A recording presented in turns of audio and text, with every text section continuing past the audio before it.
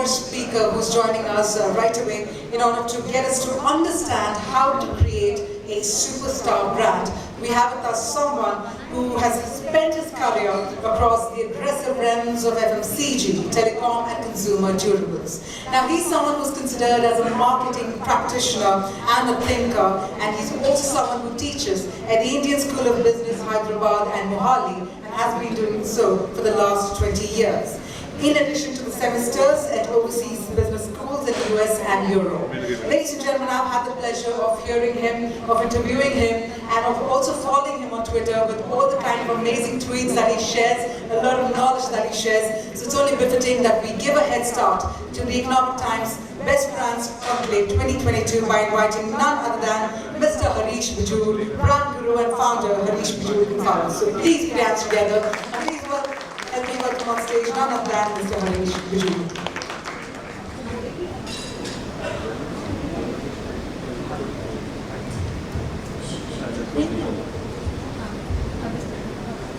Could I have my presentation now, please?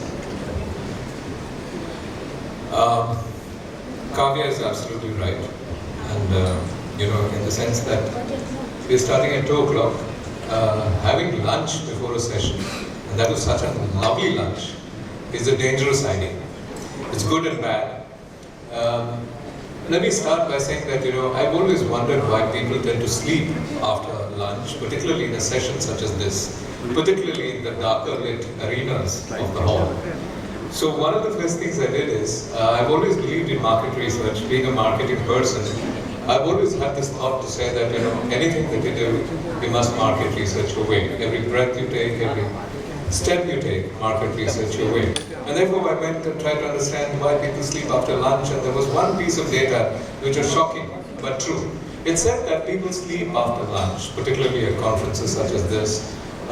They don't sleep immediately after lunch. They sleep exactly 23 minutes after lunch, after the last morsel has entered into the gullet. Okay? 23 minutes after the last morsel. And why so? Apparently the stomach wants to be sure that you've finished eating. And the stomach is really sure that you've finished eating only after 23 minutes, because you never know what you might do. And at the end of 23 minutes, the stomach excretes stomach alcohols to digest your food. And that's why you sleep. Why did I tell you this? Just to tell you, never ever blame a speaker on this. It's your stomach done it. And on that count, let me start by talking to you about a subject, how to create a superstar brand. And I'm going to be quick about this because I have about 15 minutes to really speak to you about it, but I have plenty to talk. First of all, it's an absolute pleasure doing this inaugural keynote address. An inaugural keynote address has demands, and most of the demands are that you must leave back a set of thoughts to munch, a set of thoughts to even trouble you. And that's exactly what I'm going to do today. I'm going to leave back at the summit a set of thoughts which will hopefully trouble you. Because I do believe we marketers, and I'm making a very contentious statement, we marketers live under a rock.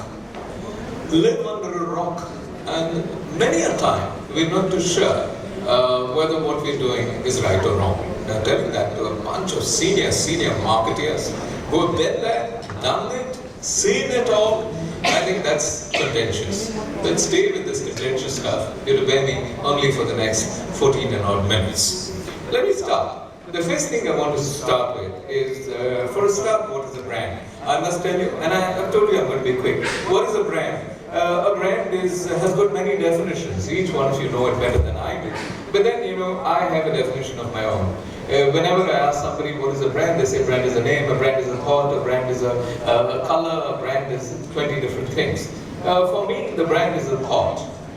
And this is the title of my book as well. And a lot of people ask me, what is a brand? I say the brand is a thought. And then they say, and? I say nothing more, nothing less. The brand is a powerful thought, a thought that lives in people's minds. And that is the power of a brand. The Taj, Land's End, Mumbai is a thought that lives in people's thoughts. The Taj, Land's End, Mumbai is not this property, is not the managing director of the Taj, is not anything physical, but the brand is a thought. So to that extent, the brand is not a physicality, you know that better than I.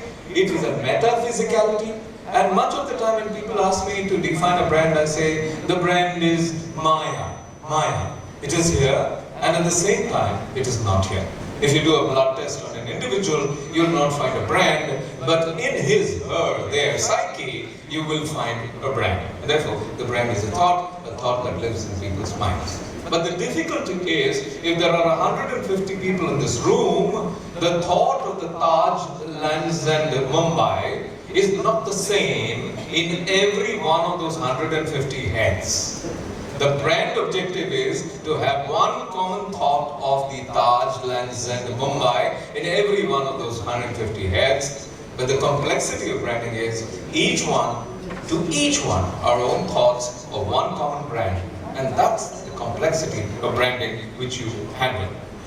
Now, a simple thought that lives in a person's head, and brands have really gone indoors in recent years, deep into the homes and deep into the psyches of mind consumption of people. And this happened with COVID. For a long period of time, a lot of brands were not partaken of physically, but these very brands were partaken of in the minds of people who were actually thinking of them. How to build a superstar brand? That's the question. And the answer is, simple answer, 1, unlearn. 2, relearn. Ouch. Now that's a strong one. Which simply means to say that we're at the end of 2022. My request to everyone is, let's unlearn everything we think we know about branding. And let's relearn everything that we need to relearn. Now, what do we need to relearn? I'm going to talk to you about 5 items possibly, or a little more if I have some more time. Some basic reality bites. I'm going to put 3 bumper stickers out here. One is, the status quo is not the status quo anymore. You know this as well as I do. There's nothing called the status quo. Bumper sticker 2 is, you are not changing the game, dear marketer. You're not changing the game. The market is changing you. The game is changing you. You are not the game changer. I think we need to think from that perspective. The third is, everything is getting redefined. Every item in the recipe we have used in the past has changed. If you start with these 3 contentious points, I think we'll journey through 5 more points to understand how this can be done best in 2023. Let's see some. Now, what's changed then? One of the first things that changed is the consumer. The consumer has changed very dramatically. Statutory warning is that the Alpha Gen is here. All of you are aware of the Alpha Gen. We have seen them in our own homes. Some of the littlest babies and some of the teenagers we have within the home is the Alpha Gen. And the millennial is so yesterday, right? And the Alpha Gen is possibly what's going to define the future for us.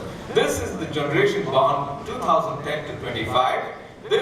These are big brand influencers for their parents and peers. Parents look down at their kids, look up at their kids for decision making most of the time. The biggest generation ever we've had is going to be the Alpha Gen. Out of 8 billion people on earth, we are going to be a very large Alpha Gen. They're siblings of Gen Z, which we know. They're children of the millennials. Most of them are our children. They will parent Gen Beta, which is 24 to 54 maybe. We don't know. 2.8 million people are getting born every week till 2025. 2.8 million people getting born, and you know India has a major share of this. And so does Indonesia now, and so does China. So if you look at it, this gen shapes the social media landscape completely. Social media is going to be dominated by these guys. They kill traditional media. They are popular culture influencers. They do not read physical newspapers. They are totally digital. If they catch you reading a physical newspaper, they will tell you, you are so yesterday. You're so not green. You're so, you know what I mean. They influence generations up and down and sideways. They influence the up generation, the down generation, the sideways generations. They're very influential. They are the consumers. They are the future of production, marketing, logistics, technology, digital, whatever you call it. Self-pleasure is here, my dear friends, in this generation, because self-pleasure remains the basic norm. Self-pleasure is a digital and digitalism reality. Okay, what am I talking about? You and I are engrossed in it, we thrive in self-pleasure. Society is deep into the level of satisfying I, me, myself and my family of 4.5 more people. The Indian census says we have 5.5 people in a home. I've been to many homes, looked for that half a person, never found one. But the point is, importantly, we are concerned about 5.5 people. Full stop. So we are a generation which is bothered only about ourselves. We remain a hedonistic society. Narcissism is it. We love to look at ourselves on Insta, and yet society is sensitive, suddenly, because COVID made us a bit sensitive. We are very sensitive about things that happen to us, but we are very selfish, sensitive. So new society is selfish, sensitive society. Much as you might say that I care for the earth, the cosmos, everything, sadly, no. My research tells me we're getting more and more selfish. Okay, what's changed then? The second thing is the selling channel. The consumer has changed. The consumer is a totally new animal. Do you know the Alpha Gen? Second one, the selling channel. My dear friends, many of you have moved from 1:1 to 1:1. The best way to sell anything to anybody is for me to come and sit in front of you and sell something. Have your rapt attention for 20 minutes and sell you a mobile phone. We can't do that, so we do the next best thing. We do the 1:many. In the sense, I go on television and do it. So if you look at it, we moved from 1:1 to 1:many to 1:1 again, which is digital selling. And everything that comes to you directly and digital back again is 1:1. Tech intermediated selling is here. We started with the Kirana. If you look at it, my earliest days of selling was in the Kirana, what I used to derogatively call the elementary Kirana system of distribution. It moves in a particular way and it needs to move to every junction, and at every junction a piece of margin is shared and taken. From Kirana we moved to the supermarket revolution. Oh God, we all got shattered and said, the supermarket has come. Agglomeration of business. To the e-commerce bubble. E-commerce started gobbling stuff, and in came COVID and e-commerce gobbled more. E-commerce companies such as Amazon actually employed a large number of people, all of a sudden thinking everything is going e-commerce, and then they had to let them go as well. If you look at it, to D2C, e-commerce is so yesterday. Commerce on Insta, D2C, direct to consumer, exclusive brands going out to consumers. That became the norm. See how fast we are moving, guys. To 10-minute delivery. Oh my God, in my city, in your city, you can get anything in 10 minutes. When you can get something in 10 minutes, why would you? I go to Swiggy, Instamart, and I can get stuff in 10 minutes. I can get a Dettol packet in 10 minutes. Why would I order it on Amazon, which will send it to me in 2.5 days? And therefore, what happens to Amazon? Gets shaken by this 10-minute business. And there's something I'm working on, which is a 2-minute delivery. In Mumbai, we will have 2-minute delivery shortly with a client whom I can't name. WhatsApp enabled Kirana to kitchen in 2 minutes. You make an order, it goes through the WhatsApp platform. There are several platforms which will take it out, and within 2 minutes, the item comes to you straight in your house from the closest retailer. Pure competition is back. The old definition of pure competition is back, which means that every local Kirana will get invigorated once again. Kirana is dead. Kirana has lost 47% of his turnover in 3 years, in the last 3 years. Any Kirana. Now we're going to put that 47% back and maybe another top of 20% back into the Kirana. The Kirana is going to become the strongest part of our business. But you are not going to be able to go directly to the Kirana. You might have to come through us. And who that us is, we will know hopefully in a little while. What did change in 200 years? The elementary canal system is changed dramatically and very quickly, even killing something called e-commerce. Okay. What's changed then? The third thing, the operating environment. The operating environment has changed. The political, economic, social, religious and cultural environment has totally changed.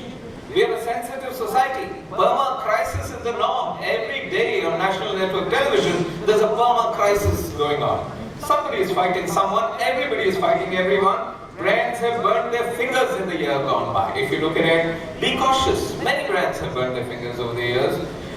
Woke, put woke to bed. That's what I would suggest today, because we are not woke yet. The brand from Tanishq to Sabyasachi to Dabur to Fab India to Vim, what happened to each one of them, including women, including an HUL product which thought, I know my consumers. Stop dividing your audiences, my dear friends. That's my suggestion. I simply say marketers are guilty on this count of dividing audiences. when you say this is only for some people. Stop being divisive. The divisions explored to date are rich versus poor. Marketers have played around with rich versus poor. Products for rich only, products for poor only. High quality for rich, poor quality for poor. English versus Hindi, English type product, Hindi type product. Hindi versus vernacular, Hindi car product and Tamil car product. Aryan versus Dravidian products, I don't want to go into it. But guess what? This is very real stuff. North India versus South India product and more. My advice, do not touch religion and politics in anything that you do, because you divide society when you touch these two things. You are not a change agent at all. A marketeer is not a social change agent. Don't pretend it to be one, because a marketeer, he needs to manage his own business well. I keep saying this to a lot of the CEOs I meet. The business of business is business.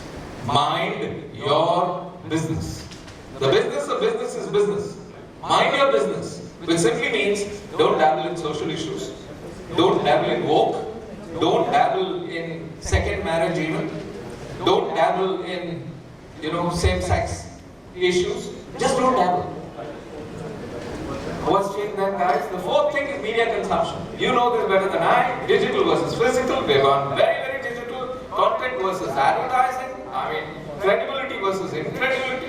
This is the mega brand endorser versus the micro influencer on social media. The mega brand endorser is losing a battle, whereas the micro brand endorser on social media is gaining. I've just done one for a bank. We've used 850 social media micro brand influencers as opposed to one big mega brand star we would have used. That brand star incidentally advertises about 17 brands as of today on television. We just let him go because we said this is more efficient than that. But then this is God's work. 850 social media influencers creating for you the kind of traction that you need and want. What's changed then? The fifth one is Desi Revival. I've got 3 more minutes. I've gotten overtime now. I'm going to take 1 more minute. Desi Revival. Small is beautiful again, my dear friends. Buying from the small as opposed to the big even. I think this is going to come in a big way. A lot of you people will want to go and franchise small retailers as opposed to the big. In Gujarat, there are 2 brands. One is called Tulsi Tea and Neelam Ice Cream. Any of you heard of these 2 brands, Tulsi Tea and Neelam Ice Cream? In this entire audience, not one of you has heard of it. They're the biggest brands in Gujarat. They're local, but if you go to retail outlets in Saurashtra, you'll find 95% of the outlets stocking Tulsi Tea and 100% of the outlets stocking Neelam Ice Cream. Where does this happen? So small is beautiful, it's growing, local pride movements are at play. Paris as a 15-minute city is a reality. The idea is this: walk 15 minutes, you should be able to find everything. Now, can you create that for your brand? Mumbai and the Maggie city. Of course, Mumbai is going to be the Maggie city because I call it 2-minute city, because in 2 minutes you'll be able to order anything that you want and it'll get delivered.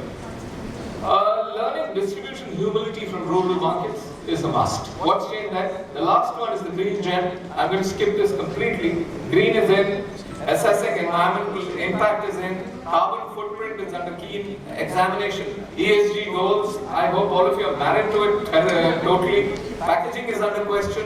Must you drink water out of a PET bottle is being questioned by the Alpha Gen. The branded versus the no brand store is the reality. The Kintsugi, broken but whole mindset, is a reality in Indian marketing today. I wish I had time. I have spoken to you a little about it, but you could read some of it on some of my tweets maybe, where I have some links to my articles. The hero companies of today are not the big ones who pollute most of the time. It's the small ones who clean it up.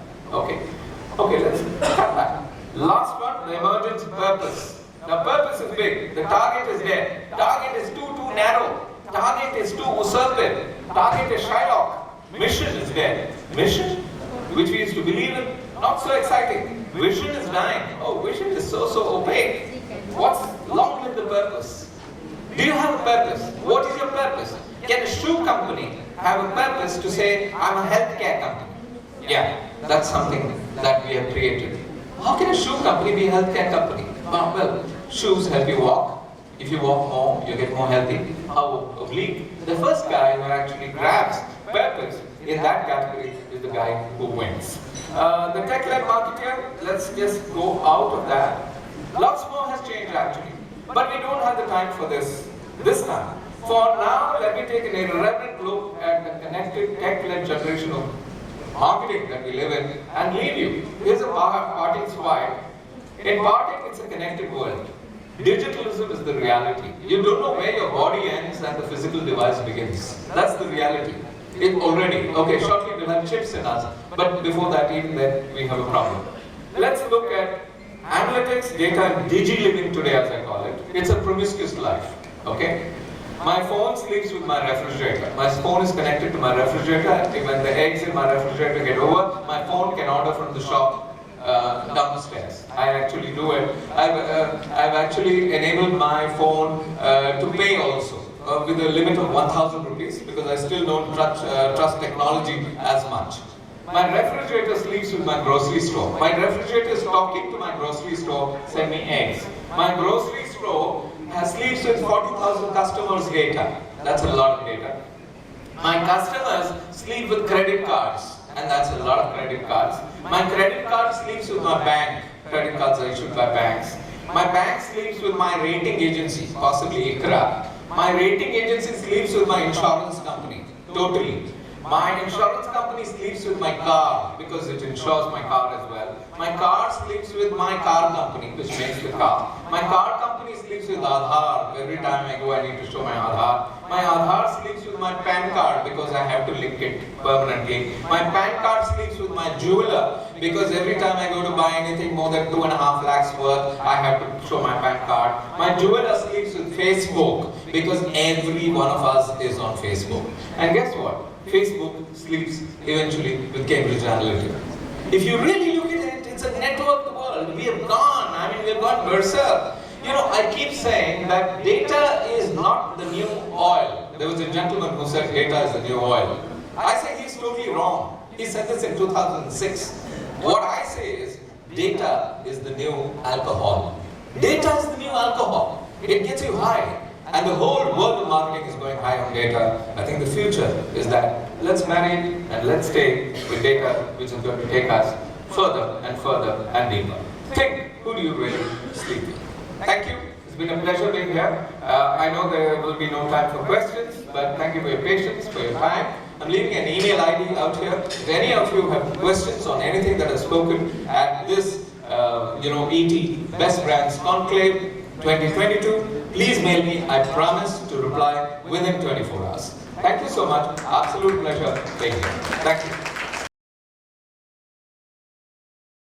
That being said, after those wonderful viewpoints that we managed to gather, we're now going to quickly give a makeover to the stage and get started with the panel discussion. We already have our esteemed panelists who are already here inside the hall, so let's get the session started. Check. All right. But before I invite our speakers on stage, let me also share with you and set the context for the panel discussion. In fact, in the last few conferences that I was hosting, a lot of speakers kept talking about the fact, the one term that we also are pretty much aware, something we've been hearing in the news portals to do with recession. And this is where it also brings us to a lot of questions that if recession is happening, how is India going to respond to it? But at the same time, while that is the economic perspective, which is for another day, the big question that we all want to answer is to do with recession-proof marketing. And that's why we're going to get these strategies for the CMOs to navigate the economic turmoil. We're going to gather these strategies from our set of speakers who are going to join us in a short while. We all know that marketing is essential throughout any financial crisis. Now, the silver lining for marketing organizations during the economic downturns is that recessions may be used to develop new methods to contribute while also broadening the organization's understanding of the value that the marketing provides. Which is why this session will assist CMOs in better aligning marketing strategies and also setting up business objectives in order to sail through the recession. Big topic coming your way, so let me quickly invite our speakers. First up, I'd like to invite Ankit Desai, Marketing Director Hershey, to please come on stage. If I could please invite, all right over here. Meanwhile, let me go ahead and invite our next set of speakers. We have with us Madhu Datta, Head of Marketing, Brand, Media and Social, Raymond. May I also invite Srihari Palangla, Head of Marketing, Dell. Supradeep Singh Gupta, Head of Marketing, Consumer Health, Lupin. And to spearhead the session, we have with us Jay Bhuva, Partner, Deloitte, India. If I could please invite all our speakers, including Ankit Desai, to please come on stage. So Ankit will be joining us in a minute, and let's have all the speakers take your seats.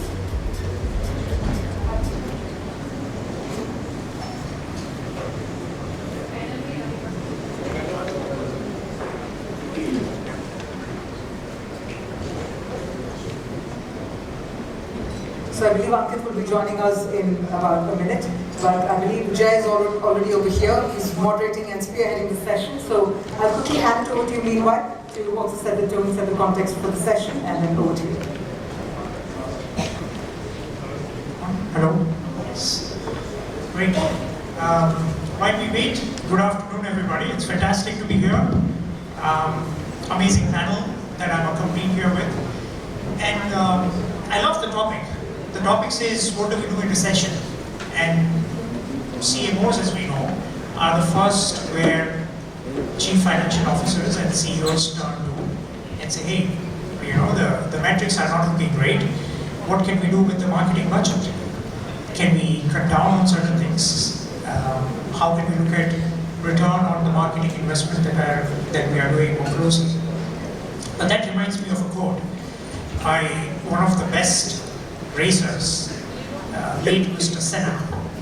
He says, you possibly cannot overtake 15 cars on a sunny day, but you can on a rainy day. There are hundreds of cases where fantastic brands have been able to overtake and shine in the times of recession and financial crisis. It isn't easy. There are fantastic examples all around us in India and globally. But what does it take to really master that? How do we change our tone? How do we stay true to our purpose? How do we change strategy? Where do we divert our budget? How can we bring innovation? Short-term versus long-term? All of that. We have some fantastic panelists to answer those questions. And if I can start the conversation by Ankit yourself, what's your view when recession hits and there are negative metrics all around? What should be the strategy of continuing to build the brand? How should an organization maneuver that? So first of all, I'm just worried, Mr. Bijur, because we are past 23 minutes. So is this the time when the alcohol sets in, or it's set in already? So I'm a firm believer that the only way to accelerate growth during highs and to continue growing during lows is to invest behind the brand. That's the only way. Because typically one tends to pull the plug on brand building, but I firmly believe that that's the last thing a brand should do. That's one. Secondly, I do feel that physical availability and mental availability go hand in glove. So if you're making your brand physically available, then you have to invest behind making it mentally available as well. Thus, so yeah, that's my perspective. So the last thing a brand should do or an organization should do is cut the brand building budgets during the months. Okay, so continue investing in building the brand. Madhu, you are closer to consumers. Your brand is a consumer brand. Would you like to extend? Hi, firstly, thank you very much. It's an immense pleasure to be here amongst such august company. Taking it forward, I think I'm in full alignment with what you said. However, I also feel that end of the day, existence of a brand is because of the consumers. So therefore, you cannot, during a time of low, you cannot be just alienating the consumer. It's very important that you stay with the consumers, you bring in the best to them, and the deeper connection that you can build in. I think that takes a long way for a long-term relationship and continuing that narrative around the brand with the consumers. So therefore, pulling in the plug is a very, knee-jerk kind of a way of looking at things, because it's a very short-term. Because short-term doesn't take you further. I think one has to look long-term in terms of how you are building the future, because those are the times, difficult times are when you build the future. and that's how a brand should operate as well. Great, and I agree because there is a study by Edelman which says 68% of consumers believe that they have the power to change organizations and corporations, and that belief is rooted in the very expectation that the brands exist, just like how you say, because of them, not the other way around. If I have to pass it on to you, Supratik, what do you feel are some of the strategies that you have seen work in recent times or even otherwise that might be relevant for our audience? Yeah, hi. Good afternoon to everybody. Thank you, ETH, for inviting us here. And I think, again, I would quote Mr. Gajut that I remember your class in the visiting faculty at the Bangalore class. So, in the world of self-pleasure, alpha gen, hedonistic narcissist society, I think we're talking about this session is a very drab kind of subject, but I would take a little bit different perspective. I think if I take the economist definition of what is recession, they define it as 2 successive quarters of negative GDP growth. That is the definition of recession. And as a marketeer, we always think of consumer, but when a kind of recession hits you, I think recession is a kind of, I would say, ecosystemic effect. It's not just happening with your organization, with your brand. It's the entire society is going through the recession. And that is affecting even your employees, even your marketing partners like research agency or advertising agency. So when you are fighting with the recession, as a team where your marketing partners are very important, they need to be agile, they need to bring in probably a new communication, your research partner needs to find new insight. But the recession as a mindset had struck everybody. And I think we missed that point sometimes. That there is a people factor of the recession also. It's not about just keeping the brand investment right. It is also to keep the people in the context that, okay, when the recession is happening, your team needs to be motivated, your teams need to be agile. And I think we forget that part. And as a strategy, I think when we look at recession, and I think all of us had come out of a pandemic, which I think no porter can teach you how to manage that, how to navigate the time.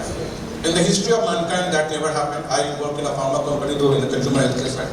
But think of a situation where globally 100% of the hospitals are occupied. Never happened in the history of mankind.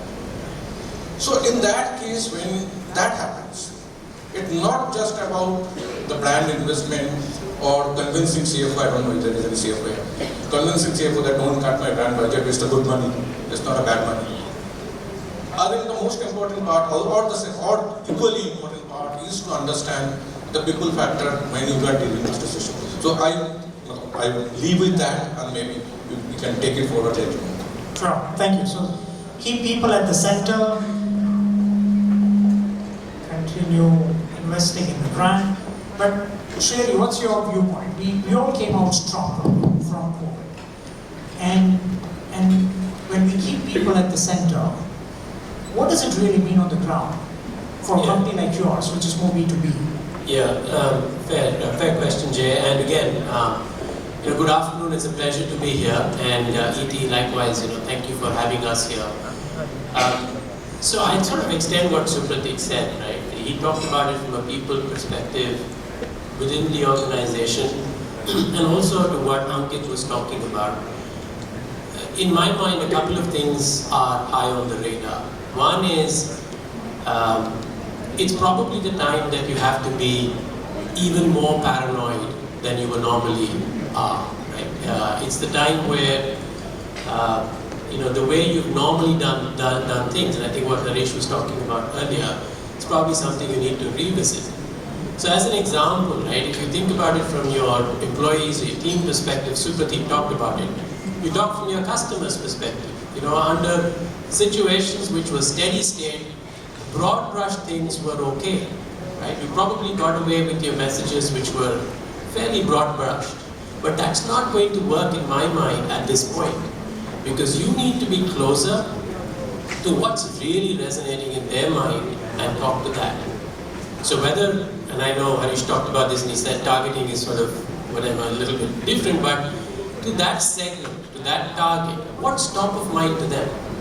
Is that stemming from the empathy that you have? Is that stemming from whatever else that you need to communicate? I think we need to start re-looking at that. And if you can get into a platform or a place where you can communicate externally to that proposition of what's highest in their mind, I think this is the time to do it. And you can do that only if you're constantly paranoid. If you're thinking that you're in a little bit of a steady state, you're probably going to overlook that. So that's one. It marries very, very quickly with what happens internally as well. It doesn't help for marketers to go out there and make very close propositions to audiences. Right? Let me give you an example. Right? Maybe some customers are concerned about how they finance your solution.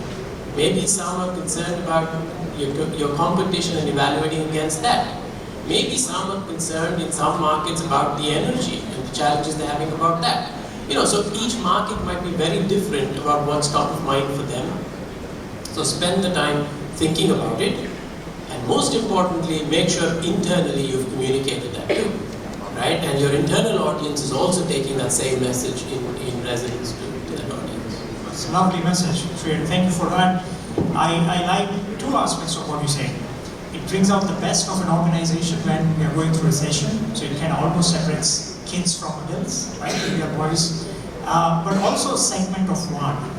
Today, it really is so much possible to look at every individual as a segment of one, rather than creating a cohort and saying, look, I'm going to only brand my offerings to you in this particular way because we believe you belong to this group, where the group is only that guy, that one single person.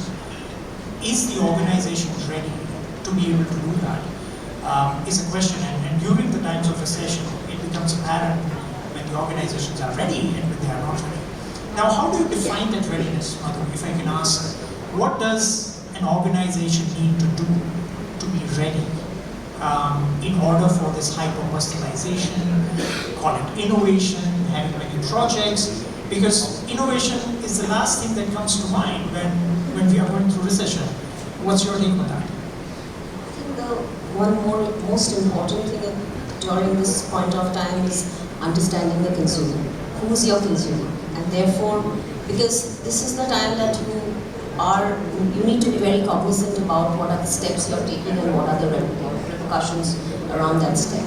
So therefore, understanding the consumer and therefore, dovetailing different, as you rightly said, that today each in a group of 10, each one is an individual by himself or herself.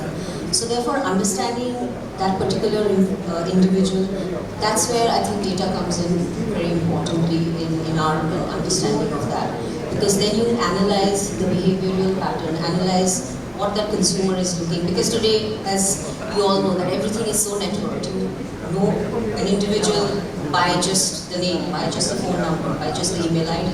So therefore, customization and reaching out to that person for that particular need is very, very important, and especially in certain categories as well. Whereas, and especially I work in a category which is a discretionary category. During a recession, last thing people would want to get into, buying fashion apparel, for example. So therefore, what is the need of it?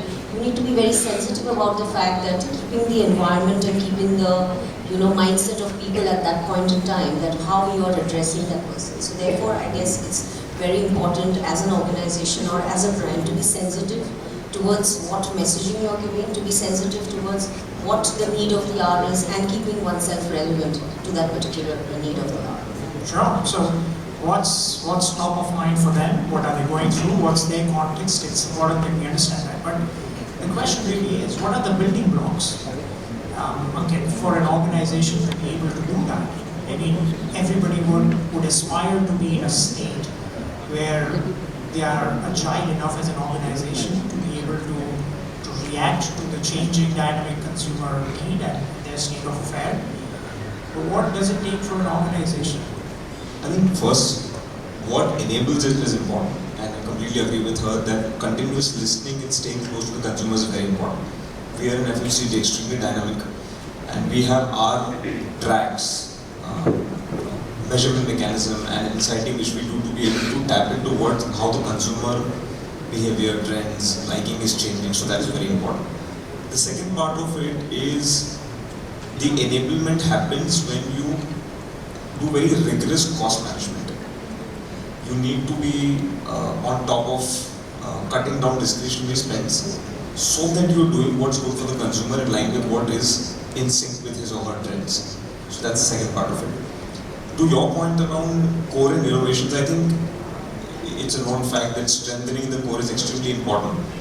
But what we saw very closely and following through it today is post-pandemic, or from the start of pandemic, we are seeing consumers looking for newness. They're looking for new news. They're looking for micro occasions, and which is where innovations play a nice role to get you that incremental and engaging better with consumers. Right? Incremental lift, and that is what the ask that the consumers have. So the organization must have those capabilities as well. So Pradeep, if I can ask you my next question, which is on my head, is COVID changed a lot of journeys and kind of mishmashed the online and offline. When you spoke about e-commerce becoming D2C, and you name it differently, but basically it's the ability to track the customer's interest across different journeys and still be able to serve in the way that they are looking at it. What's your take from a marketing standpoint to be able to react to that journey, which is more like our Indian roads? It's going from one places. So I will draw from what we did in terms of during the COVID, and not being too specific, but I would like to. So even be it recession, be it COVID, what we understood is that maybe you need to defocus from consumer acquisition to focus more on the cost of acquisition is always more than retaining a consumer. And what happens that when a consumer buys a brand, what he or she is doing, he is actually short-circuiting a decision-making process. See, if I buy a bottle of water or anything for that matter, now if there are 5 bottles out here and none of them are labeled, probably you think that, okay, do I need to taste the water and the quality and all this things. But the moment you put a label, ABC and then another known label, then you will reach out for the known label because you have created a decision already that, okay, this brand can be trusted. So it's a decision short-circuiting which we are doing instead of taking the decision in the entire consumer journey map. Okay. So it is better to retain the consumer, focus on retaining the consumer in the decision, than creating an acquisition, because acquisition is a longer loop. Okay. And it needs more interference into that journey map. You need more investment into those journey map. But consumer who is already in your fold, probably you can retain him at a lower cost. So that is one focus. Second, I think if I look at from outside the consumer side or as a combination of operation and consumer side, there are 3 things which we usually focus on. One is 3D, we call it: decentralized, discipline, and digital or digitization. We all know about the e-com and the impact of D2C and all. So what happens that when there is a decision, it gives you some time, some opportunity to do some experimentation. So the digitization can happen during that time because there are a lot of physical costs you save in that process. Discipline is something which basically you bring in terms of the process, you cut down certain tab and all these things. The decentralization is an interesting thing which we found. I think one of us talked about going closer to the consumer. And when you go closer to the consumer, probably you need to decentralize.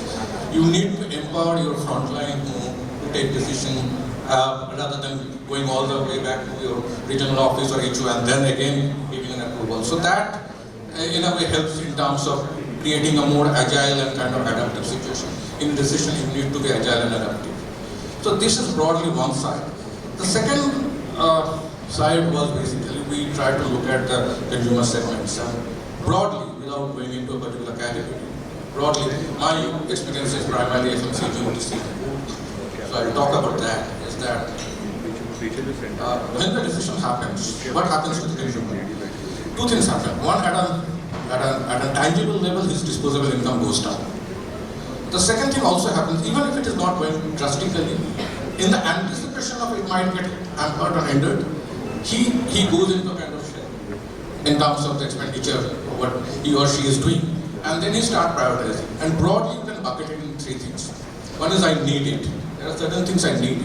I need food. I need certain amount of things. Then there are things which I thought I would need, but I don't need. Okay? So this is a heartbreak that okay, I don't need. The third part, which is interesting, I don't need it now. Okay.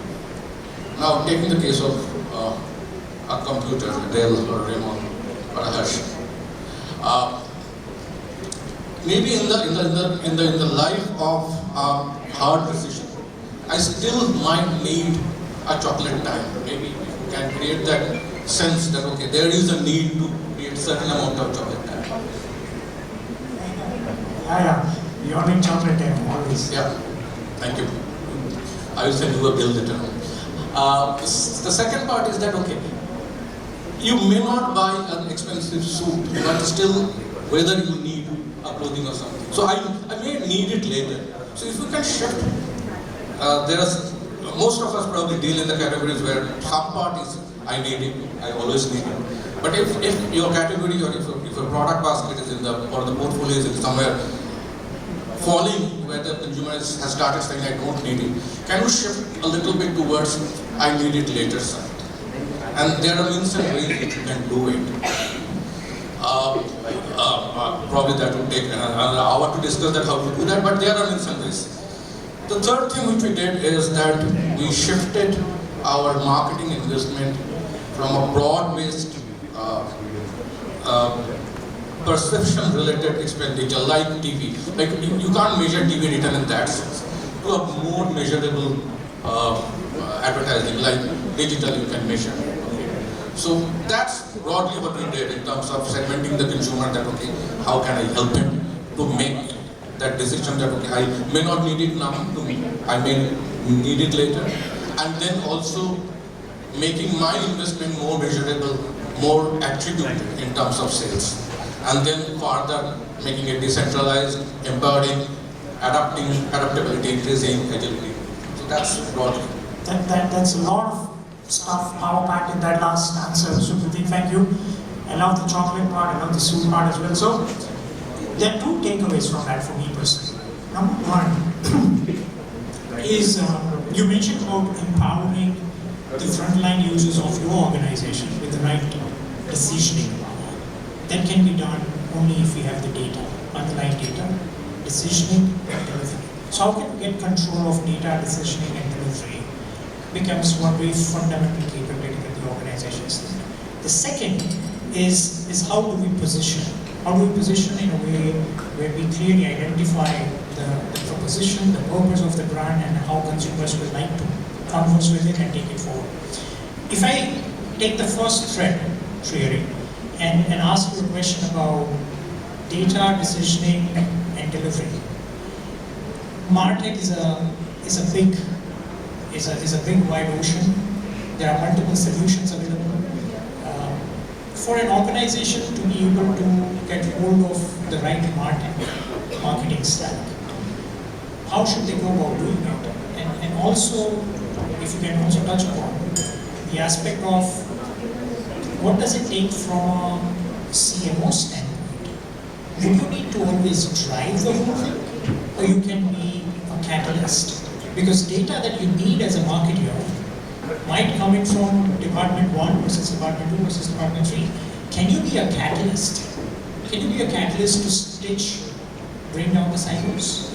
That's a great question, Jay. So, can you be a catalyst? So what I tell my team all the time is, there are probably two things that you should be looking at in the world that I come from, which is more on the B2B side, as business marketers, things that you own, which you are responsible for, those KPIs you have to drive, that's a given, check.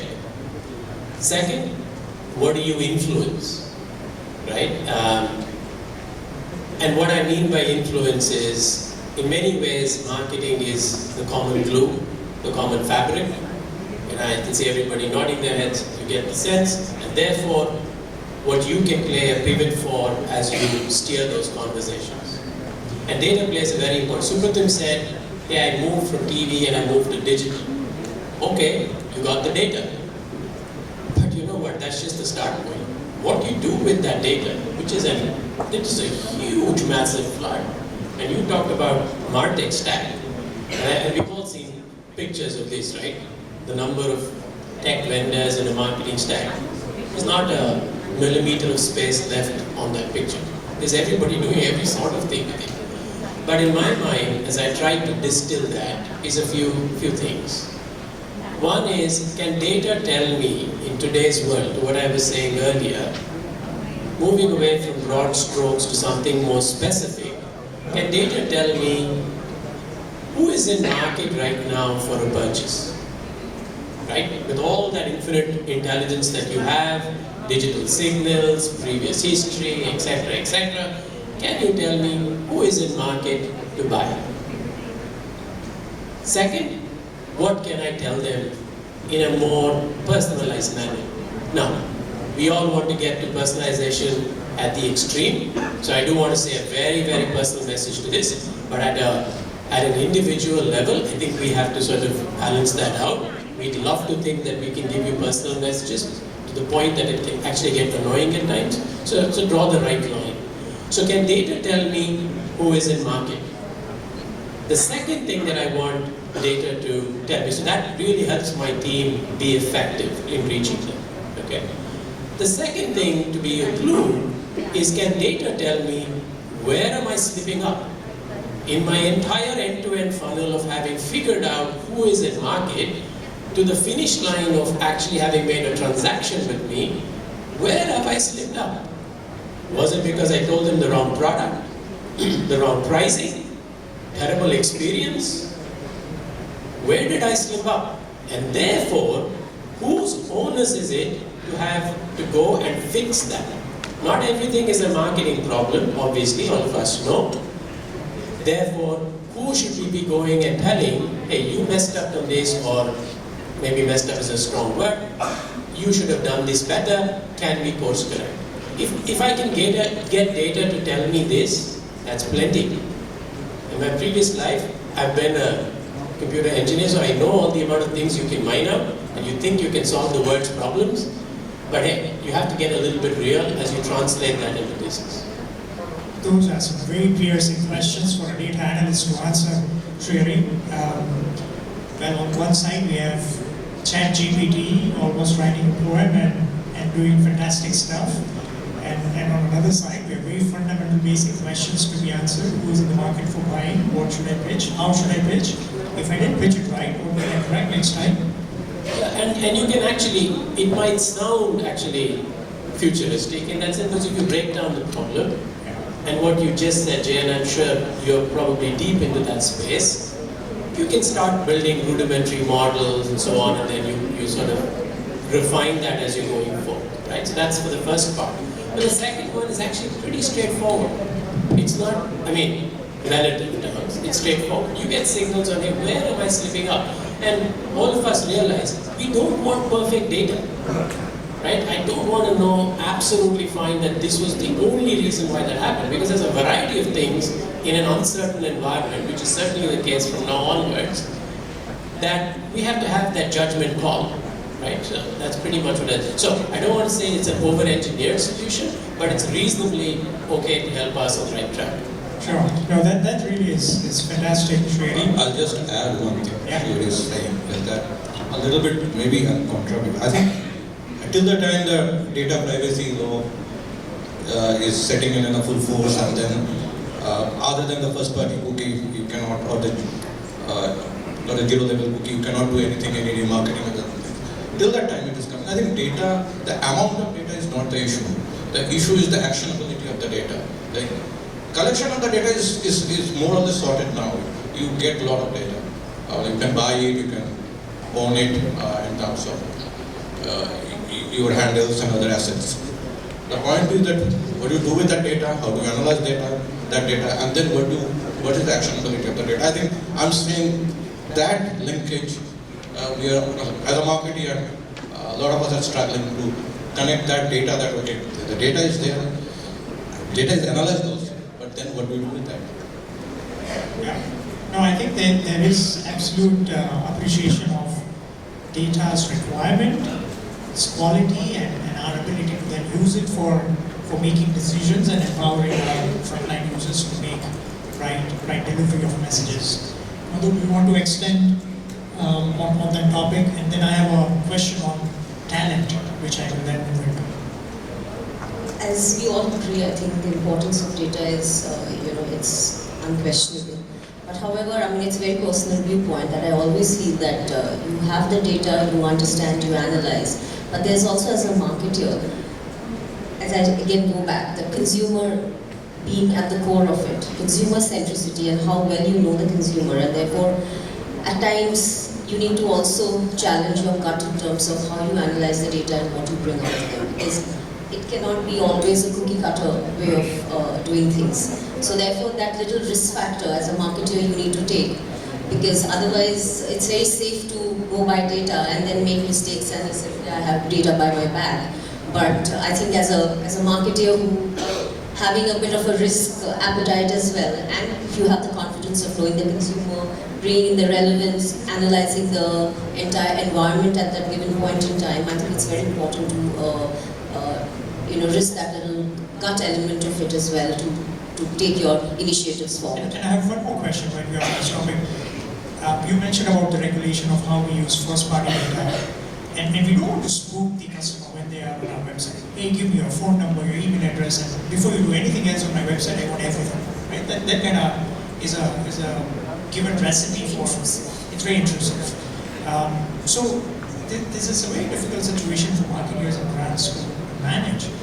What is the virtuous cycle that brands can create, where the customers see value in slowly sharing more information so that they have more value than they can receive from the brand? Are there any recommendations that you would like to share from experience, etc., where how do you get customers to feel safe when they are conversing with you? And then you build your data rather than saying, hey, give me all your data and then I'm going to tell you what is the right product for you. I think one of the most important was, I'm talking here as a consumer, that when I want to share my data with, it's always that which brand I'm sharing it with. So I think that is something very important. That itself is, a tick mark which is there, because when you feel that you are, sharing something with a completely new set of brands or new set of organizations, you have a bit of a resistance for it. So therefore, when one important thing is how the brand that you're working with, what kind of trust factor that brand has. I think that is something very important, and it also is very crucial for a person to share that data. Having said that, as I said, that in terms of with that data, what you do, and that is something very important, and how sensitive you are to use that data rather than bombarding consumers with offers and bombarding consumers. And it depends on what kind of category you are in as well. I mean, if I'm going into an Amazon of the world where you're going only for a discount, is a completely different ball game. But having said that, with other stuff, it's very important that judicially to use that data. That is very important. As a brand, to be responsible to use that data, because you cannot, once you miss that trust on the consumer is going to come back to you, because you need to walk with the consumer, create that loyal tribe around you, because they are your biggest testimonials for the strength of the brand. This is really powerful, that not only you increase the trust index as you be very careful about how you use the data, but also get them to come back to you again and again. Yeah, I just want to add that I want to extend the argument of data to engagement. So it's not just about data. Consumers, in the case of FMCG, first-party data is something which is still an evolution. It's a journey way far away from it. But consumers will engage with you if you stand for something which they believe in and it is true to you. Authenticity is very important. I think a lot of times, Mr. Vijay also spoke about it, that brands have to take a stand and we should take a stand. But I think the stand has to be within the circumference which you define for your brand.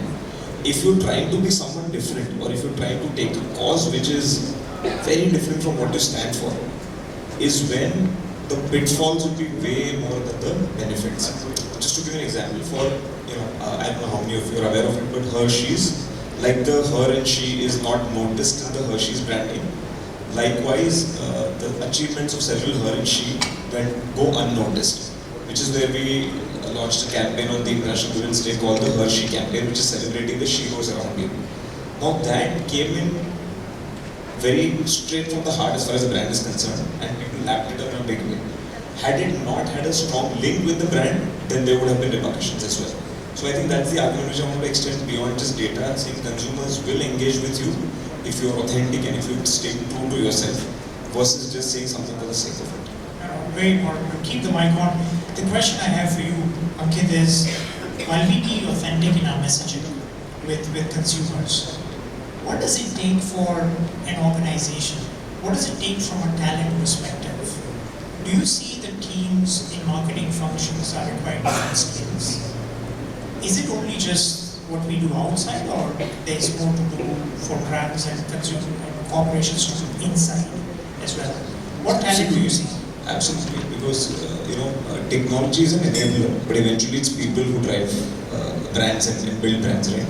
So from that perspective, I think staying very, very close to the consumer. There is absolutely no substitute to it. And not just the data, the insights. Second, it has to come from a place of passion. And third, while I do feel that empowerment is important, but at the end of the day, there are some people who hold the brand core values and ethos. And no matter what, if you see that being disturbed, then there has to be a red flag saying that this is not what the brand stands for. So even if you do tactical things, they can't be brand dilutive. And I think that holding that is important internally for people to view it externally. Correct. How about you, from a talent standpoint, what are your viewpoints that an organization must change and should do? See, I think my starting comment was about that, okay, when you are fighting recession, you need to take care of your people and the marketing partner talent which you have. So that is key, but I think as the topic is about how you recession-proof the brand, and we are in the ET-based brand conflict, I think the best pill against recession is having a very strong brand. That a strong brand will insulate. And though I would not advocate a recession, but I will say that there is a good part of recession is that it actually is a kind of acid test that whether your brand is strong enough. Because in a relatively prolonged recession, if you see the data, a lot of weak brands weed out. Okay, and if you are a strong brand, good brand, you will survive the recession. And the interesting part is that usually the post-recession, how you handle the situation. And if you are a good brand, if you managed your brand well during the recession, there is a springboard jumping you can do once the recession period is over. And we are seeing post-pandemic in a lot of cases, a lot of strong brands are doing fantastically well. The brands which were there in a very tough situation during pandemic. But now there are revenge tourism, revenge buying, everything is happening. And consumers are actually getting engaged with those brands which they trusted, the strong brands which survived the recession or the pandemic. They are going back to those brands. So in a way, recession is a kind of acid test how strong your brand is. And if you can survive, probably you will thrive. Fantastic. So 2 minutes on the clock before we wrap up. I'm going to request each of our panel members here to give us a wisdom quote, which is one thing from your experience. Start with you, Shriyari, if you have thought of one already. What do you think is one thing that you want to leave all of us behind? Yeah, and I also tied back to the people part, right, which was the previous question. I think the main thing that I would sort of encourage, and I myself am trying to do that, is you should lead with empathy during these times. Okay, that's the main headline in my mind as you deal with this. Part of the reason is because if you look at it internally from your team perspective, everybody is going through a lot. In fact, we've gone through a lot over the last 3 years, and we continue to do so. So empathy, leading with that, your talent, your people, I think that will speak a lot. And obviously things like reskilling, etc., are things within the thing. The other piece I want to quickly mention on that is the way decisions are also taken, right? You have to be cognizant of the fact that under ambiguity, when you're making decisions, you have to be careful of how much of churn it is going to cause downstream as well, right? So empathy, lead with that, with your people, and obviously the same thing needs to rub off to your customers as well and the way you talk to them. Super. How about you, Madhu? Just continuing from the people point, I think I'm in agreement with what's being said here, but also one of the things I think is very important also to extend that with your, not just the core team, but also the partners that you work with. I think that is very important because, marketing works with partners across different genres. I mean, your advertising partner, your media partner, your digital agencies. So therefore, they are part of your core team. I mean, they are not the immediate team, but part of your overall team. I think the entire empathy or the way we look at things, that's very important during these times, to be walking with them. And because the intuitiveness, I mean, it comes across that, okay, when it comes to cost cutting, the first thing that goes in is, cut the cost of the advertising cost, etc. But it's not the cost, but again, looking at the long term, I think one needs to be cognizant about that as well. And in terms of, how about just a thought, I think in today's context, it's very important that we live what today stands for, and therefore be relevant and add value to a consumer's life, and also tell the story in a very true manner and an authentic manner. I think that's what the brand should leave, and that's my message. Right, I think we only have 15 seconds if you have any final thoughts before we wrap up. Ankit?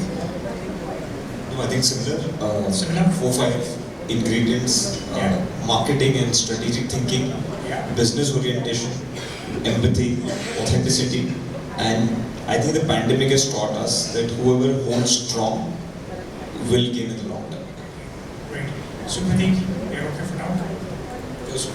2 lines. I think you, as a leader, what you can do is you walk the talk. And the consistency of the communication when there is a tough time, be it recession or be it anything. The consistency of the communication should be there with your team, and as Madhu is talking about, with all your partners also. Be transparent, be authentic, and walk the talk. Fantastic. I think I would like to summarize awesome inputs from all 4 of our panelists here. We spoke about how it is important for a strong brand to not only just stay relevant during the recession, but otherwise go ahead of competition as well. Lead with empathy, have the right messaging, be authentic to your purpose, not with your people only, but with your partners.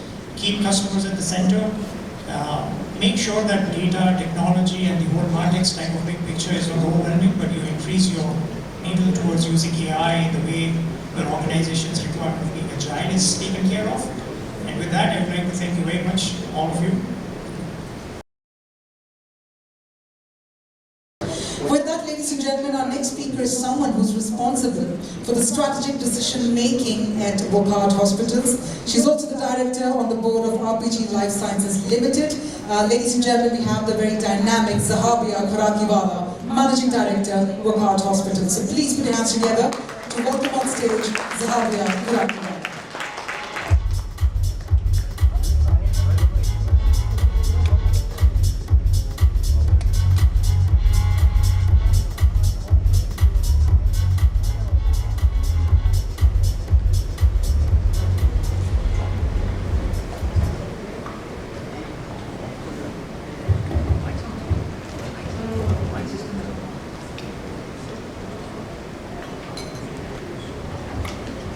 Hi, good afternoon everyone. It's an absolute pleasure to be here at the ET Best Brands event today. I think it's pretty timely that we're at a brand event when we've just witnessed about a couple of days ago the magic of an individual mega brand winning the World Cup. We saw Messi, and literally there were billions of people across the world rooting for Argentina only because of Messi. And I think that really kind of speaks of the power of a brand when it is able to generate that kind of warmth, adulation, respect over the years, that you can galvanize that kind of rooting for an entire team because of an individual brand's power. So I thought I would talk to you today a little bit about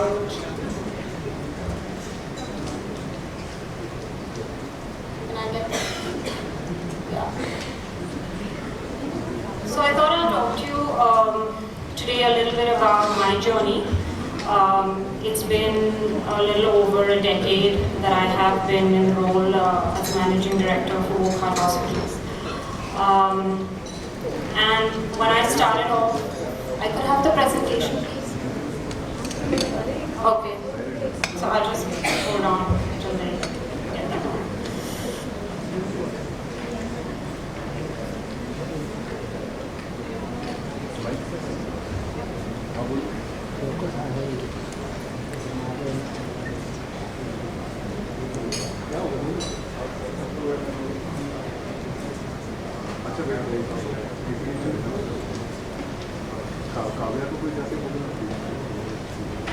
As we're waiting for this thing to come out, I'm just curious to know, are there any healthcare professionals in the audience? Okay, a couple of them. So most of y'all are non-healthcare, so it just kind of gives me a little context to speak. It's on, okay.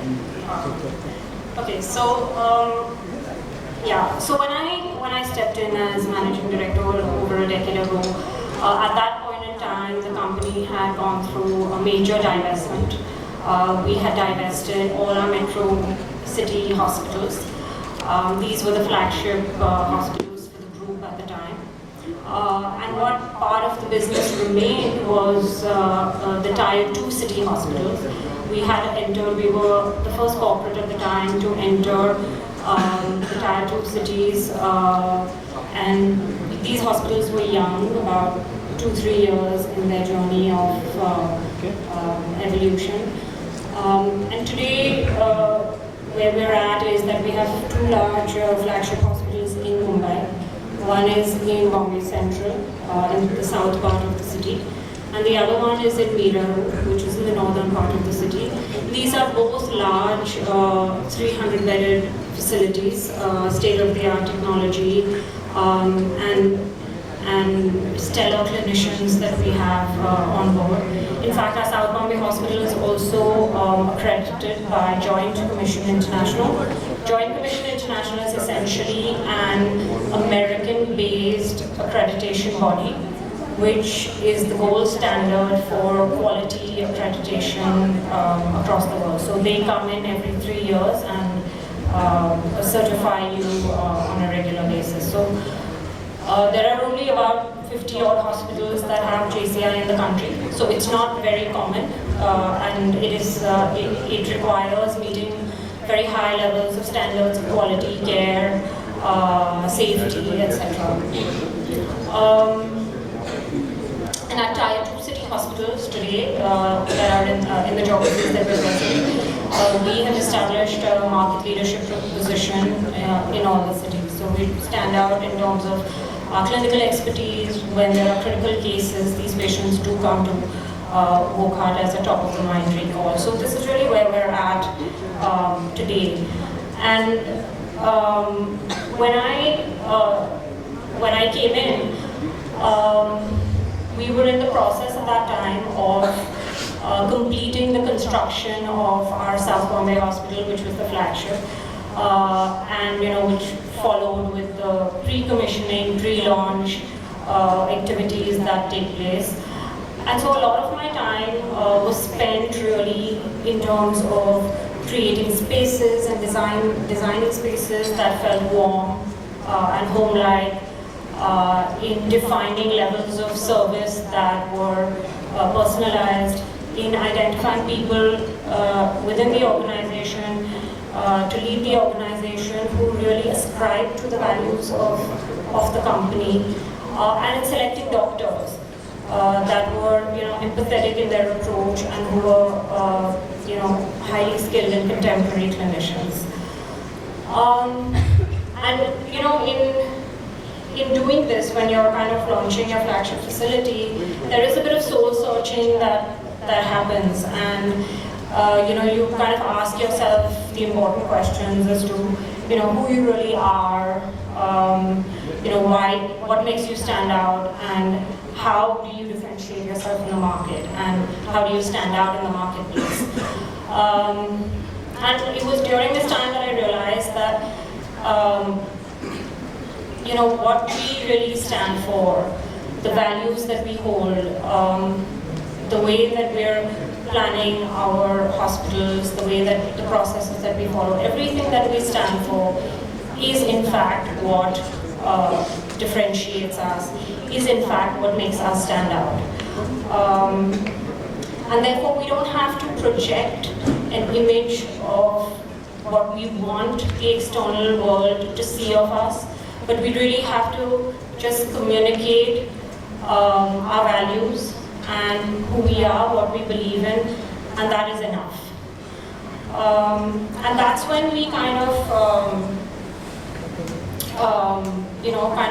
were thinking of how do we communicate this, all the multitude of things that we stand for, how do we communicate this to the external world, which reflects internally who we are, but also is a promise of who we are and what we will deliver. And that's when we coined and encapsulated our motto, our ethos, which is Life Wins. Life Wins is what every Wocardian, every doctor we live by, we work for every single day. It is also the promise of the brand to our patients and our relatives.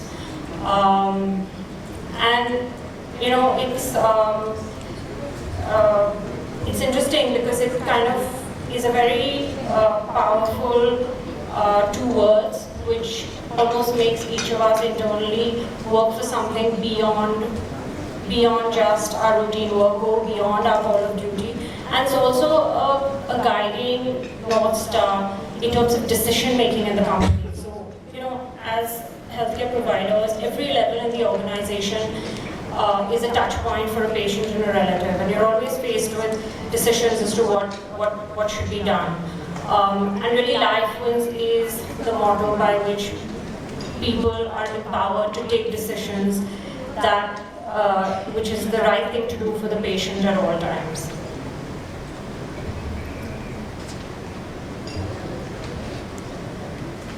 So, when you think of Life Wins, it encapsulates every aspect of the organization. But really, if I was to really touch on three very important aspects that are very important for us and in healthcare, the first is, of course, the doctors. So the doctors are very critical are the most important aspects of driving and delivering the value that we bring to our patients. And therefore the selection of these doctors is critical. So when we look at selecting doctors, our objective is to identify doctors that are, they may not be superstars, and they may be young, but they are highly skilled, they are very well trained, they have impeccable bedside manners, and they practice the latest techniques and technologies in modern medicine. And the second aspect of it, which is related to the doctors, but it's not enough to have the best doctors, to have the best, in order to have the best clinical outcomes. You need an entire team, a team of nurses, anesthetists, radiologists, pathologists, who uphold uphold the standards of quality and of clinical excellence. Outcomes across the board matter, whether you talk about low mortality rates, whether you talk about low infection rates, or higher standards of safety and therefore low errors. All of this can only be met when you have a team which is working in a highly protocolized and synchronized manner to be able to deliver the best-in-class outcomes. And importantly, lastly but importantly, we want to be, of course, very ethical, transparent, whether it relates to clinical areas or otherwise. And LifeWins really is a moral compass which ensures that we do the right thing for the patient at all times. And I thought that I would kind of use a recent example of what we all went through about the COVID pandemic. This was really a time where it really exemplified what we did in order to make LifeWin. We converted, so our flagship hospital at South Bombay, the need of the community was to treat COVID patients. And literally overnight, we were the only hospital in South Bombay that really converted our entire facility to be a COVID facility, because that is what the need of the hour was. We allocated about 500 beds across our group. Almost 150 plus of those were ICU beds that were treating COVID patients, because it is what was required. Our clinicians, what mattered really was not just treating the patients, but really treating the patients and being able to deliver the outcomes that we wanted. And so all our senior clinicians, whether they were the director of the critical care unit, senior intensivists, were on the ground. They were leading by examples, setting up SOPs themselves. And this is what really enabled us, and we're really proud today when we look at the outcomes that we've had during COVID. We had a mortality of just 5.3% when you compare it to global mortalities of hospitalized patients, which was at around 17%. This is largely Western data. And this really was because of the commitment right at the very top from our doctors to really commit to the ethos of saving every life that they could. Over the pandemic, we've treated almost 15,000 patients. And of course, after the pandemic, we've vaccinated about 4 lakh people as well. With that, I think I would just like to end very quickly with a video.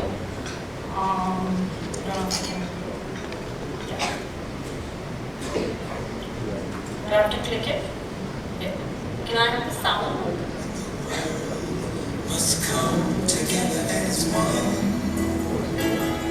There are people dying. Oh, when it's time to lend a hand to life, the greatest gift of all. You can't go on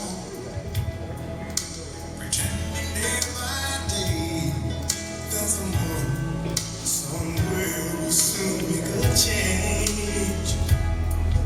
We are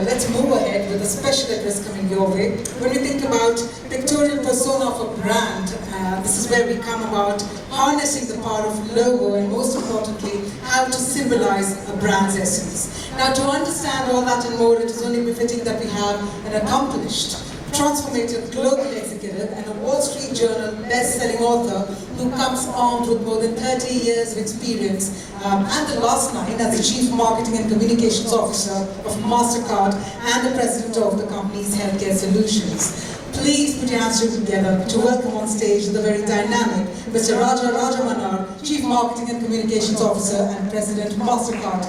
I'm going to invite him on, please come on stage. Thank you so much, sir.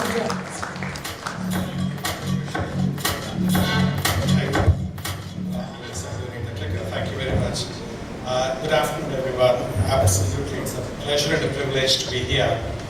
I've always been told and taught that it's really a privilege to be in front of people who are willing to listen to you. And I'll do my best to convey and hopefully make it a little worthwhile. So thank you very much again, Edie, for the opportunity. So I just started very basic fundamentals and foundations, which many of us do take for granted, but if you start diving down deep back into those foundations, what you uncover could be pretty fascinating. And that's the journey exactly that we have been doing over the last few years at MasterCard. And I'll give you some tangible examples for that. Now, logos have been around. At least the earliest logo apparently was for a needle company in China during the Song Dynasty, where they showed a rabbit holding a needle, and the advertisement was that our needles are made from the finest of the steel, so they are gentle on your hands when you are sewing. And they were showing a rabbit, which you typically tend to associate with something soft, fluffy, and delicate, and showing the hard needle in the hands of them. That was at least one of the very first instances of a logo being used, and this was only about 1400 years back. So it has been in our psyche, so to speak. Are we cutting in and out by any chance? Are we coming through clearly? Because sometimes it comes loud here, sometimes it's gone here. If you are good, I'm good, thank you. So that was the first evidence, and then actually I set out to start studying the logos. And I met with a number of startup companies, and there is an urge amongst them to say, my company needs to have a logo. So it's a great, what is the criteria? What are you trying to accomplish with a logo? And the answer invariably is, I want my company to look cool. That's not a bad objective, but that cannot be an objective in itself. And the whole approach is one of having a nice aesthetic design that appeals to the owner and probably to the sensibilities of the customers as well. But that is so shallow and so superficial, and it's a missed opportunity, because a logo is nothing but some kind of a telegraphic message that you're giving about your brand. The brand embodies the values, the characteristics, and probably even the benefits of your company or the product or the service. And the logo is an embodiment of it in a telegraphic system in just one single thing. It's also pretty fascinating how the mind processes these different logos and these different visuals and the words, and I'll come to that in just a little bit. So there's a lot of science that is available in this field. And like a good nerd, I have been diving into this quite a bit and studying different companies, logos, etc., and trying to figure out what we could do in the context of MasterCard. But also regularly teach at some of the top colleges in the US, including Harvard Business School and Wharton. And I was doing a lot of research for those classes that I wanted to speak at in terms of what this logos are. So, when we look at today, from a consumer's perspective, there's tons of time on different devices. The more fragmented the devices become, the more fragmented is the consumer's attention, and the clutter is increasingly increasing. The question is, how do you cut through the clutter? There is an estimate at this point in time, from country to country it differs, but it's supposed to be anywhere between 3,000 and 10,000 commercial messages that a customer is expected or is exposed to on a daily basis. Just imagine 3,000 to 10,000 vying for the customer's attention, and the customers have learned the art of tuning out completely. Very few of these ads even get noticed. It's just like a wallpaper. Most of us know there is a wallpaper, but we don't know. If you ask somebody, tell me what is on the wall, you have seen it, but you have not registered it, which is exactly what is happening in the world of commercial communication. And some of the statistics are fantastic and they're very relevant. Customers are so over-bombarded with messaging that they are actually, customers are putting ad blockers. And one of the most recent estimates I have seen, which is believable, is about 600 million plus ad blockers being actively used. Which means as marketers, we do not have the opportunity to connect with them on those devices that have installed the ad blockers. That's number one. Number two, the span of attention of human beings is coming down pretty dramatically, and now it is less than that of a goldfish. Goldfish has 8 seconds, and we are just at the goldfish's span of attention, which is really crazy. So, narrow window of attention, explosion of messages, combined with ad blockers. It's no wonder that ads don't make the cut through. And what we are trying to do is to connect with the consumers, communicate or reinforce the trust or the characteristics that we want to reinforce, and to be able to influence the consumer's choice in favor of your brand versus somebody else's brand. And the logo of your brand can play a profound role, though it might not say a single word. Every time the consumer looks at the logo and registers it reinforces the past messages that you have given or the past perceptions of your brand in the consumer's minds. It's very fascinating. And I would really strongly urge every marketer to do some amount of research into the space of logos, which is beyond just a vanity exercise, and it's just beyond a design exercise. There is science in the world of logos. Now, talking of senses as opposed to science, typically most of the people are blessed with 5 senses, right? The sense of sight, sound, taste, touch, and smell. Most of the times, we look at only, as marketers, the sense of sight and the sense of sound to communicate about our brand, about our products, about our services. But what's fascinating is consumers perceive the brand through all their 5 senses. So 3 of the senses we completely ignore as marketers. Like for example, when I was telling my team, we should actually look at getting into the consumer's mindset and into their hearts through the sense of taste. One of the first questions I had is, should we produce edible cards? No, we don't produce edible cards. That's being extremely literal. Marketing is not about being literal, marketing is being about lateral. And we have to think very laterally. How can I connect a brand like MasterCard to the sense of taste in a signature format? That's a fascinating thing. But I'll just focus for today's presentation only on the visual aspects of the logo, which most of you are familiar with. And if you have the time, if anyone has the curiosity, I'm happy to dive into this. Talking of clutter, what you see on the screen here is a small, tiny subset of all the brands that MasterCard had.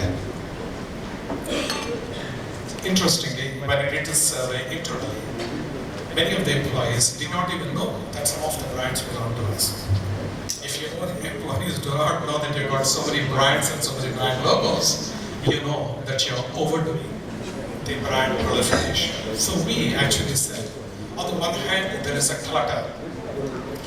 And in a clutter, if you have to cut through other than the uniqueness of the design and all those aspects, you also need to be focused and concentrated. You cannot have a dispersion of your logos. So what, in fact, I took the tough decision on is to kill all the brands and all the brand logos and just have one brand and one brand logo called Mastercard. People who are managing those other brands, obviously they are very insecure and there's a feeling, oh my God, what will happen to my job? My brand has disappeared. So is my job less relevant, etc. Those existential questions are valid. But setting those aside, which had been taken care of, you had to have a focused energy. So we have a choice. We want to be a house of brands, or do we want to be a branded house? A branded house, classical wisdom says, is a bad strategy. Because you cannot be, if you are a multi-product company, you cannot be everything to everybody and be equally compelling. That's a classical wisdom. But science has proved it to be not so. So we consciously opted to a branded house, which means every brand at Mastercard will be called a Mastercard. Whether it can be a cybersecurity solution, mobile payments, debit cards, or converting post offices into branches, or consulting services, data analytics, everything will be called Mastercard. This was a very, very tough decision because the opinion is quite divided between the house of brands and the branded house. So we consciously decided, if any one of you want to discuss and debate this, I would love to do that. Then we said, when we looked at this logo, the logo has one of the highest universal recognitions in the world because it has been around exactly the same way for decades and decades, and we have spent tens of billions of dollars into creating the brand recognition around the world. But the problem is, when you look at some of the psychological aspects, there were a lot of issues with this brand logo. People said it looks a little down market, it looks a little obsolete and outdated, and it looks with a lack of energy. It doesn't seem to be energizing. It's a brand which seems to be dull, faded, jaded. Very difficult to accept that kind of a feedback, but that's exactly what you have to take. So long as the feedback is gathered in a scientifically valid manner, which is a topic for another discussion, because garbage in, garbage out. Then I started getting into the research around colors. When I look at my logo, there are three elements. Element number one is the two circles. Element number two, the red color and the yellow color. Element number three, the name Mastercard. All the three of them have extremely high recognition around the world. I don't want to lose that equity, but I want to upgrade my logo. So I called our agency and said, guys, these are the three elements we have, which we cannot change. Give me a new brand logo design option. Like they looked at like I had multiple heads, and we went through the whole exercise. And what we found, firstly, everyone knows that red color stands for a few things. But different shades of red stand for very different things. Same thing with yellow. Different shades of yellow for very different things. The combination of a given shade of red and a given shade of yellow is very different. So individually, a red of a particular shade might look great, but in conjunction with yellow that you think is optimal by itself, when the two come together, it is not an optimal mix. We studied this, the science of color and the impact of color combinations on the human emotions and feelings. It was fascinating. I never studied it till then before. And what we actually came up with is we changed our colors. A different shade of red, a different shade of yellow, the circles overlapping, and we made all Mastercard letters, the letters were Mastercard in lowercase. Good so far. But then one thing you will also notice is that the extent of overlap between the two circles from the previous one to this is different. We went through various ratios which ratio of overlap actually has got the best impact. And we went back to the Roman times. The golden ratio is the one which works the best on the human psyche. And the Romans have been practicing it for thousands of years now. So we went for the overlap. The extent of change, that with the extent of overlap, we had actually increased it to get the right kind of a ratio. The ratio and proportions of this has got a profound impact, fascinatingly. And then we took one step further. The human brain receives information when it reads words through the eyes. It receives from a different part of the brain than when it sees visuals, which is through a different part of the brain.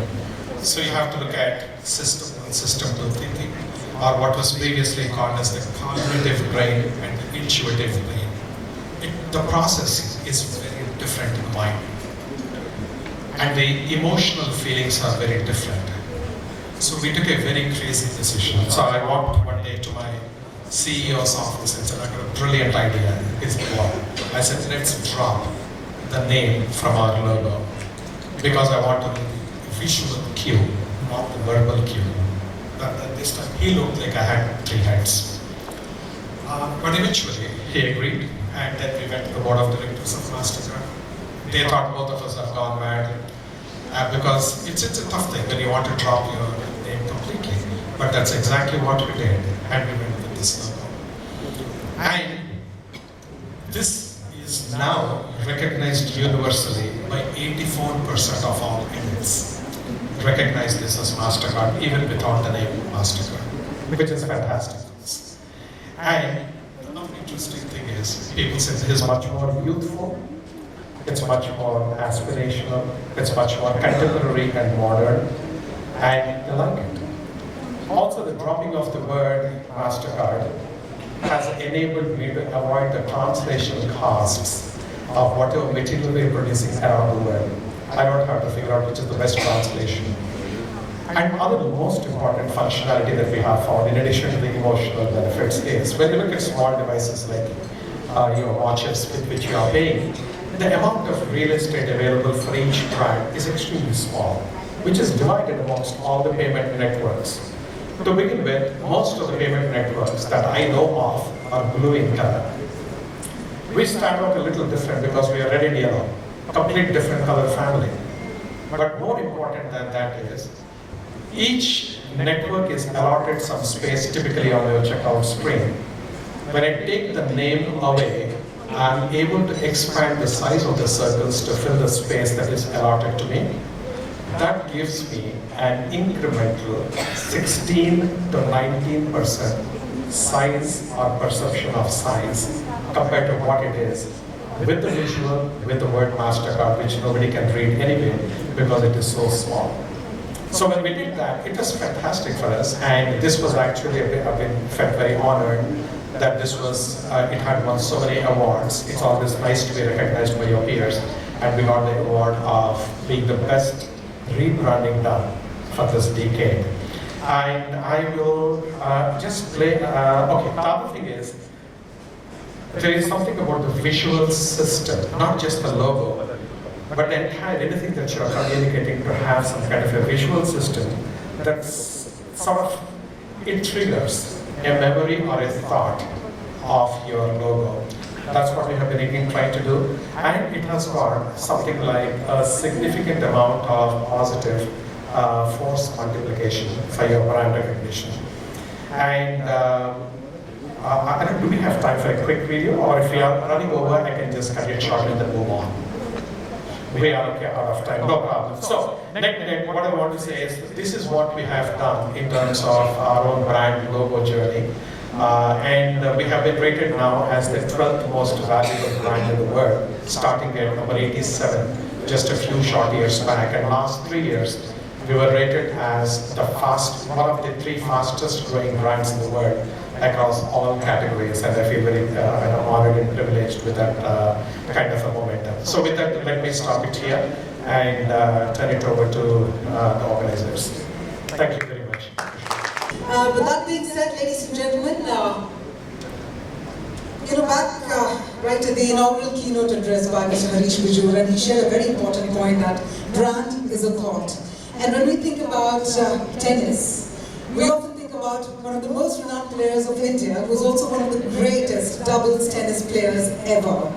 A recipient of the Major Dhyan Chand Khel Ratna Award, the Arjuna Award, Padma Shri in 2001, and Padma Bhushan in 2014, and how can we ever forget the iconic 1996 Atlanta Olympic Games where he won the bronze medal, a moment that's been imprinted in our hearts and our minds forever. Ladies and gentlemen, we have the august presence of none other than the iconic Leander Paes. So firstly, can we have a huge round of applause? Please welcome Leander on stage. Thank you so much for joining us.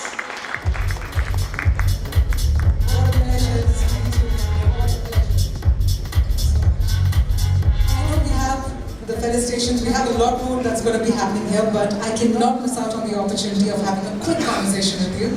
And that being said, Leander, firstly, a warm welcome to ET Best Brands 2022. We have been talking about the term brand all through, but you are a brand. When we think about tennis, you are the one that comes to our minds. Who comes to your mind when you think of the word brand? Good afternoon, everyone. A real pleasure to be with you all this afternoon. When I was growing up as a tennis player, I didn't have any predecessors who really had won Grand Slams or won an Olympic medal before.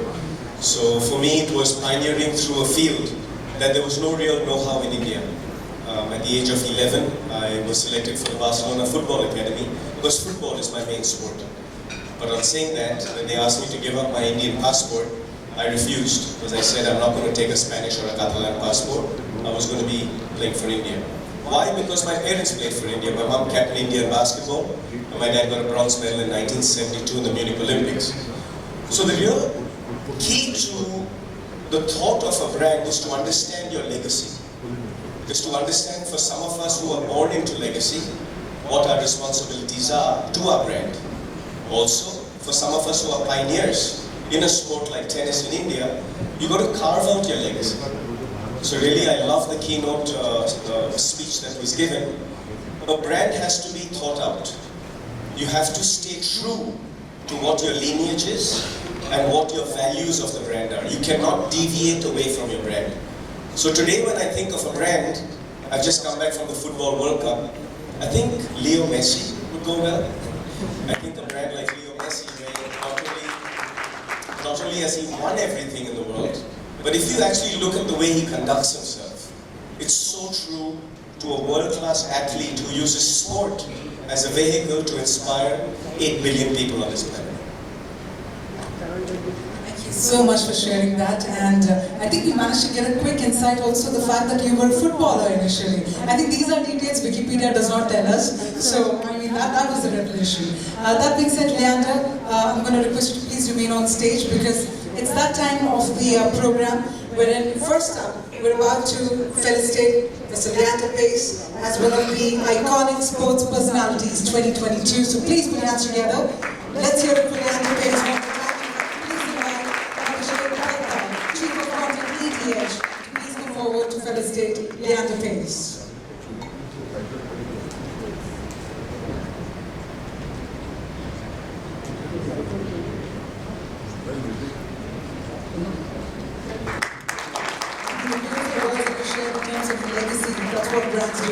You have definitely left a legacy for all of us to look up to. I believe after 1996, I was the one who managed to pick up a tennis racket thanks to you. So I think that's a brilliant legacy indeed. I'm going to request Abhishek to also please remain on stage. Alright? So here's what we're going to do before we get to the felicitations, before we request you to also felicitate some of the best brands that are seated here. We also have the Economic Times Best Brands Coffee Table Book, and we'd like to request you to also launch the cover of the Coffee Table Book. We'll take that back from you for a moment. And let's have the Coffee Table Book launch cover sequence initiated. So we're going to request you to do the honors, sir, and then we'll get to the felicitations. Well, the stories of the best brands, that's right here in the Coffee Table Book. Today we will be launching the cover of the Coffee Table Book. So I'm going to request Leander to go ahead and pull the rope, and then let's unveil the Coffee Table Book cover. Here we go, ladies and gentlemen. The stories, inspiring stories of the brands right here. I also request you to hold the Coffee Table Book cover for us. Absolutely.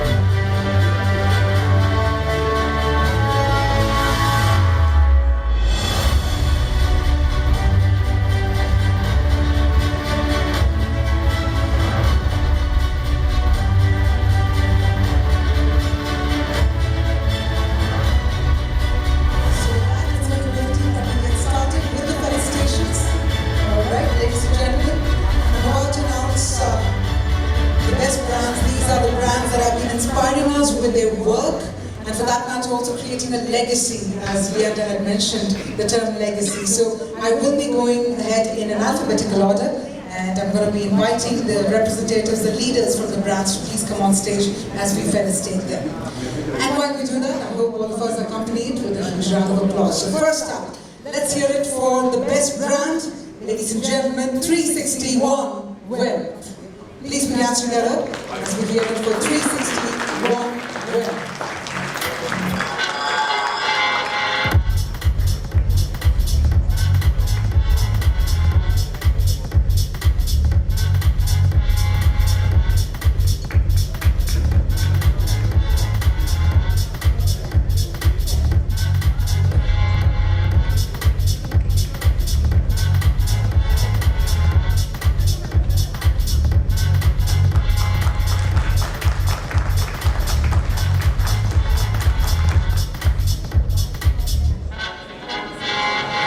Let's march ahead and invite the next best brand. Let's hear it for Aadhar Housing Finance Limited.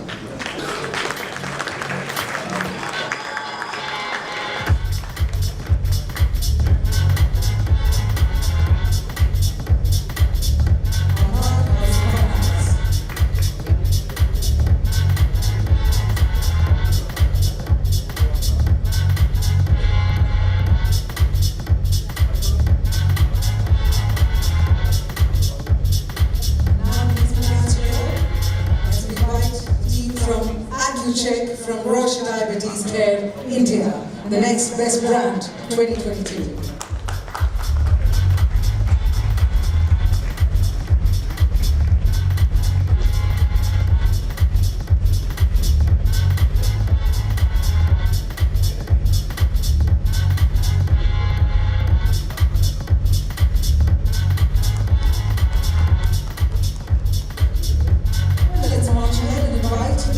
Best brand, ladies and gentlemen, Acer.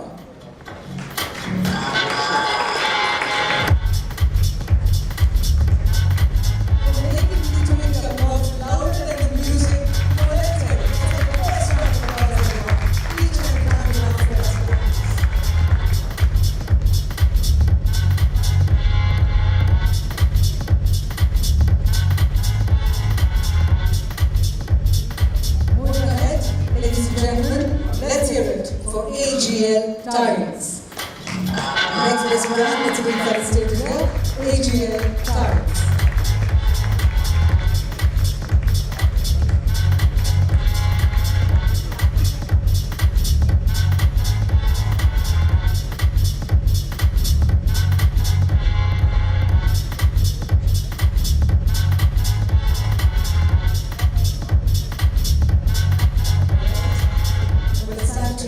Shift the gears, it's time to invite the next best brand, ALD Automotive India.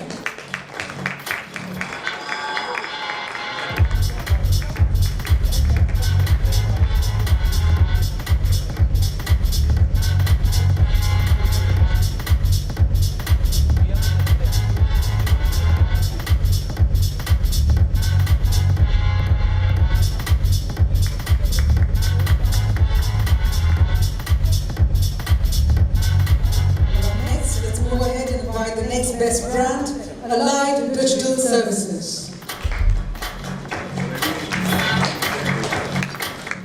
I know we're talking about digital, but we can make the applause real. Ladies and gentlemen, we are super loud. Please dance together for Allied Digital Services.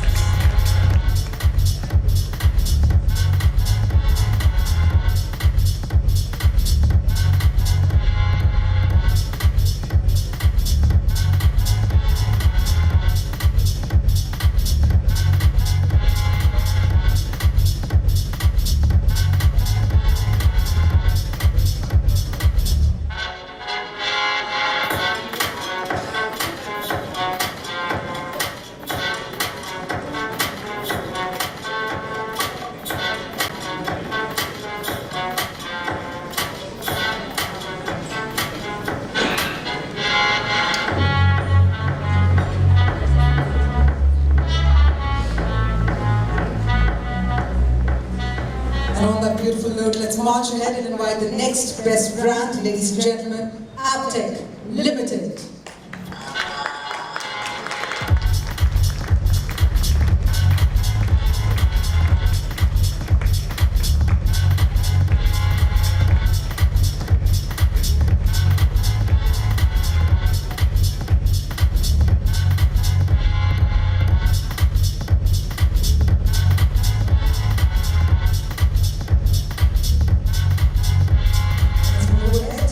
Let's now hear it for ArcelorMittal Nippon Steel India.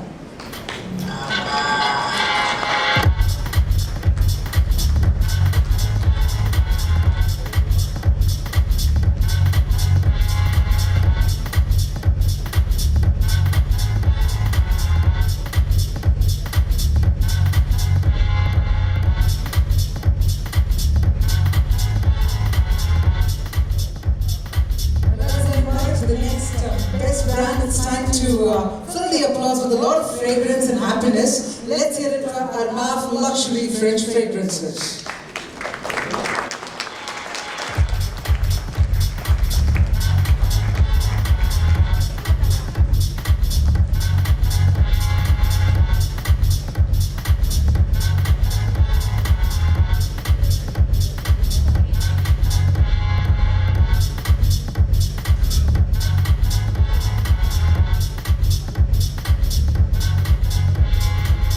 While we're going in an alphabetical order, let's also move ahead and invite the next best brand for 2022. Ladies and gentlemen, on that beautiful note, let's also put our hands together for the next best brand, Artistry by Amway.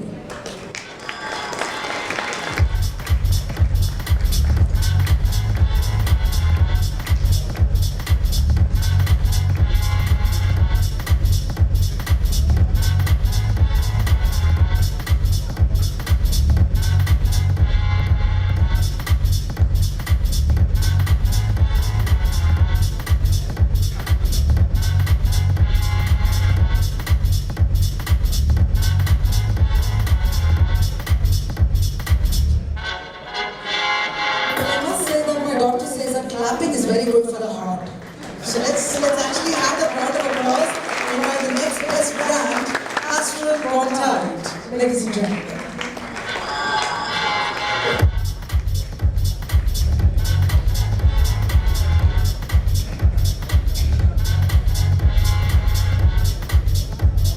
Astral Bondtite.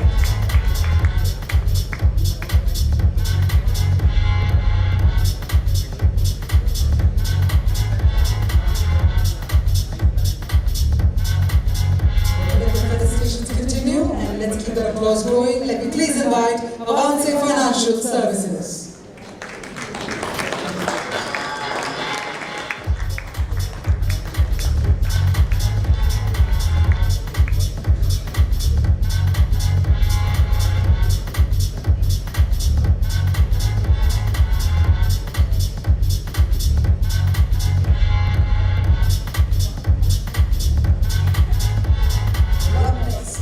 Ladies and gentlemen, let's hear it for Bajaj Capital. Next, the best brand 2022, Bajaj Capital.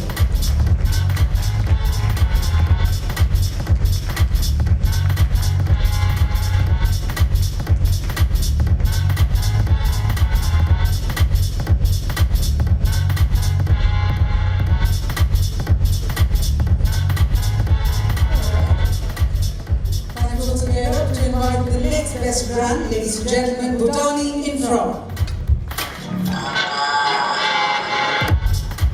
We have the team from Bhutani Infra. Alright, let's move ahead and let's invite Birla Aircon Building Solutions. Birla Aircon Building Solutions. Alright, then let's move ahead again. And let's invite the next best brand, Birla Estates. Do we have the team here from Birla Estates?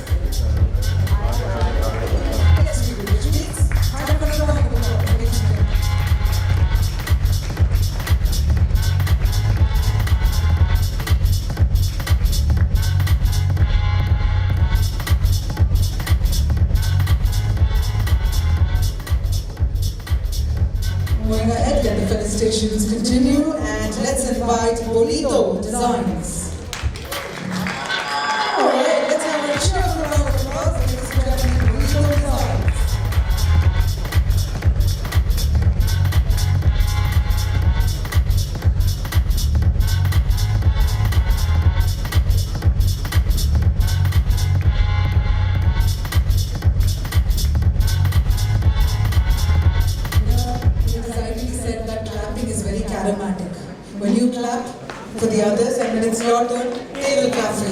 So let's keep our applause going and let's invite Boutique Living from the house of Indo-Count Industries.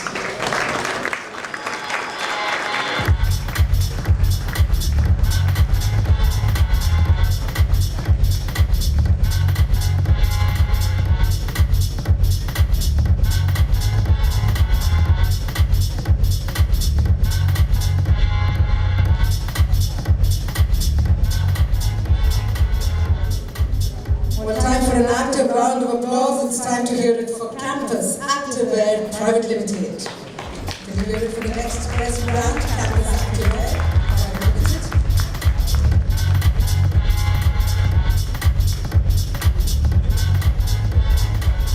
Alright, so then we can move ahead. Let me invite the next best brand, ladies and gentlemen, Capgemini Technology Services India Limited. Huge round of applause. Let's hear it for Capgemini Technology Services.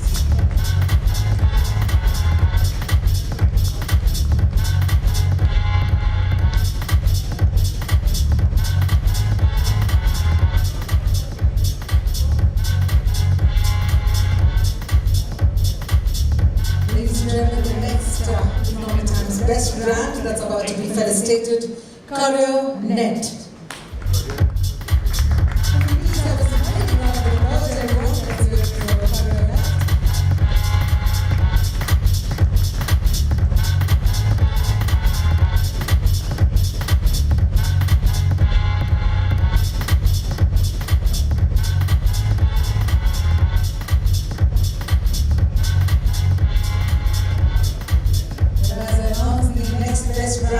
Demand a healthy round of applause. Let's hear it for Center for Sight Group of Eye Hospitals.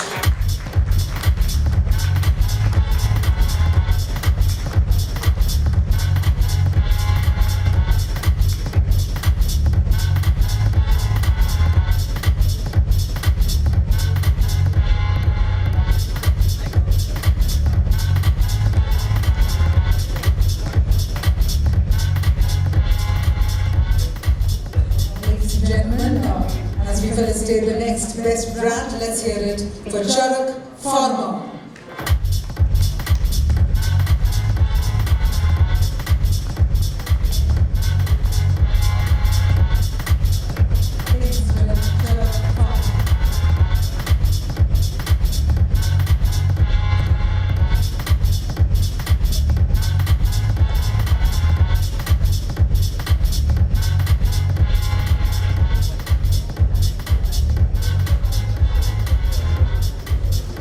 It's time to felicitate the next best brand, Charminar Most Trusted Roofing Solution.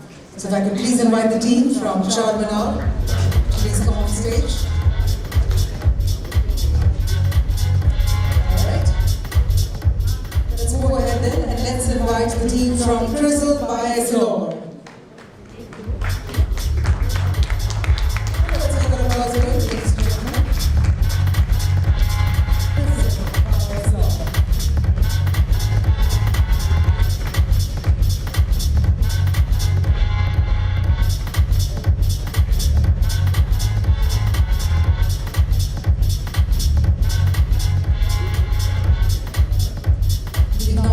Best Brands 2022, and it's now time to felicitate Equifax India.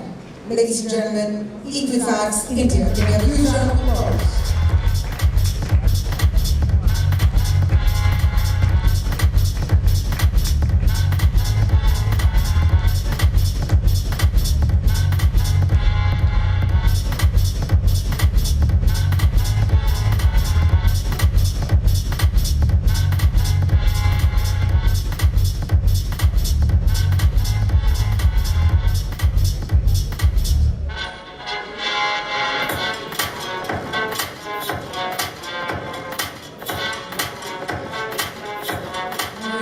Ladies and gentlemen, let's also put our hands together for the next best brand, MasterCard.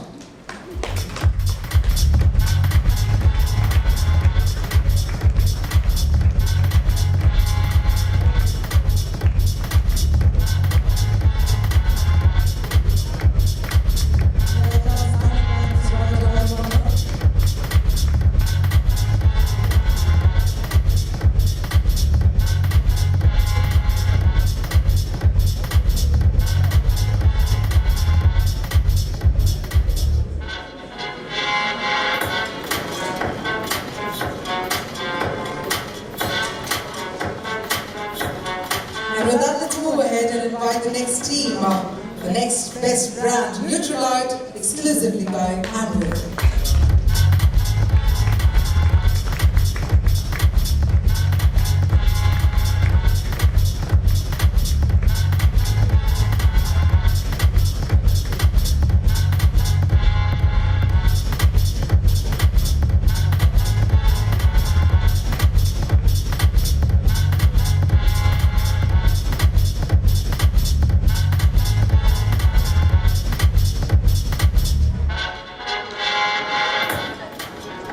We're about to take those mics forward and let's invite the next best brand, ladies and gentlemen, Omax Limited.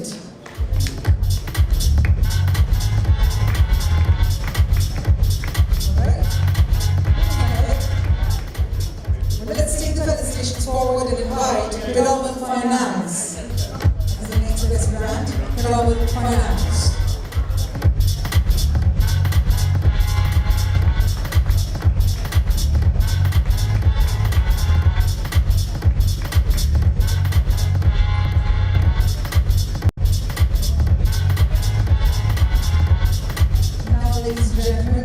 Let's also put our hands together as I invite on stage the next best brand, Wockhardt Hospitals Limited.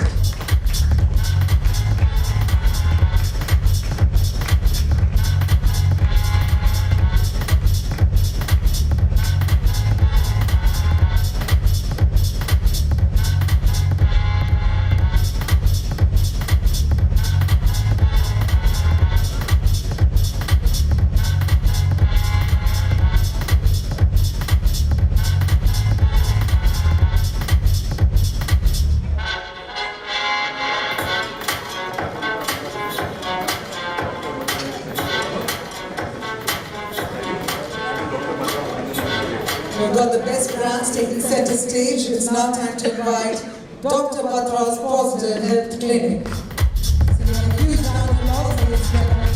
Dr. Batra's Positive Health Clinic.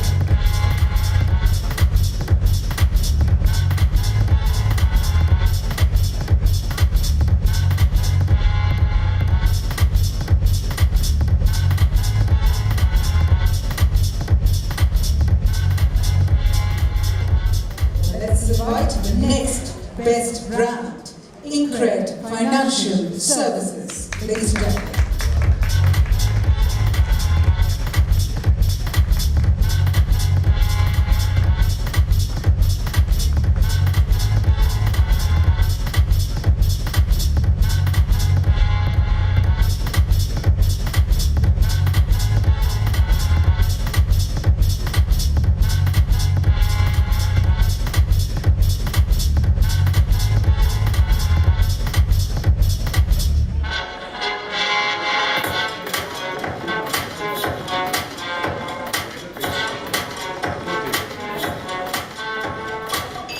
While we've been felicitating the best brands, we also have a few emerging brands who have been quite promising in their domains, which is why, under emerging brands, let's also hear it, ladies and gentlemen, for Tasva.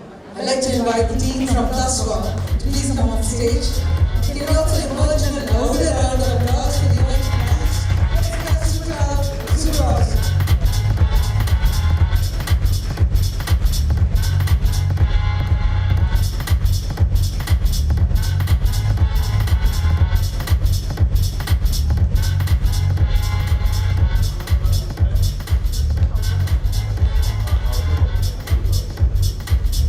The next emerging brand that's about to be felicitated, please put your hands together for the House of Abhinandan Loka.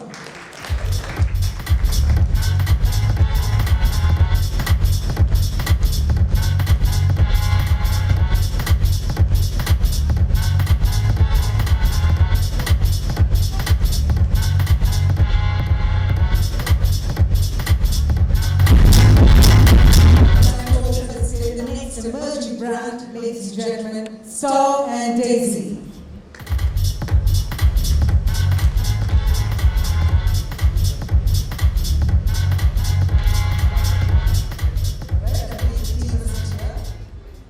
Alright, so on that note, ladies and gentlemen, while we come to the end of the first set of the felicitations, Can we have a louder round of applause? Just one time for all the brands. And thank you so much, Diana, for joining me for the first presentation. Thank you. How to communicate in the edge-to-edge or human-to-human strategy, and what are the advantages of adopting the edge-to-edge strategy? Let's find out from our speakers. This particular session will be spearheaded by Garima Khandelwal, CCO, Mullen & Towers. So if I could please invite Garima on stage to spearhead the session. Joining Garima, we have with us Deepak Ranganathan, Chief Marketing Officer and Senior Vice President. If I could please invite, yes. So I think inform all the speakers on this side. Okay. Let me move ahead and invite Ritu Mittal, Head of Marketing and Digital Buyer. We have Deepa Krishnan, Director Marketing, Tata Starbucks. So I could invite the speakers here. I know I can see that we have limited audience here. That's what exactly happens after a round of felicitations. But that being said, I know our set of audience members will also join us back in. So we'll get the session started, and let's do that for the benefit of the set of audience members. Limited audience, but we have an unlimited round of applause from all the announcements here. It's on our time, our speakers' time. We also have Deepak here from DLF who joined us in. We've got some amazing set of speakers, DLF, Bayer, Tata Starbucks, and Mullen & Towers. So we've got Garima who's here in the session. I'm going to quickly hand it over to Garima. Am I audible? Great. Thank you for joining us, and I'm really looking forward to this chat with this new panel of speakers. And I think we should right into the conversation. Of course, I've really been in the creative side, so B2B, B2C, and now today we talk about edge to edge. I'm going to fire away a question for each one of the panelists to answer, and let me just jump into it. So as a creative, the digital medium helps me break away from the burdens and restrictions of traditional mediums. How do you think this can be used to advantage and rethink the way you tell brand stories, or go in depth with edge-to-edge marketing? Maybe I'll start right off with Deepa, if you'd like to just. Thank you. Thanks, Garima. On a lighter note, I can see that some of the winners have gone to collect tea coffee. The ones who are expecting their awards are still sitting here. It's interesting, as the world becomes more and more digital, we assume that people want a lot of time on screens and they don't want human connections. Depression is really the number one, in a sense, disease. And the kind of focus that mental health is brought about, at least by the younger generation, there is Gen Z, all talk about the fact that all the more people are craving for you to do human connections. There's a reason when you walk into a Starbucks store, you see it's full, in spite of the fact that we have this on delivery, right? So I think the main challenge for us, and we've always been a digital-first brand, unlike a lot of other industries, the main challenge is how to get the experience offline online, especially when you're an experiential brand like ours. So you would know when you walk into a Starbucks, you're greeted by a smiling barista who will ask you your name, write it on the cup, and there is that whole atmosphere and that ritual that is created. We're very aware that when we do anything on digital, we want to replicate that experience as much as possible. And we're also very clear that anybody who handles digital knows it's not a one-way conversation. You're just giving a platform for people to participate. And I'll give you some examples of how this can be done successfully. In the past, we always thought of taking an offline ritual online. It's now become all more relevant with digital marketing. When we were hit with COVID back in 2020 and our stores were completely shut and we were relying on delivery, we realized that people may not be able to come to our stores, but how do we keep the brand connected alive?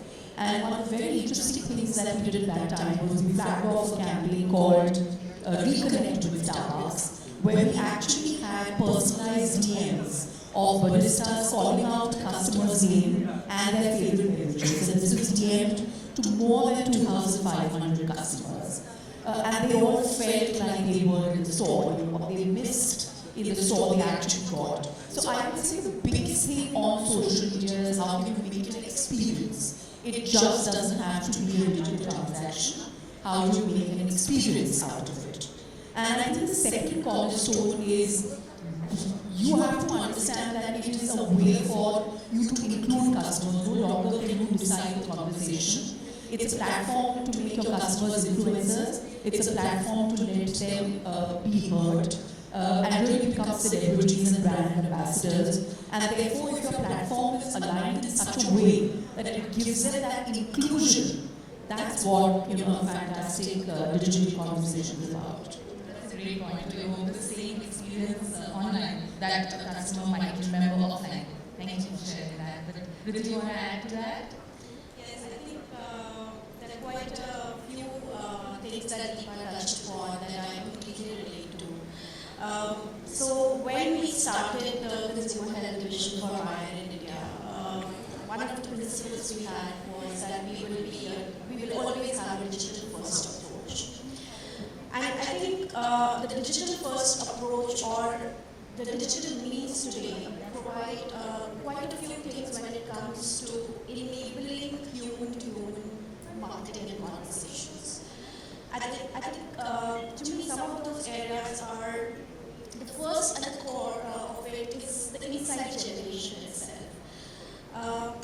The amount of data and information that is available today to be able to understand the consumers as individuals, as human beings, has never been there before today. So it's about really leveraging that to understand your consumer the most, whether it is social listening or it is the data available otherwise. There is so much that a brand can do to understand what its consumers are feeling, what they feel about the category, the brand, and more than that, what do they feel about the particular nuance as a human being. So, for example, for Sarion, if pain is a category, then understanding what are the emotions that a consumer goes through when they go through pain. There is more data available than before today. So, the first is insight generation. The second area is really the individualization of the content. Technology today enables us to be able to talk to each of them as individuals, whether it is email marketing or social media or even the content that we put out on Google platforms or OTT platforms. It is possible today to make it contextual. It is possible today to make it one-to-one. So that digital enables that today. I think the third area which Deepa also touched upon is interaction. So there are really these three I's for me, which sort of digital enables today in human-to-human marketing. The interaction that is possible today is not a one-way street any longer. It's a two-way street, and it is possible to hear them back. It is possible to engage with them as humans, emotionally and functionally for a brand. The one example which I want to talk about on how we have been trying at Bayer to really use digital means to extend self-care further is, so we've created a program which currently is focused on the market of UP, wherein it's an AI-based voice-enabled platform that allows the consumers to hear and actually choose and hear content which can help them with stress management. So as a brand in Eric, we said that we need to take a slightly higher level, and as we try to understand the consumers better, stress and actually work-related stress was one of the biggest reasons for Eric. And while we are built to solve for Eric, we said we also need to talk about beyond the pivot solutions. And when we thought about beyond the pivot solutions, we said we need to talk about stress management and what can we do as a brand to provide more solutions to our consumers to manage their stress. And that is where we created this platform where a consumer can engage and actually hear back content which is about stress management. And it could be to do with their financial stresses or on a lighter note, just some comic content. But that is what digital enables today. is where brands need to start making a difference and actually make relationships with consumers at a human-to-human level versus a transactional functional relationship. Right, the insight is still a constant, it's still relevant, but the application of that is so many words larger for us. What are you talking about DLF now? Sure, thanks for it. I think it's quite interesting, right? The combination of people we have on the stage. So specifically with real estate, right? And DLF, of course, we have a huge product portfolio, right? Starting from 1 CR up to 100 CR for our partners. Now, there is no way somebody is going to put their money on the table without personally meeting me, right? Or meeting the team. So digital is okay, it's good, but at the end of the day, it's human to human, absolutely human to human. And for example, for our super luxury portfolios, we make sure that the website has no information, right? We don't put any ads for our super luxury, because it's sold on scarcity, right? The very fact that it's sold on scarcity is what makes it super luxury. So the way super luxury is sold is that you will have to come and meet us in person, and then you spend 4, 5, 6 hours at our experience center, and that's where we show you the digital world of what you're going to get, right? And these experience centers, when you come specifically on super luxury, it's profile based, so you'll have to submit a profile, and then you're shortlisted, and then that's when you can actually visit. But then, if you go up to the premium or say the luxury portfolio, which is on the lower end of the price spectrum, the digital is kind of a little bit more, right? And premium is a lot more. But then, as far as real estate is concerned, customer acquisition is still, there is a bit of a digital on customer acquisition, but it's predominantly awareness, right? Because I'm not going to be able to convert anything digitally, right? Because at the end of the day, the transaction is human to human, and it has to happen at our pace. Now, the most important aspect of all of this is trust and transparency, right? And because real estate being real estate, there is always doubts in the minds of customers which cannot be clarified digitally. Right? You have to come and meet us, and that's when it happens. So again, I will talk more about it when we get there. Yes, absolutely. Thank you.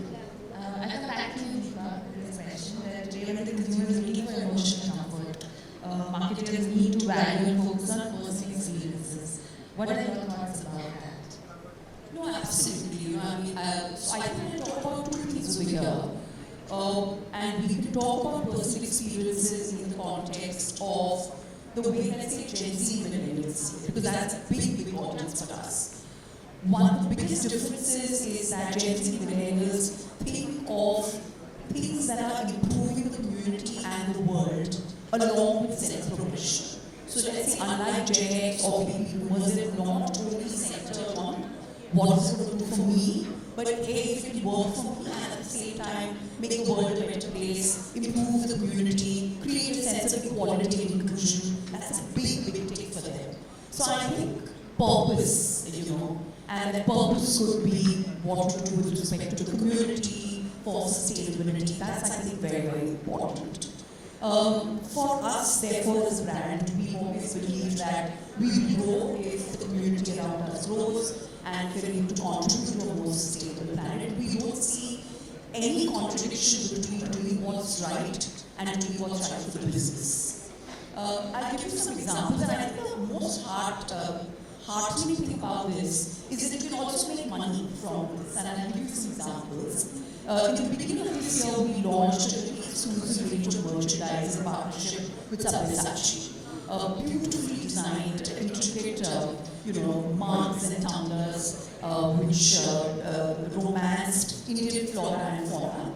And on back of that, we also said that part of the contributions will go to educate girls. As an organization, we've partnered with Starbucks to educate girls for many years. And we said that we will empower 3,000 young girls in data. It was therefore something that we marketed not only as exclusive merchandise from Sabyasachi, but also something which is going back to the community. We have the highest merchandise partnerships ever in our history. I'll give you another example. Last year, the 2nd of October, we dedicated Gandhi Jayanti to sustainability, and every customer who came to the store, we gave them a reusable cup free, saying that to make the world a better place, let's all adopt more of sustainable solutions, we have the record highest sales ever. So I think they are putting their money where their mind is, unlike Gen Z and baby boomers in a sense. And you know, you're very right, and you're both Ritu and Deepak talked about personal experience in their own way. This is a platform that will allow you to talk about experiences one-on-one, you know, and it's beautiful the kind of feedback mechanism that you get, which is absolutely immediate. So unlike FMCG in the past, where you have to wait for 2 to 3 months to know whether the product is succeed or not, here the feedback loop is actually immediate. And it could be as simple as, you know, when I'm thinking of a brand like Starbucks, when I do something on social, I always customize it with, let's say, your name on the top. And that becomes personal conversation. I just have Starbucks up with your name on it, it's personalization. That is iconic. So I think it's important when we talk about personal experiences to stay true to what your brand stands for, to embrace the rituals that your brand is known for, and be authentic.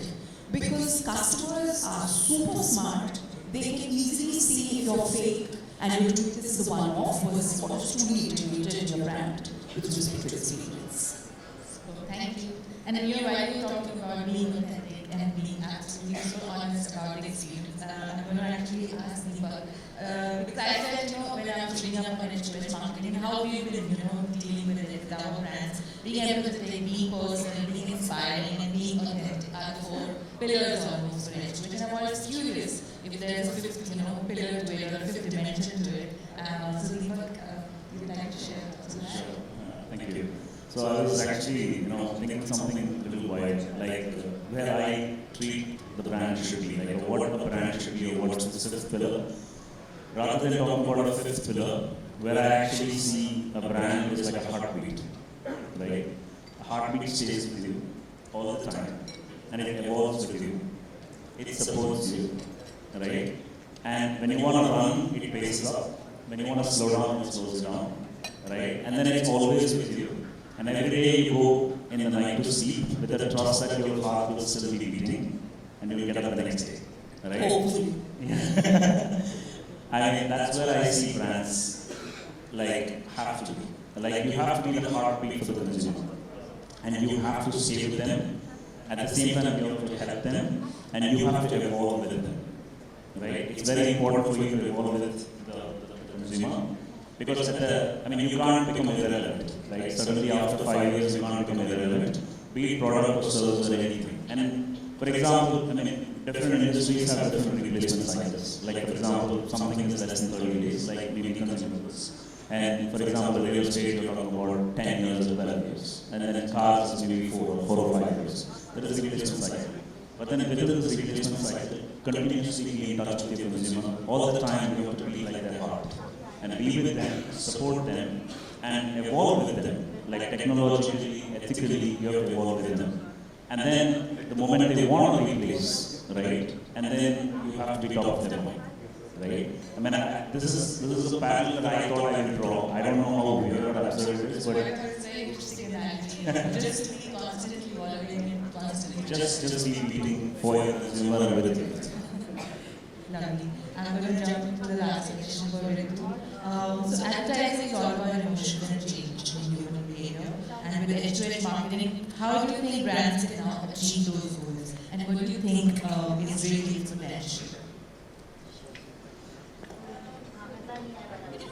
When I first thought about this discussion and I read about HOS marketing or human marketing, I went back thinking that is this something new or is this something that I've always thought about. And it took me back more than a decade back when I had started a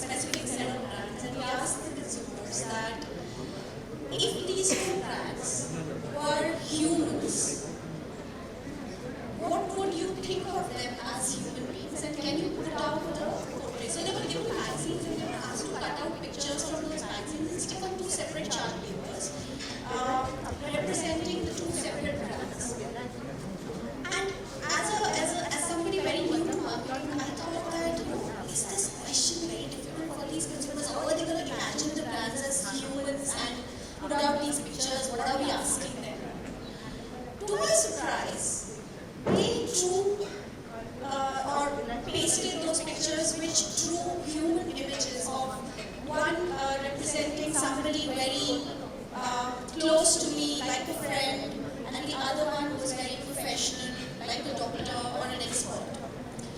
And that's something I have never forgotten. That told me that consumers already think and can imagine brands as humans. They have already internalized that. It's for us as marketers to internalize that consumers are humans and we need to talk to them as humans. And when I apply that to any brand that I work on, it opens up the aspect that we need to also think of their emotional journey that they go through, and not just the functional. So, when we took up Saridon, and it was a brand with a 5-decade-long legacy, very, very strong on its functional efficacy and equities, known as Cerfic Saridon. There was anybody that you talk to about Saridon, they just think back digital to you. We looked at the category and we said that everybody's just saying the same thing. It was all about fast relief from headache, and that's what the consumers really needed. So that's like the hygiene thing. But how do you take as a market leader, what do you do to be actually doing something to grow the category, to work towards your purpose of, as a brand, everybody should get rid of the pain, or nobody should have to live in pain.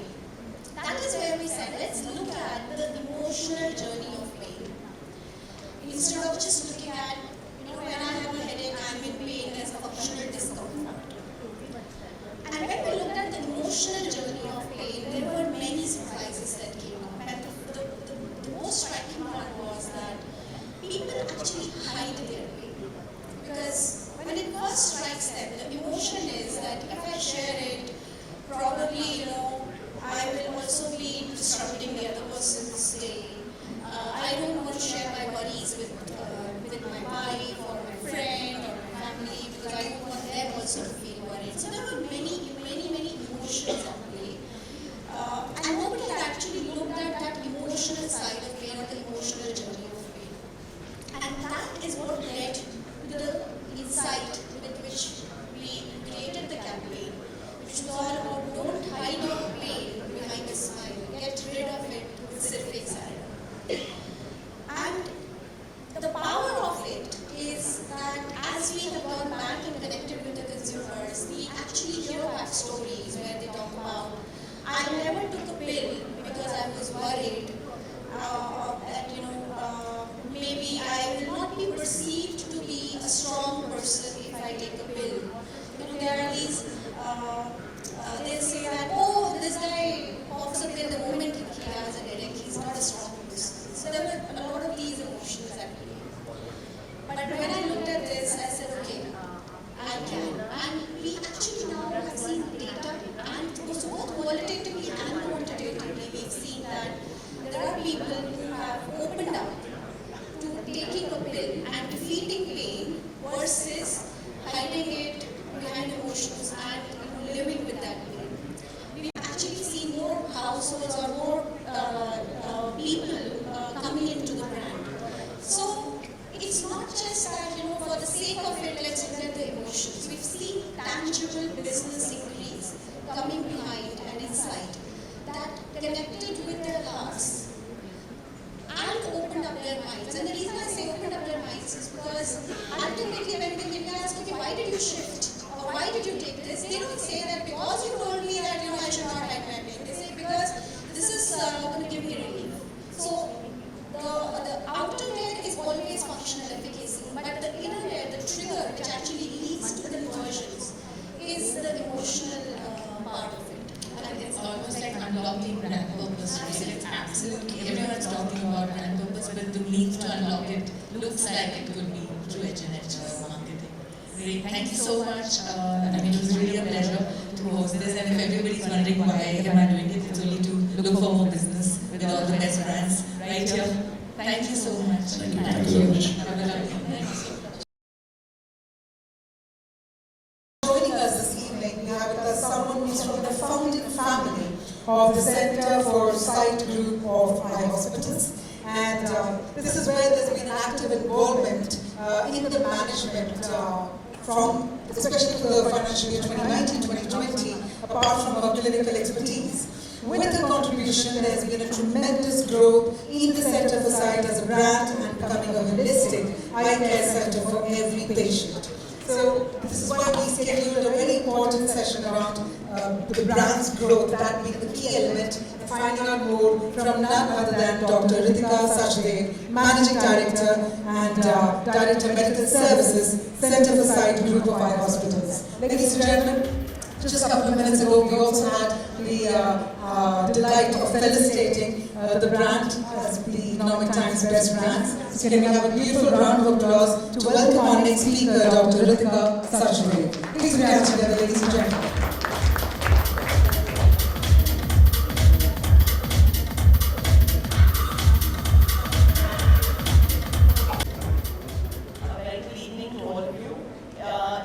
My pleasure to take you on the story of our brand, Centre for Sight. I had the joy of watching the brand grow in its early years as my father founded it.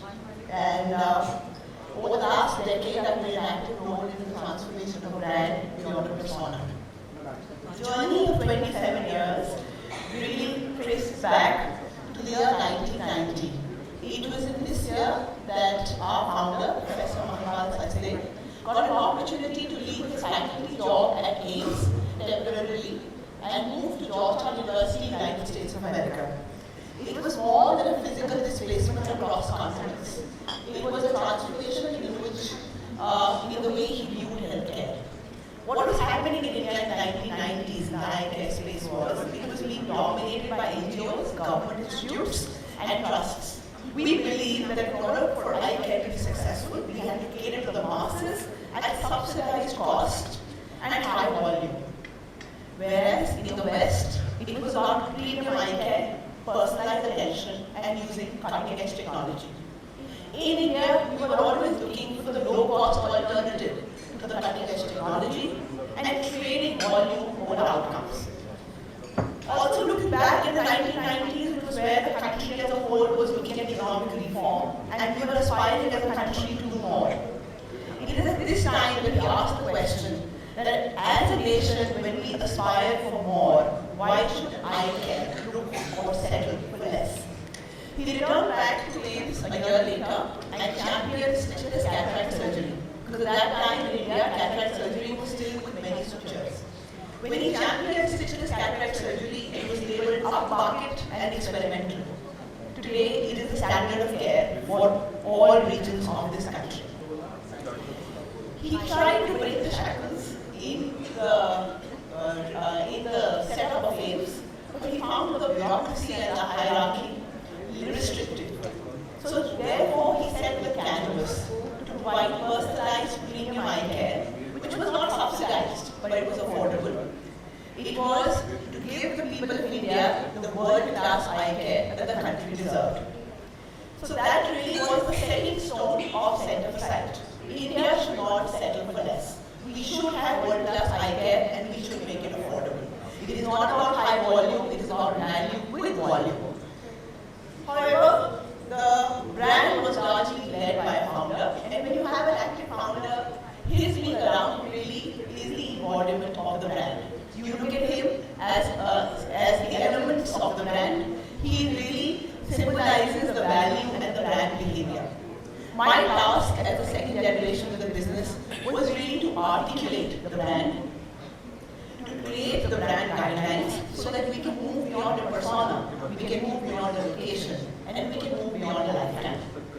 That journey has been exhausting and exhilarating, because sometimes when you have to define yourself, it really leads to a lot of introspection.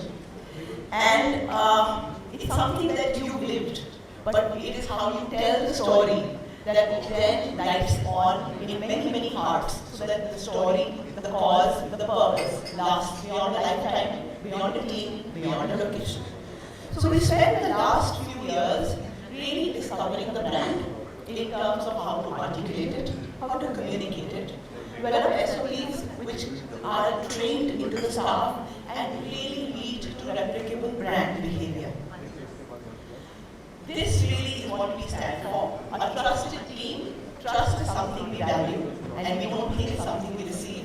It's something that we earn. Team, because really healthcare, despite all its elements, is delivered by the hands of the doctor.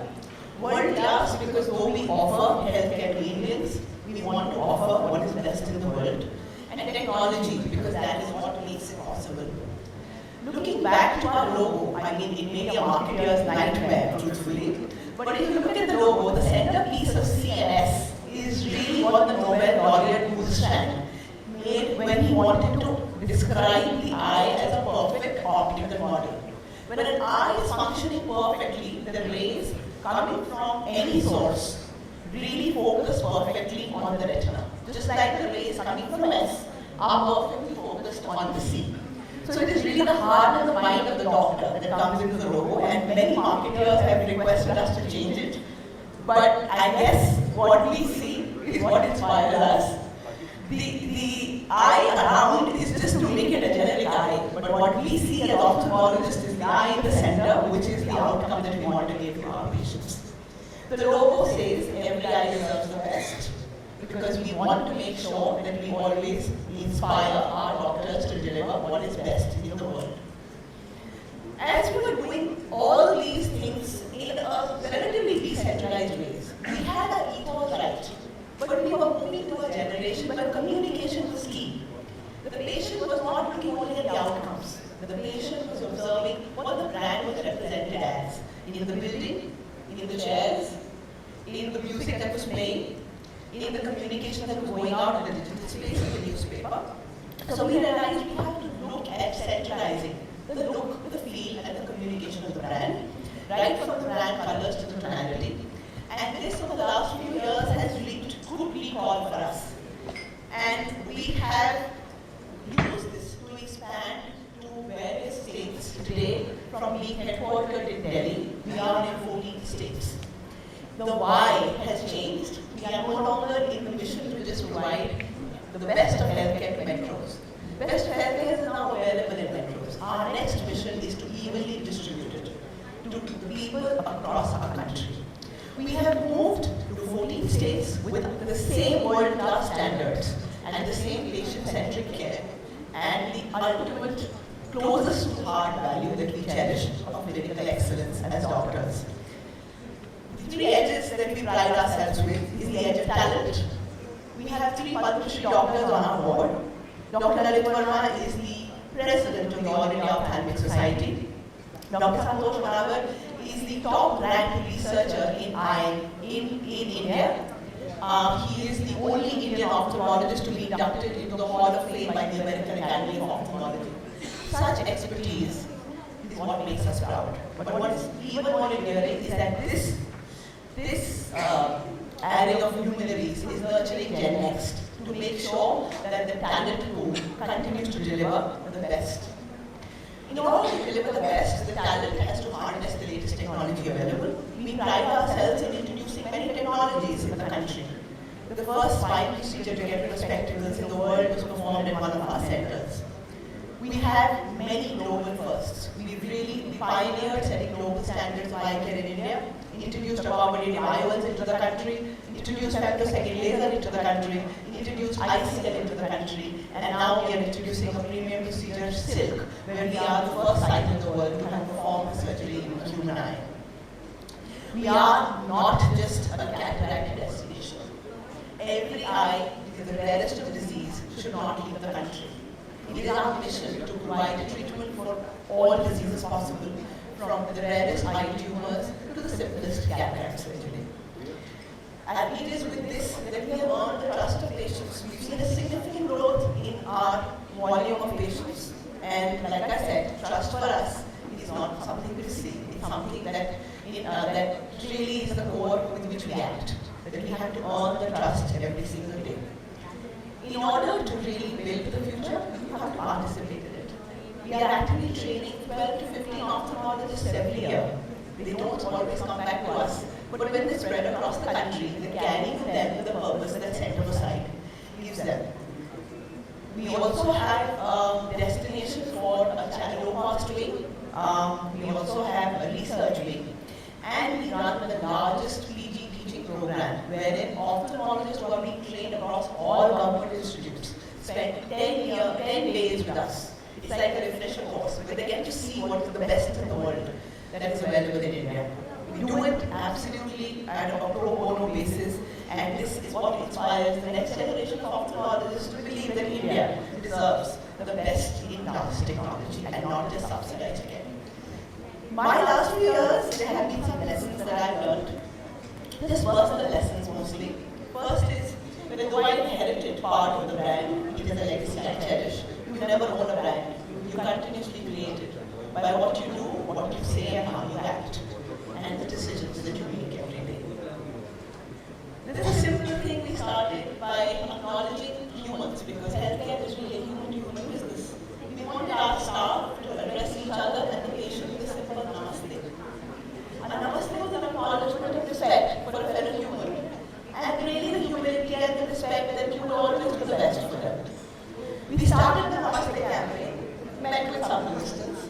People were still saying the good mornings, the good afternoons. Slowly, the Namaste picked up. It became viral. Emails started Namaste. One of my center heads was getting married. I went to meet him on the wedding. He was sitting at the groom on the horse and he said, Namaste, man. And I was like, this is what we wanted. But what happened was overhit us. We became less obsessed with the trainings and the Namastes. Things within a way. And in 2 years, the Namastes really started getting old. So irrespective of what you do, it is how consistently you do it, how systematically you do it, how passionately you do it, how much you train, retrain, audit, and reinforce that defines you as a brand. So it is the long-term behavior that really builds you as a brand. We wanted to move to the digital space because that's where everybody seems to be heading, and the agency came to us with an influencer budget of more than a few crores. We realized that in order for us to really behave consistently, we have to be true to who we are. Putting on an artificial act takes a lot of effort. So when they came to us with an influencer campaign, they said we will only take as influencer patients who are truly our patients. So from Vibhasha Basu to our leading refractive surgeon who actually got surgery on his own eyes, all the content that you see on our digital space is real. We wanted to make sure that when somebody accidentally also walks into these people and asks them about centricide, they carry it as an impression in their eyes and in their heart. As we short of time, this is one of my favorite lines. This is the era of health techs and overnight unicorns. And sometimes those of us who are building businesses to last, it is sometimes disheartened about the years we put in and the valuations that seem to be rising all around. It is at this time that we must remind ourselves that sometimes the journeys that we are in are not sprints, they are marathons. And ultimately, the rainbow at the end of the race will make it all worthwhile. Healthcare truly is a marathon. It's not about shortcuts, it's about persisting with your values and doing what's good for the society at large. As a doctor, I often get asked, really, marketing in medicine? This is unethical. A short conversation I had with Harsha Bhogle really comes to my mind whenever I hear this. Somebody in the audience asked him, you critique and you comment on Sachin Tendulkar. You don't even know how to hold a cricket bat. He said, Jantan mein more nacha kisne dekha? Who made the peacock beautiful? Was it the peacock or the person who described it? He said Sachin Tendulkar did not make Harsha Bhogle. Harsha Bhogle made him the master blaster. So that really is the power of communication. And as doctors, sometimes we focus on our craft, but not on our communication. I am very unapologetic about the fact that marketing the right way, with the right information, is actually a service that you do for your organization and society at large. You should never be apologetic about it. So I am now a marketer, and that is the way we build our brand. But I always would want to say to all doctors, at least, and the healthcare ecosystem, that marketing can never be a savior or the creator. It is just the amplifier. Why we need this amplifier, particularly in an organization like ours, is because we want to make healthcare and eye care affordable. the only way to make things affordable is to give it to the masses. That is how you subsidize the cost, by distributing across a high volume. And it is our marketing endeavors that position us to really inspire others and our patients to take our services. So I'm really a proud marketer in healthcare, though it may be something that comes across as an exception. We do realize that we have to use our voice responsibly, but our intent is eventually to go beyond our organization and help deliver informed patient and a progressive eye care landscape for the people of our country, because truly only then will every eye get the best. Thank you.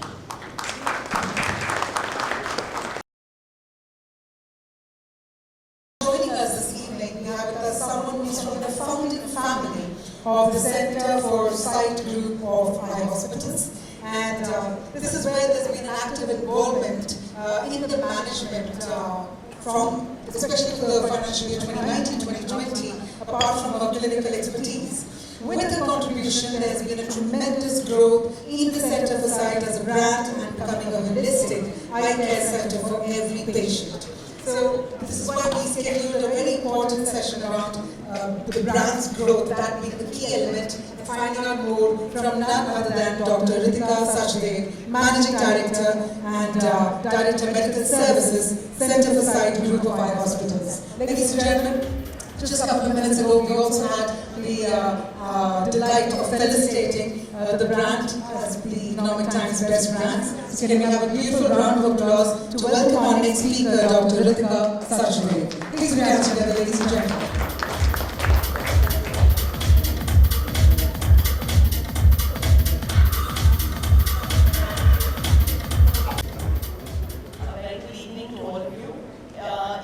My pleasure to take you through the story of our brand, Center for Sight.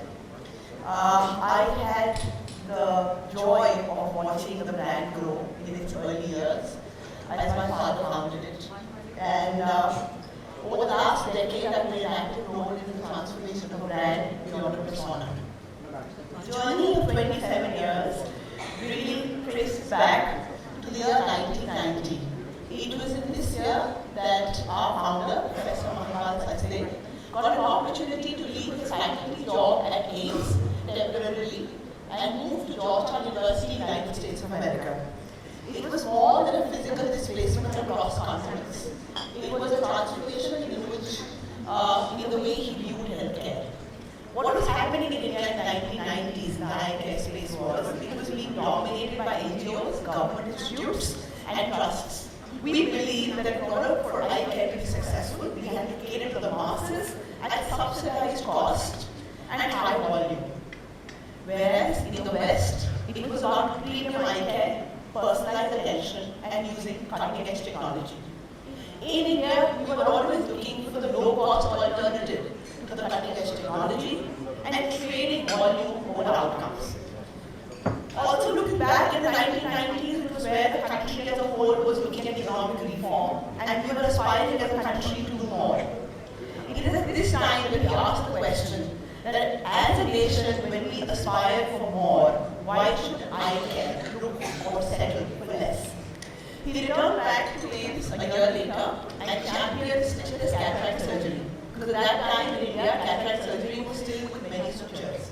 When he championed stitchless cataract surgery, it was labeled upmarket and experimental. Today, it is the standard of care for all regions of this country. He tried to break the shackles in the setup of AIIMS, but he found the bureaucracy and the hierarchy restrictive. So therefore, he set the canvas to provide personalized premium eye care, which was not subsidized, but it was affordable. It was to give the people of India the world-class eye care that the country deserved. So that really was the setting stone of Center for Sight. India should not settle for less. We should have world-class eye care and we should make it affordable. It is not about high volume, it is about value with volume. However, the brand was largely led by a founder, and when you have an active founder, his being around really is the embodiment of the brand. You look at him as the elements of the brand, he really symbolizes the My task as a second generation of the business was really to articulate the brand, to create the brand guidelines so that we can move beyond a persona, we can move beyond a location, and we can move beyond a lifetime. That journey has been exhausting and exhilarating. Because sometimes when you have to define yourself, it really leads to a lot of introspection. And it's something that you've lived, but it is how you tell the story that then lights on in many, many hearts, so that the story, the cause, the purpose lasts beyond a lifetime, beyond a team, beyond a location. So we spent the last few years really discovering the brand in terms of how to articulate it, how to communicate it, develop SOPs which are trained into the staff and really lead to replicable brand behavior. This really is what we stand for. A trusted team. Trust is something we value, and we don't think it's something we receive, it's something that we earn. Team, because really healthcare, despite all its elements, is delivered by the hands of the doctor. World class, because though we offer healthcare to Indians, we want to offer what is best in the world. And technology, because that is what makes it possible. Looking back to our logo, I mean, it may be a marketer's nightmare, truthfully, but if you look at the logo, the centerpiece of CNS is really what the Nobel laureate Bundestag made when he wanted to describe the eye as a perfect optical model. When an eye is functioning perfectly, the rays coming from any source really focus perfectly on the retina. Just like the rays coming from S are perfectly focused on the C. So it is really the heart and the mind of the doctor that comes into the logo, and many marketers have requested us to change it. But I guess what we see is what inspires us. The eye around is just to make it a generic eye, but what we see as ophthalmologists is the eye in the center, which is the outcome that we want to give to our patients. The logo says every eye deserves the best, because we want to make sure that we always inspire our doctors to deliver what is best in the world. As we were doing all these things in a relatively decentralized ways, we had our ethos right, but we were moving to a generation where communication was key. The patient was not looking only at the outcomes. The patient was observing what the brand was represented as in the building, in the chairs, in the music that was playing, in the communication that was going out in the digital space, in the newspaper. So we realized we have to look at centralizing the look, the feel, and the communication of the brand, right from the brand colors to the tonality. And this, over the last few years, has reaped good recall for us. And we have used this to expand to various states. Today, from being headquartered in Delhi, we are in 14 states. The why has changed. We are no longer in the mission to just provide the best of healthcare to metros. The best of healthcare is now available in metros. Our next mission is to evenly distribute it to the people across our country. We have moved to 14 states with the same world-class standards and the same patient-centric care and the ultimate closest to heart value that we cherish of medical excellence as doctors. The three edges that we pride ourselves with is the edge of talent. We have 3 Padma Shri doctors on our board. Dr. Lalit Verma is the president of the All India Ophthalmic Society. Dr. Santosh Manavar is the top-ranked researcher in eye in India. He is the only Indian ophthalmologist to be inducted into the Hall of Fame by the American Academy of Ophthalmology. Such expertise is what makes us proud. But what is even more endearing is that this array of luminaries is nurturing Gen Next to make sure that the talent pool continues to deliver the best. In order to deliver the best, the talent has to harness the latest technology available. We pride ourselves in introducing many technologies in the country. The first spine procedure to get rid of spectacles in the world was performed at one of our centers.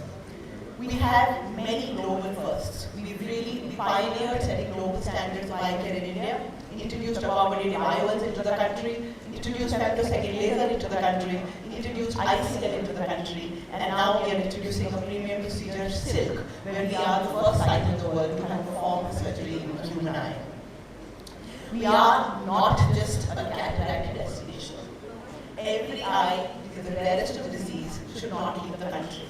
It is our mission to provide treatment for all diseases possible, from the rarest eye tumors to the simplest cataract surgery.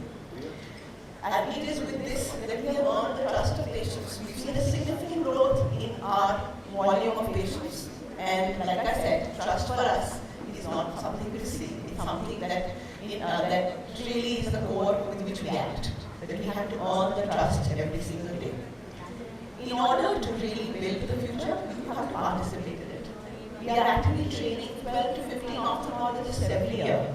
They don't always come back to us, but when they spread across the country, they're carrying them with the purpose that Center for Sight gives them. We also have destination for a low-cost wing. We also have a research wing. And we run the largest PG teaching program, wherein ophthalmologists who are being trained across all government institutes spend 10 days with us. It's like a refresher course, where they get to see what is the best in the world that is available in India. We do it absolutely at a pro bono basis, and this is what inspires the next generation of ophthalmologists to believe that India deserves the best in glass technology and not just subsidized care. My last few years, there have been some lessons that I've learned.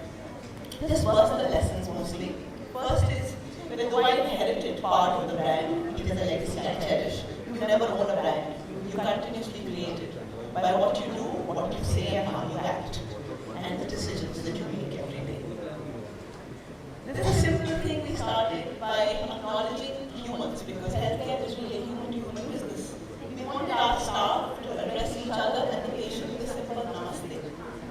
A namaste was an acknowledgement of respect for a fellow human, and really the humility and the respect that you would always do the best for them. We started the Namaste campaign, met with some resistance. People were still saying the good mornings, the good afternoons. Slowly, the Namaste picked up. It became viral. Emails started with Namaste. One of my center heads was getting married. I went to meet him on the wedding. He was sitting at the groom on the horse. He said, "Namaste, man." And I was like, this is what we wanted. But what happened was overhit us. We became less obsessed with the trainings and the Namastes. Things within the way. And in 2 years, the Namastes really started getting over.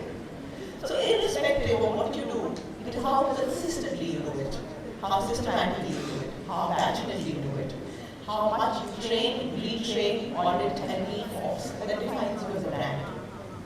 So it is the long-term behavior that really builds you as a brand. We wanted to move to the digital space because that's where everybody seems to be heading, and the agency came to us with an influencer budget of more than a few crores. We realized that in order for us to really behave consistently, we have to be true to who we are. Putting on an artificial act takes a lot of effort. So when they came to us with an influencer campaign, they said we will only take as influencer patients who are truly our patients. So from Vibhasha Basu to our leading refractive surgeon who actually got surgery on his own eyes, all the content that you see on our digital space is real. We wanted to make sure that when somebody accidentally also bumps into these people and asks them about Center for Sight, they carry it as an impression in their eyes and in their heart. As we short of time, this is one of my favorite lines. This is the era of health techs and overnight unicorns. And sometimes those of us who are building businesses to last, it is disheartened about the years we put in and the valuations that seem to be rising all around. It is at this time that we must remind ourselves that sometimes the journeys that we are in are not sprints, they are marathons. And ultimately, the rainbow at the end of the race will make it all worthwhile. Healthcare truly is a marathon. It's not about shortcuts. It's about persisting with your values and doing what's good for the society at large. As a doctor, I often get asked, really, marketing in medicine? This is unethical. A short conversation I had with Harsha Bhogale really comes to my mind whenever I hear this. Somebody in the audience asked him, you critique and you comment on Sachin Tendulkar. You don't even know how to hold a cricket bat. He said, "Jantan mein mor nacha kisne dekha?" Who made the peacock beautiful? Was it the speaker or the person who described it? He said, Sachin Tendulkar did not make Harsha Bhogle. Harsha Bhogle made him the master blaster. So that really is the power of communication. And as doctors, sometimes we focus on our craft, but not on our communication. I am very unapologetic about the fact that marketing the right way, with the right information, is actually a service that you do for your organization and society at large. You should never be apologetic about it. So I am a proud marketer, and that is the way we build our brand. But I always would want to say to all doctors, at least, not and the healthcare ecosystem, that marketing can never be a savior or the creator. It is just the amplifier. Why we need this amplifier, particularly in an organization like ours, is because we want to make healthcare and eye care affordable. The only way to make things affordable is to give it to the masses. That is how you subsidize the cost, by distributing across a high volume. And it is our marketing endeavors that position us to really inspire others and our patients to take our services.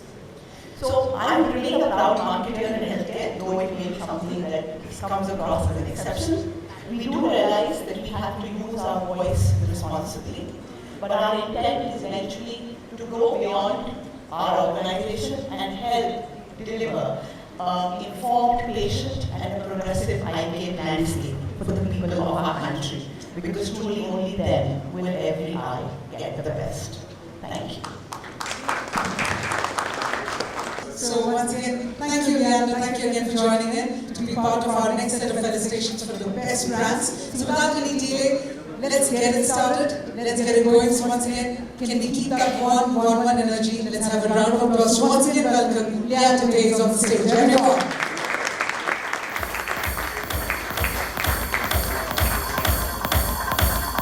And delighted to have you again. Thank you so much.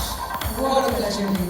Now, before we get started with the felicitations, I just wanted to ask you something. Just maybe one last question is, what is your message for the brands or people in general? You had an exceptional career, experiences that you've garnered, your travels or for that matter, your stories. What is that one message you want to give to people in general, or in terms of when they're thinking about building a brand?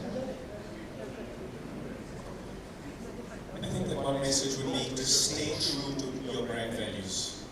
At the end of the day, the consumer is going to evaluate you on how true you stay to the values that you first marketed yourselves at.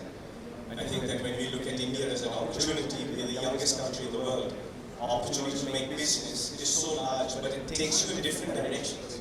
So for me as an athletic brand, it's not just about building Olympic champions, it's not just about building sports infrastructure, but it's about investing in the society's wellness. If you look at Olympic champions, it will be 0.001 of the world's population. But if you look at wellness, India is number one in the world in diabetes. India is number one in the world in obesity. India is number one in the world in mental health issues, depression, stress. For me, these are things I take seriously. So my brand is out there, yes, talking about Olympic sports science centers, but actually it's about daily quality of life. So stay true to your brand. Modern medicine has elongated the lifespan of the individual. But lifestyle gives you a better quality of life. So for me, sleep, food, happiness, what you were just doing was literally using a vehicle to bring happiness to people.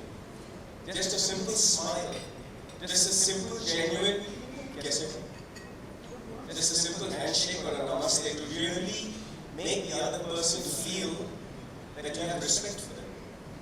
I think when we look at smart gadgets today, the Gen Zs and the millennials, as we call them, they don't have, or they're losing the art of communication. So for us, it's about teaching them the quality of communication. Just a simple smile, a simple handshake, a simple namaste, and generally asking someone, how are you doing? Stay true to your brand values. That's all what it's happening. So much, actually. I'm going back feeling more inspired listening to your words as well. Thank you, Leander. With that, we'll have you take the center stage and we'll bring the brands on board to take the center stage with our next round of felicitations of Economic Times Best Brands 2022. On that note, first up, let's hear it for Biocon Limited. Ladies and gentlemen.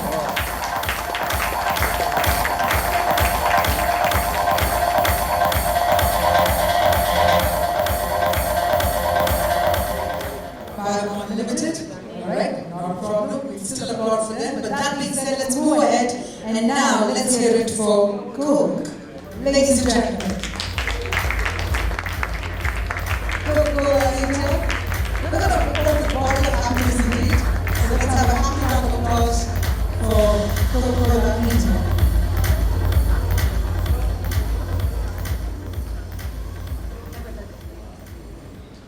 I can see the smiles galore. Congratulations. And with that, let's now have a refreshing round of applause. The next best brand, DBS Bank. Ladies and gentlemen.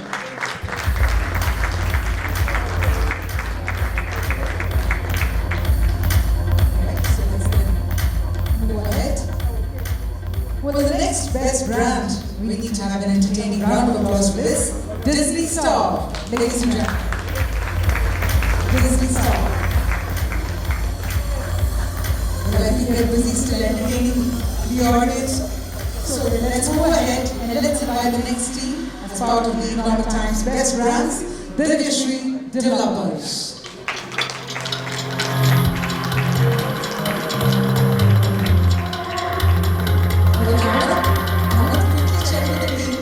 By any chance, have everybody headed out for tea, coffee? No, right? Everyone's here, right? Okay, let's then move ahead. Ladies and gentlemen, the next best brand, let's hear it for DLF Retail. I believe we have Nicola also who was part of the panel discussion. I hope the team is around here, DLF Retail. Okay, then on that tall note, let's move ahead. D-Life Home Materials. Alright. Okay.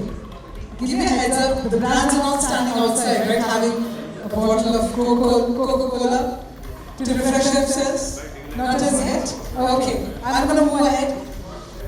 Yeah? Yes. Exactly. Alright, so here's what I'm going to do. Let me go on and announce the names. We have brands seated here. Let's invite them. With that, let me move ahead and let's hear it for Dream Folks Services Limited. Dream Folks. Okay, that is a round of applause for breaking the ground of Dream Folks Services Limited.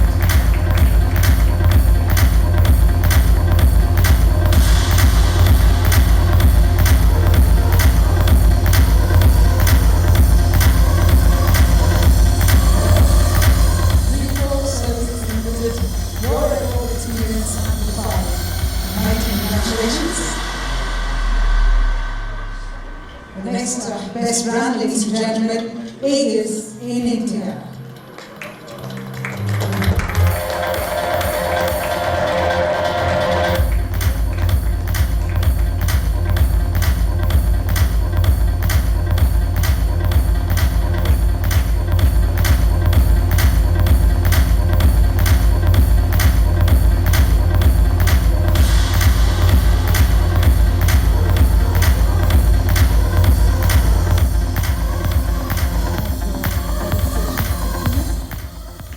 As the felicitations continue, let's invite the next best brand, ladies and gentlemen, ESR.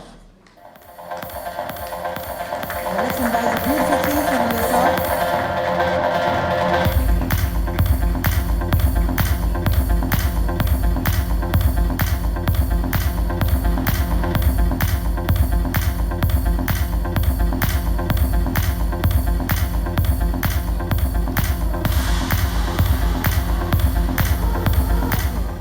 We're going to spice up that round of applause. Ladies and gentlemen, let's hear it for Everest Spices.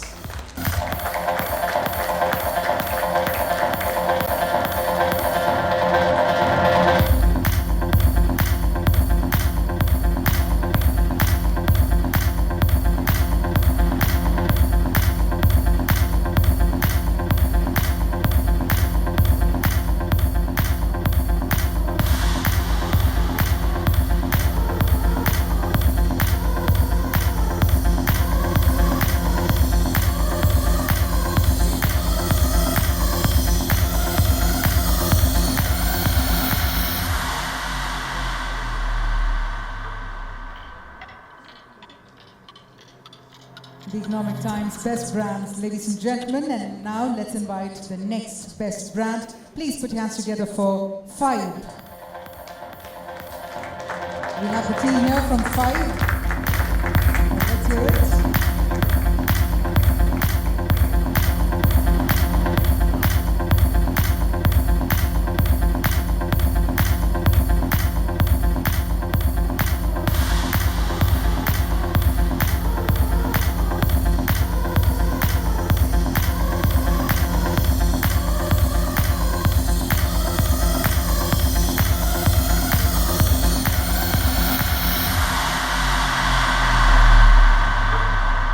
Well, if you're all also enjoying the beats of the music, then let's accelerate that applause and let's hear it for Firefox Bikes. Ladies and gentlemen, the next best brand, Firefox Bikes.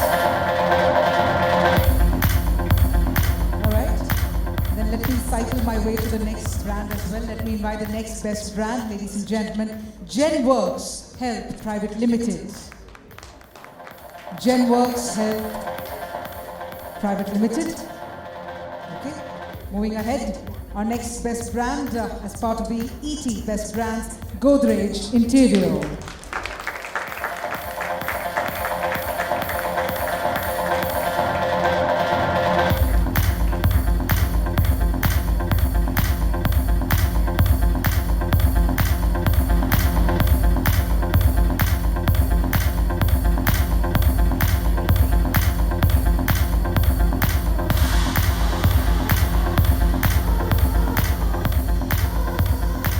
Ladies and gentlemen, the next best brand for the evening, Great HR. Do we have the team here from Great HR? All right, moving ahead, the next best brand, Gujarat Cooperative Milk Marketing Federation Limited, Amul. I know you've all been consumers and fans of Amul in some way or the other. Let's have a happy round of applause, everyone.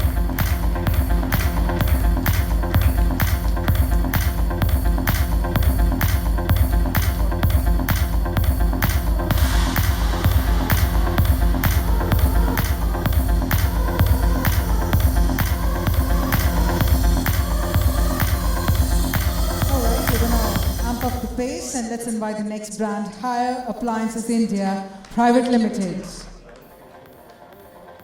Okay, then let's move ahead and let's hear it for HDFC Mutual Fund. Do we have the team here, HDFC Mutual Fund? Yes, we do. We have the. Can we have a round of applause, ladies and gentlemen?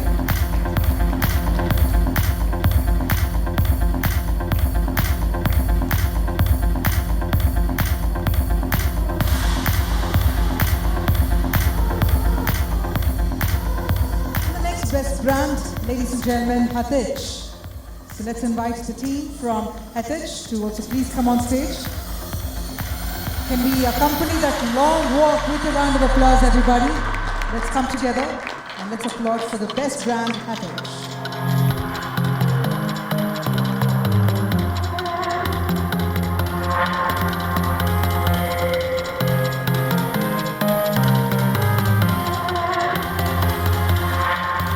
I realize that some of the best brands that we announced might not be seated here, but that wouldn't stop us from sort of celebrating them.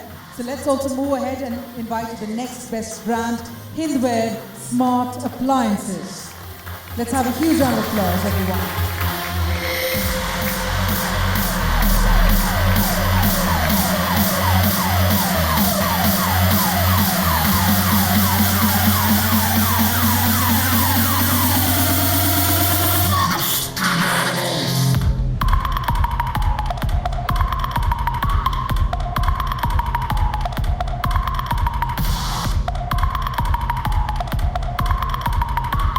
Moving ahead, we now invite Hindware, my apologies, we now invite Indegene as the Economic Times Best Brands.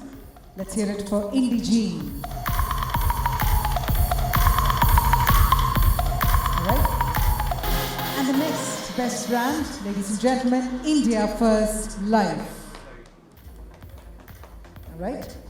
As the congratulations continue, let's also invite Indian Oil, the team from Indian Oil. Can we have a round of applause for the very dynamic representation from Indian Oil, ladies and gentlemen.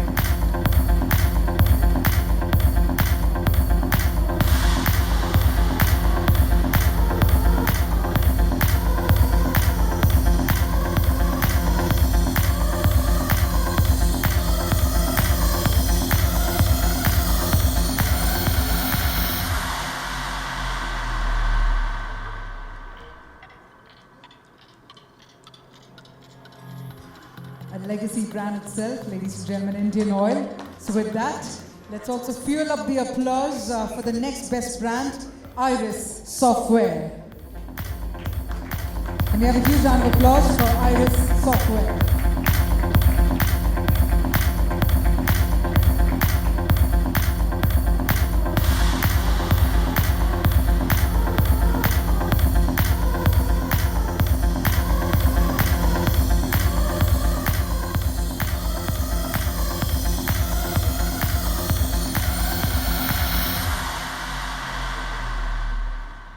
Ladies and gentlemen, the next best brand, Mintra Designs Private Limited.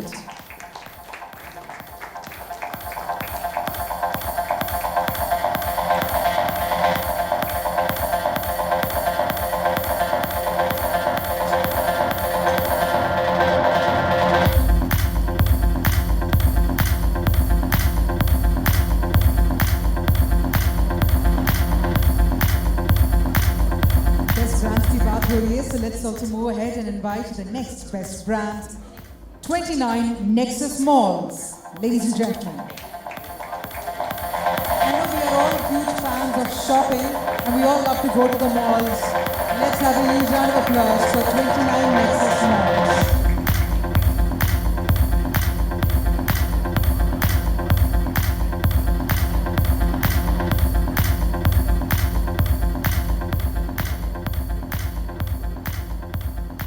29 Nexus Malls indeed.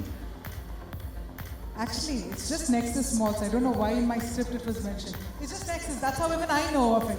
Yes, ladies and gentlemen, Nexus Malls. I'm sure they have many more than 29. So yeah, Nexus Malls. Okay. All right, moving ahead. The next best brand, ladies and gentlemen, OnePlus.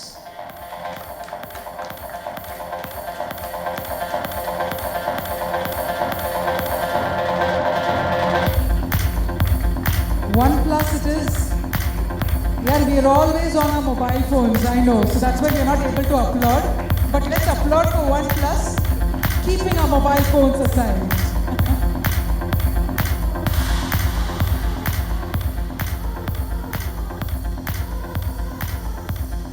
Well, the next best brand that I'm about to invite on stage actually hits the nostalgia curve big time. Ladies and gentlemen, Ruh Afza. The drink of India. Ruh Afza it is, ladies and gentlemen. Come on, everyone.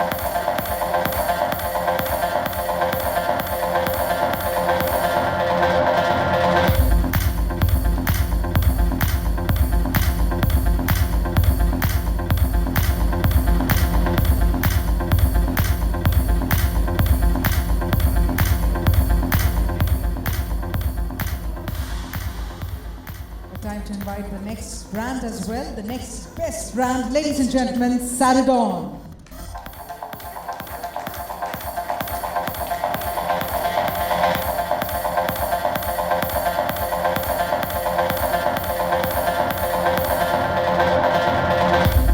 Alright, we also have with us Ritu Mittal from Bio and Saradon indeed.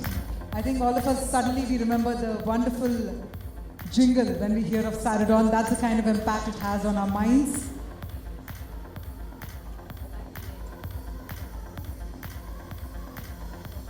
And time to invite the next best brand. Let's hear it for Omax. Omax Limited, ladies and gentlemen. I'm going to invite the team on stage from Omax Limited. All right, so with that, we also have the next best brand. I believe I made an announcement, but the team wasn't here. Can we hear it once again for Great HR? That's right. Can we have a round of applause, everyone? Let's hear it for great HR.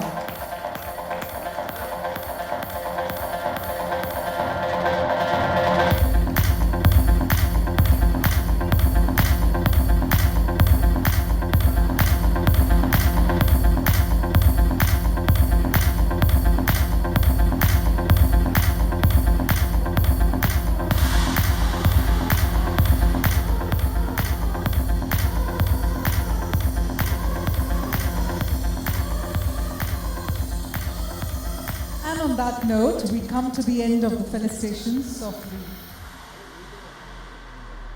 Okay, but as they say, it's not over until it's over. Just when I thought that we were coming to the end, I've been told that one more team has arrived. We had taken their name earlier, but now the team is here. So can we please have a round of applause one more time, and let's hear it for Omax Limited. Well, they're here, so let's also welcome them and congratulate them with a round of applause, ladies and gentlemen.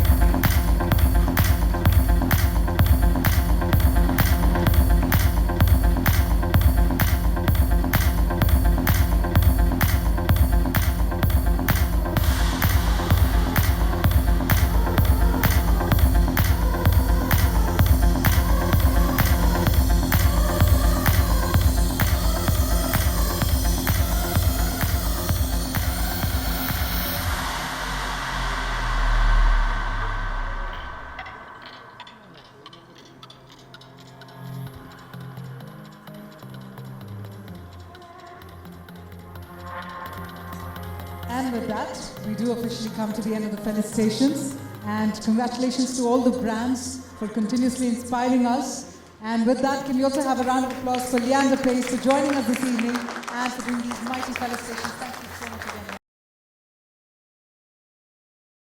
Started with a very interesting address, a very interesting presentation on back to class. And this is where we have with us none other than Professor Arvind Sahai. And Professor Sahai will actually be telling us as to how brands affect the brain.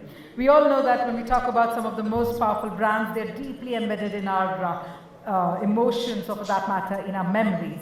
So in this session, we have a noted author and also Professor Arvind, who's from IIM Ahmedabad, also the author of the book, which is Brands and the Brain, How to Use Neuroscience to Create Impactful Brands. And he's going to talk about the link between human brain and the brand management principles, as well as the activities. Now, this session will actually throw light on how modern brands are created by leveraging brain functioning. I'm mighty excited about this session as well. So ladies and gentlemen, could you please also put your hands together to welcome on stage Professor Arvind Sahai. He's also the chairperson, India Goal Policy Center at IMA, also the chairperson, NSE Center for Behavioral Science and Economics, Finance and Marketing. So if I could please invite on stage Professor Arvind Sahai. And can we please have a huge round of applause one more time, ladies and gentlemen.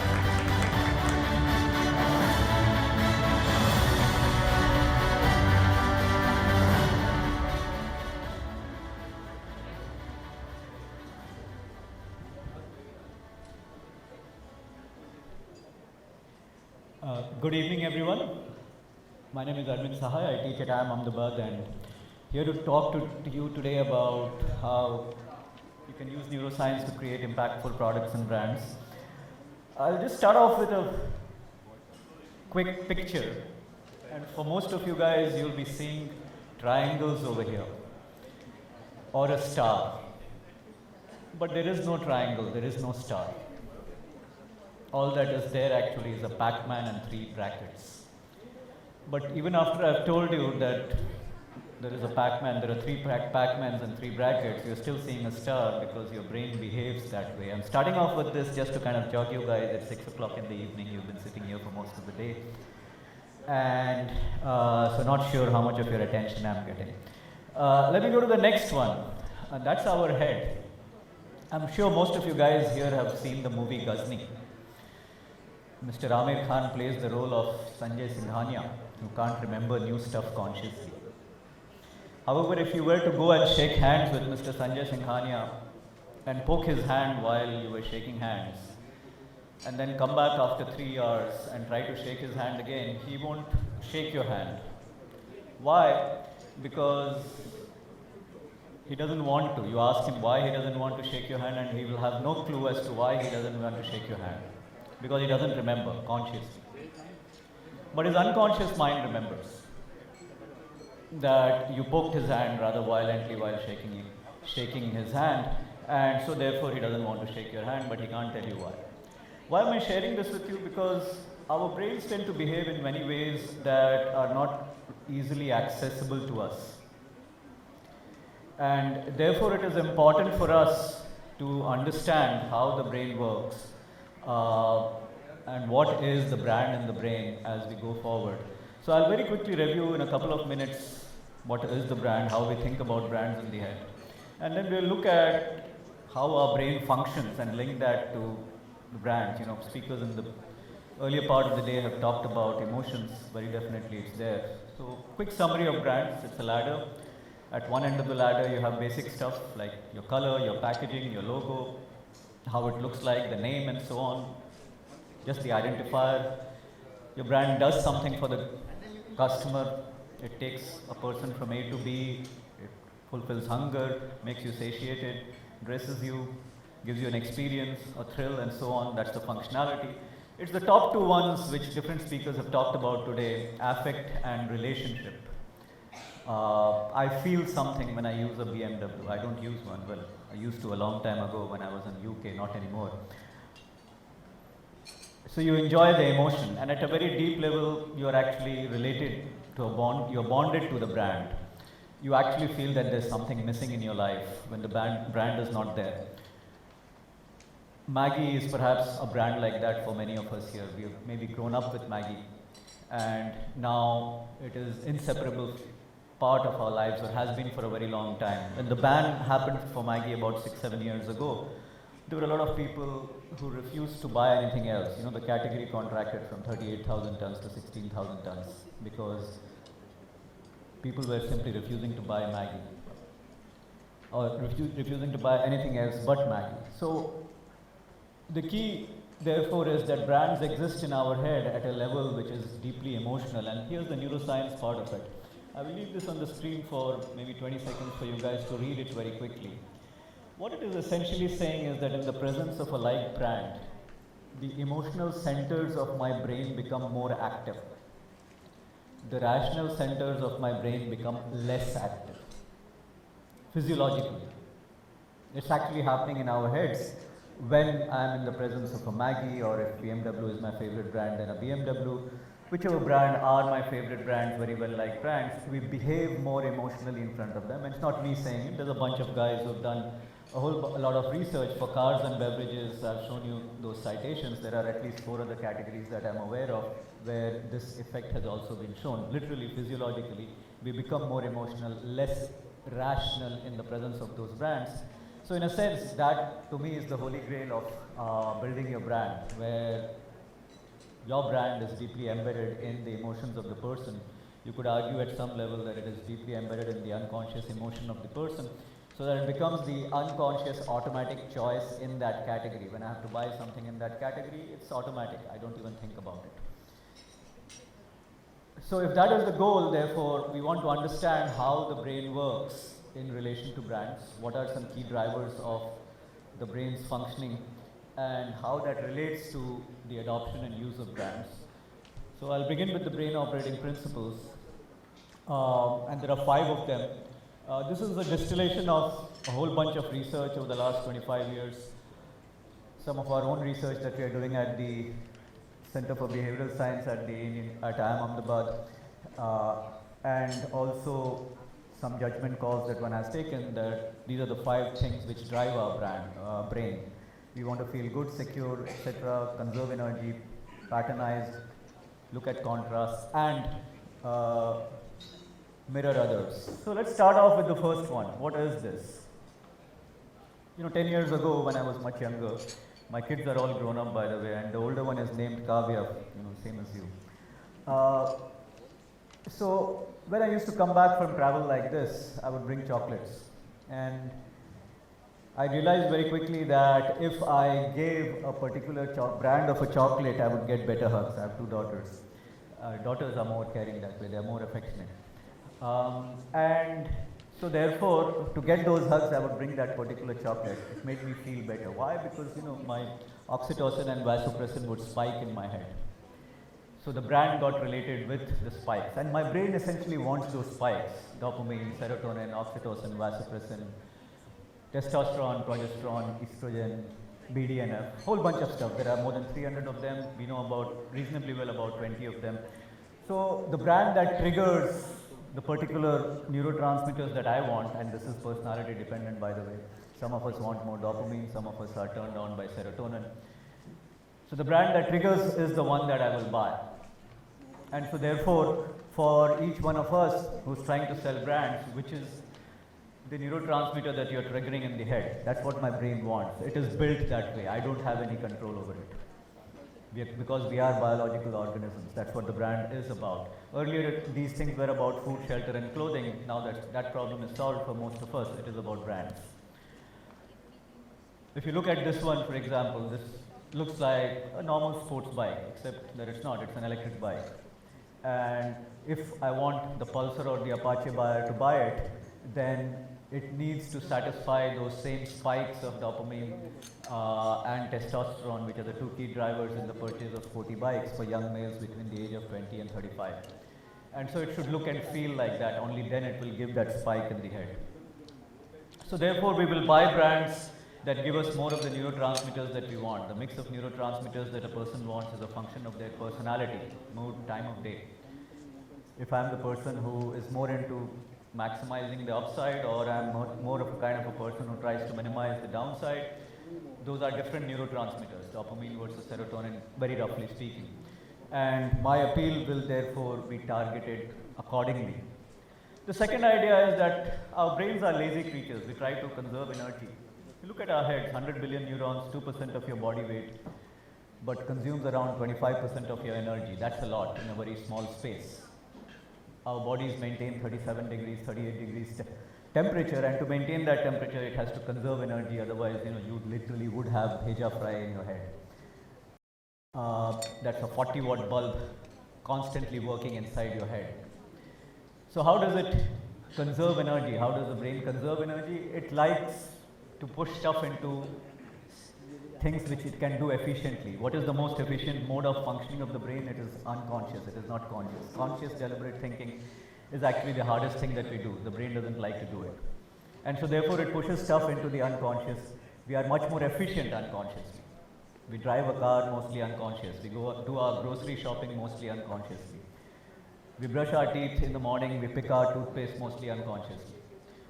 And so therefore, because the brain is designed to be efficient, to conserve energy, it tries to do that as a matter of course, and by definition therefore we'll choose brands that ceteris paribus lower energy consumption. The harder you make me work, the less likely I'm going to buy you. This of course puts a problem for the challenger brands and for the newer brands, because I don't have an option but to make you think, make you think hard, make you work over here.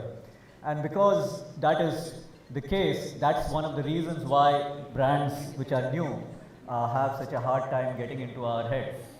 I don't want to work that hard, I'm comfortable with the brand that's already out there. So the question then becomes, how do I persuade the brain of my target customer to work harder when it is naturally not inclined to go in that direction? The third key idea over here, so far as our brains working is concerned, is that we are pattern makers. Our brains are pattern makers. I deliberately use the word makers. We see patterns even when they are not there, because that's the way we are wired. The reason you were seeing triangles and the reason that you are still seeing triangles, even though you know that there are no triangles, there are only 3 Pac-Mans and 3 brackets, is that your brain is wired to see the pattern that it is familiar with. When you see a pattern that you're familiar with, when you can categorize a person, a brand, automatically you feel secure. Your serotonin levels go up, which is principle number 1. You don't have to spend energy to try and figure out what this is, which is principle number 2. And so therefore, when a brand fits into a pattern, then you are much more likely to get into the customer's wallet. The more the brand fits into the pattern, the better it is likely to be in the eyes of the customer. And so if you're an electric two-wheeler manufacturer and you want your customer to buy your bike when they would otherwise have bought Pulsars and Apaches, you need to fit into the mode of a Pulsar or an Apache, which is it should look sporty, it should have a gear, it should have the throttle and so on. An electric motorcycle doesn't need a gear. This one has a gear. Precisely because research has shown that people who buy Pulsars and Apaches like that feeling of changing the gears and having the throttle. Yes, it is unconscious, but it's there. And so you've designed a gear into an electric motorcycle. There is a cost, but there is a plus also. When you design a gear, then you optimize the draw of power from the battery, and so therefore you increase the range of the motorcycle. So you have an additional point of sale for the potential buyer of this motorcycle. So if the motorcycle has to be sold, it has to fit into the pattern, but it also has to be different in some ways, right? It is already different in one key way, which is a negative, which is it is an electric motorcycle. I have anxieties about the range, I have anxieties about the reliability, about servicing and so on. So what is the positive difference that I can make, which is item number 4. While we want patterns, we will choose stuff that gives us patterns. We also want something that's different, that stands out. It makes me feel better because it's different. My dopamine levels go up, which is what I want in my head. And therefore, this is the conundrum for all brands that are out there that want to get customers to buy them, is that how do I remain same and different at the same time, right? When I'm different, I attract attention. So here, typical shampoo advertisements, the ones on the top, are what you actually see most of the time, 99% of the time, and you stop paying attention to them because it's the same nice flowing silky hair all the time. But the one at the bottom will naturally draw your attention. Why? Because it's different. It gives you a spike of dopamine. You may like it, you may dislike it, but you will pay attention, and that's the first part about getting into the memory of the customer, right? How do you make the dopamine spike get into the head? And that's why you need to be different. So for this bike, what are some of the contrasts? You have a couple of them. We said that there is a gear, then there is also, it's a liquid cooled engine, right? Most two-wheelers, electric two-wheelers in this country are designed on the premise that you don't have that high temperatures. In summers, in the shade, it can be 50 degrees outside, it can be 60 degrees. Delhi, Ahmedabad, Churu, Rajasthan and so on. But if you have got a CKD kit from China or Northwest Europe, you cannot function at more than 50 degrees or 45 degrees because those batteries and BMSs, battery management systems, and the powertrains are not designed like that. So this bike has a liquid cooled battery BMS battery management system and a powertrain. And so therefore it can work up to 55, 60 degrees without a problem. It's designed in India for Indian conditions. And that is the difference that hopefully will take it over the hump. So therefore, the challenge for brands essentially is how do you provide both at the same time. You need to fit into the pattern and you want to be different at the same time. How much to fit into the pattern and how much you need to be different is the key decision point for many brands that need to be able to challenge a market leader. It is a key decision point for a market leader, how to keep being different, because you're already a leader, you have that set expectation. How do you keep being different all the time? You know, Amul is a good example. They come up with this difference based on that little girl and contemporary events. And the last one, of course, so far as how the brain works, is mirroring, patterning. I don't know how many of you guys watch the football matches. For those of you guys who are football fans over here, if you watch the match, at least the finals, it was at a decent time, 8:30 in the evenings. The others were at 12:30 at night. For those football fans who are really into the game, sometimes when a Messi scores a goal or a Mbappe scores a goal, your leg also kicks and reflects. Why? Because you are using the same neurons that the fellow out there in the TV, 5,000 miles, well in this case 1,500 kilometers away is doing. Right? You're using the same neurons. This little fella that you see on the screen, about 7, 8 months old, is a guy who is watching, guess who? Anybody? Gangnam Style, yes, very good. The rapper Psy, right? Is watching him and imitating. We are born to imitate. It's wired in our neurons. This is how influencer marketing works, by the way. One of the previous speakers talked about 850 micro-influencers, right? Not use one large brand endorser. Too expensive, doesn't get to the target customer. So this particular brand will also go for a whole bunch of micro-influencers. So therefore, we choose brands that get amplified through either directly or indirectly through others. So those are the 5 key operating principles that define how our brain works, and so they define how we choose brands. The operationalization of this can happen in product design, the examples that I talk about, they can happen in branding, some of which I refer to, and we are doing a couple of projects in the area of HR also, where people are doing employer branding initiatives within the company based on how the brains of their employees work. You know, given these days young people keep shifting companies, so how do you hang on to them? So, if that's how our brain works, how do we make decisions in the head? And going back to some of the earlier stuff that I had covered, our decision making is a combination of these four, right? So if we come back to the question of these young males 20 to 35 who are buying motorcycles in the Pulsar Apache class, some of their decision making is conscious, rational. Some of their decision making is unconscious, emotional. The question is, what is the distribution? Somebody will tell you, boss, my decision is 100% rational. There is no emotion in this decision. Such people are dangerous people because they don't even understand that their behavior cannot be not emotional. Our brains are not wired physically to make decisions without emotion, you know. We are still a little bit colonized as a country. This chap in France, what was his name? Cogito ergo sum, René Descartes, you know, I think therefore I am. The reality is that's not true.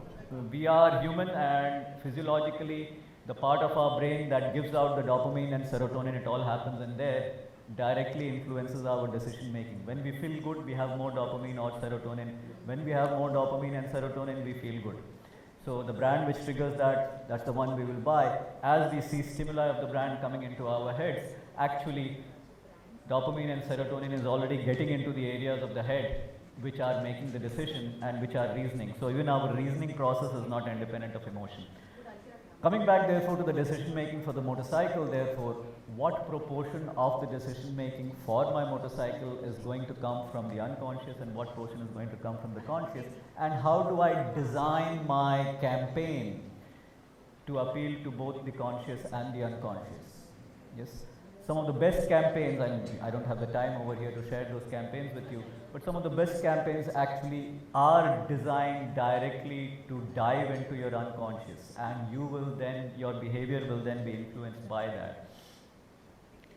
So moving on to the last part, which is about memories. So we talked about how the brain operates, how it makes decisions, conscious, unconscious, reason and emotion. And the third part is that influences our choice of brands is memories, because that's how we choose. We feel something, memories kick in, and then we make mental shortcuts and we make selections, and then we rationalize afterwards. So what are memories? Memories are of many different types. I will just look at one, so you can ignore this, that's way too complicated. But if I look at one unconscious memory, right, some of you might remember the Cadbury's Kuch Meetha Ho Jaye campaign. What is the Cadbury's Kuch Meetha Ho Jaye campaign? What is it trying to do? It's actually trying to alter your procedural memory. What do most of us grow up with? Procedural memory is a kind of an unconscious memory. What do most of us grow up with? We grow up with the idea that on an auspicious occasion, or when you are starting something auspicious, or on a birthday, happy occasion, we have sweets. Those sweets are normally Indian sweets. It might be Kaju Ka Barfi, it might be Rasagulla, it might be Mysore Pak, whatever. Cadbury's, through its campaign, is trying to say that why don't you use Cadbury's chocolate on those occasions? And the way it is set up, boy meets girl at a bus stop or having dinner, family having dinner, and the small kid wanting Cadbury's and so on. It appeals to us, and so therefore many of us will replace the normal sweet with Cadbury. So our unconscious memory has been modified with the brand, right? So how does all of this work in practice? We have some tools that we use to get these things done. So the two most popular tools commercially, one is EEG, electroencephalograph, that we have at our lab at IIM Ahmedabad. The more expensive is fMRI, which we are trying to get hopefully soon. And these essentially allow us to look inside the head as decisions are being made. The EEG is actually capable of being used in the lab as well as in the field. You wear a cap And in the lab, you can see the stimuli. And based on the stimuli, I can image the amplitude, frequency, and voltage of the brain waves. Your brain is an electrochemical factory. There's electricity flowing. And depending on the amplitude, frequency, and the voltage of the waves which are happening and from where they are coming, neuroscience over the last 25 years has now allowed us to get a sense of what is driving the choice. If you make a choice, I can look inside your head and say, this is the likely reason that's driving the choice. So I no longer have to depend on self-reports. Please remember that self-reports are filtered through our cognition, through our conscious reasoning process. A lot of our behavior is not necessarily conscious reasoning, it is unconscious. And sometimes we may say we will do something, but we don't actually do that, which is one of the reasons why some of our market research doesn't actually add up, right? So that's EEG, one of them. Not very expensive. We have that at our lab. We are doing projects for companies now. Most of it is for research, but some others also which we are doing. The other one, which is more expensive, so by the way, somebody used it to predict the sales of tickets also. This is what it is being used for: advertising testing, retail format testing, reactions to price changes, and so on. The other one, the gold standard these days, is functional magnetic resonance image, MRI, typical medical equipment, but modified for market research, which allows you again to see what's happening inside the head. And here I can actually say that your choice is happening because you are perceiving an anticipated gain, or you are perceiving a lowered risk, or you are liking this at this level more than the competition, and so on. So I'm already a bit over time, and I can see that Kavya is standing up to kind of remind me. So this is now happening at a level where we are beginning to get some good traction, at least from the research side. fMRI is not yet very popular commercially. EEG is becoming reasonably popular, and because fMRI is more expensive. But I just want to leave you with a sense of the potential that it offers. I have a colleague who works in INSEAD in France. She's just finished a piece of work where she took data of 1 million customers who had bought 1200 SKUs from stores over a period of 1 year. And she used that data, large data set, 1 million customers, 1200 SKUs, purchases over 1 year. She used that that data set to come up with a prediction model of what the purchases would be later.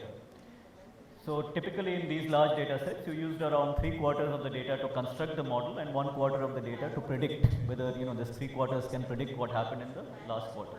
So that was the prediction model that she constructed. 1 million customers, 1 year, 1200 SKUs. Then she randomly sampled 50 people, 1 million people, 50 people. And she did fMRI tests for those same 1200 brands with these 50 people. The prediction model coming out of the fMRI data gave predictions which were 28% better than this large data set. So still early days yet, but that is the potential that this approach offers. And we are at the beginning of a journey. Let's see where we go. fMRI is used for advertising testing, retail format testing, mapping decision making, motivators of decision. Very useful to understand how the customer is making their decision. Right now, we're kind of flying blind because we don't really understand. The conscious, unconscious part, I can say to you with some level of confidence that this is happening. Still not there completely, but we are getting there. And to me, in a sense, I would say, if what were the future of marketing, neuro-based customer insights and its use for product design, for branding, for marketing interventions, to me is the future of marketing. Who are the companies in India who are using it? There are a few companies that are using it in India, some multinationals obviously, but also 3 or 4 homegrown Indian companies which have started using some of the insights. And we are very happy to be a part of that journey. So thank you very much, and hope you liked what we had on the menu today. So that's my book in case you are interested. Thank you. Thank you very much. Let's quickly now move ahead to our keynote address, all about fast-tracking the company's global thrust. We have with us someone who's the Global Chief Executive Officer of Switch Mobility Limited, who comes with a rich experience of 25 years in mobility. In fact, he's been instrumental in setting up Switch Mobility in India, the electric vehicle subsidiary of Ashok Leyland, and also in launching India's first electric double-decker, the Switch EIV22. Please put your hands together to welcome on stage Mr. Mahesh Babu, Global CEO, Switch Mobility. Can we have an electrifying round of applause, everyone? Come on. Let's bring that energy back in air.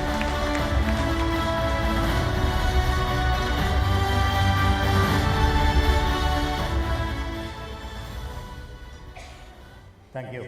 Good evening, everyone. I always tell my team not to have my speech after a professor and before a gala dinner. It looks like perfectly they matched it. Okay, thank you, Professor. It was very interesting for me to hear a lot of good things. I'm not going to talk something about brand, but I will kind of touch about it. I had an opportunity to work on Indian EV industry probably for longest, I would say, about 8-9 years, and about close to 30 years in auto industry. So I'm going to just reflect about how auto industry has been in 90s, 2000, and where we are today, and what's the global opportunity we have on some of the things which we are doing in mobility here. So I'm going to not take much time. So Professor, I will save some time which you have overshot so that I'll be quick enough. So I'm going to kind of reflect what happened in auto industry in the past. What is making a move, enablers for sustainable mobility, and role of Switch, what some of them which we are doing, which many of the industries are doing. I'm just saying because I'm representing Switch, and then I'm going to talk about what's happening there. Let's look at the past, because many of you would have owned cars, and then you would have had all this in your 90s. Actually, when Indian auto industry opened up in 90s, we had a lot of challenges. Actually, we were having higher tax, there were no emission standards, we were using some basic technologies. You still remember your Bajaj scooters and your Ambassadors and Fiat cars, buses from Ashok Leyland, of course, and Tatas.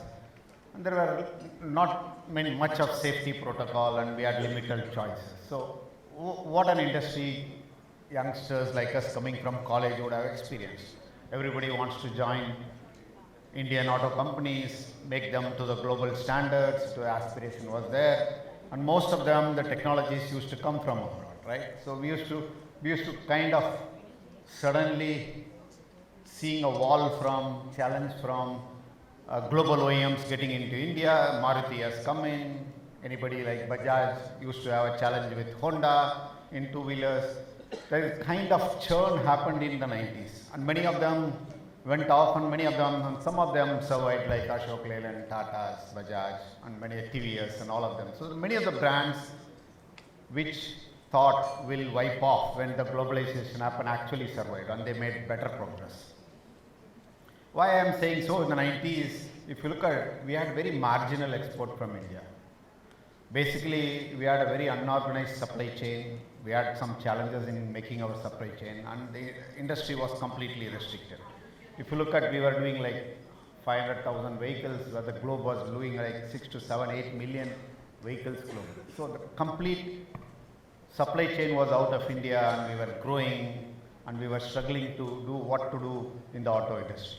And at that stage, many of them said, most of the Indian OEMs will get wiped off. It's a matter of time.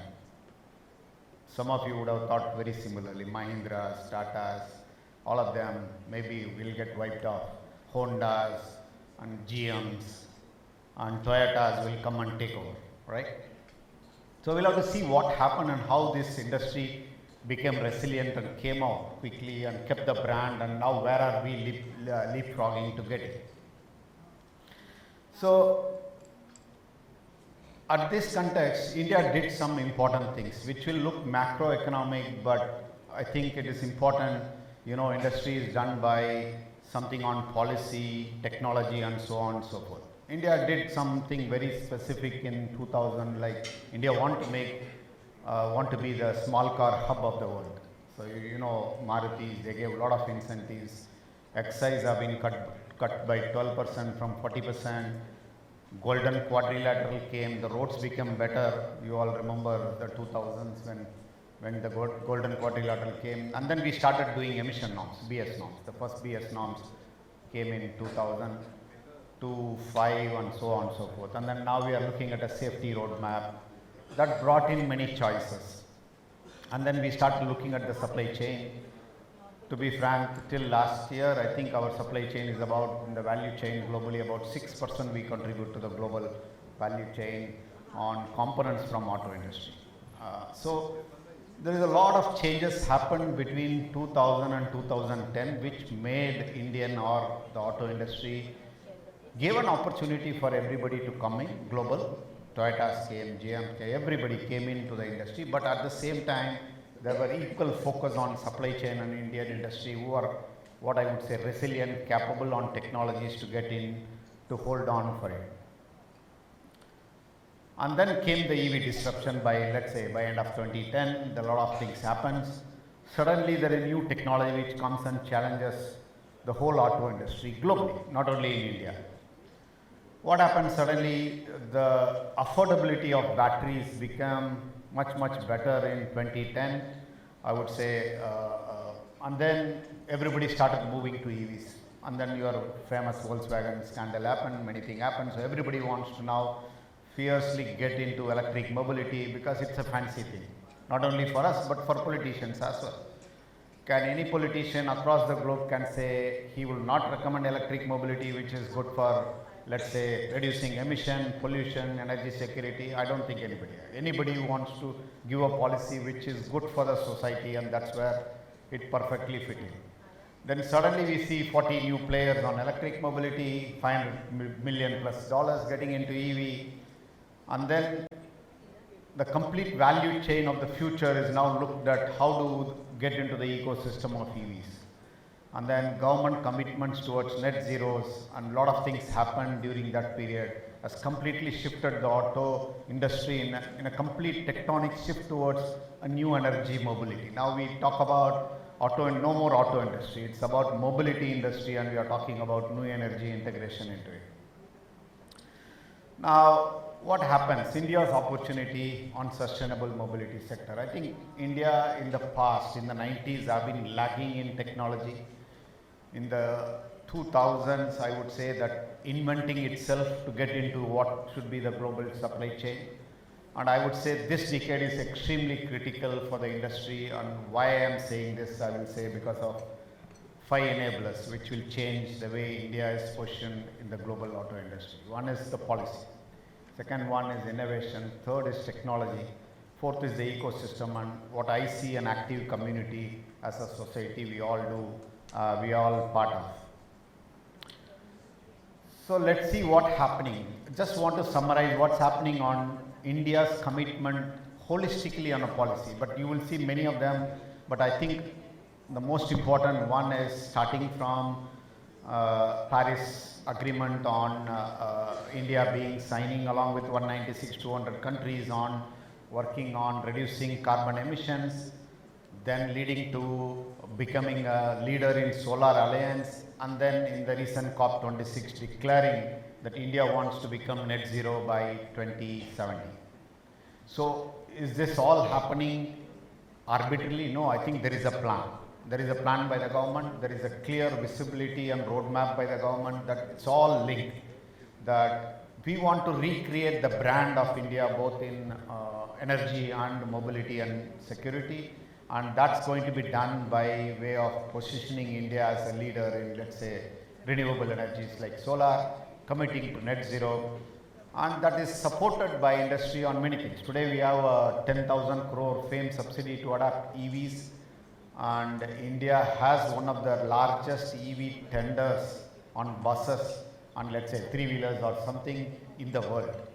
So we are doing a lot of things, government is doing on policy a lot of things related to clean energy mobility and particularly on EV mobility.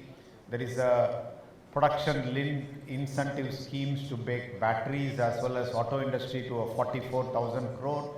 And you know that we are leading the Solar Alliance, and there is a tremendous investment getting into it. So the policy framework of Indian government has changed from adapting what I would say regulations from Europe and other countries to leading on some of the technologies of the future.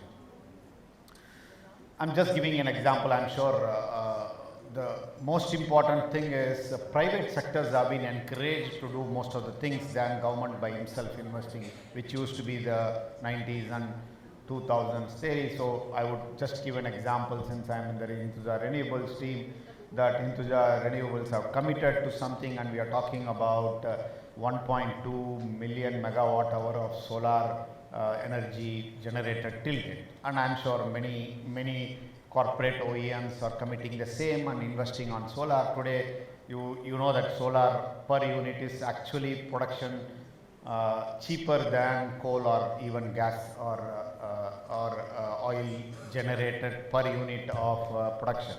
So you will get a solar energy lower than the cost of fossil fuel vehicle, which was never imagined at least a decade ago. Nobody even thought it's going to happen. Same thing is happening in mobility industry. So since Professor talked about brands, whenever you talk about brands, you will be nice to talk about two-wheelers, personal vehicles, cars, Mercedes, Maseratis and many more. But unfortunately, I come from commercial vehicle industry, which none of us want to talk about, which is buses, public transport buses. I will tell you, it's the most important, difficult role of a CEO to build a brand of a commercial vehicle bus business, because it's the most mundane or not like so by many of them.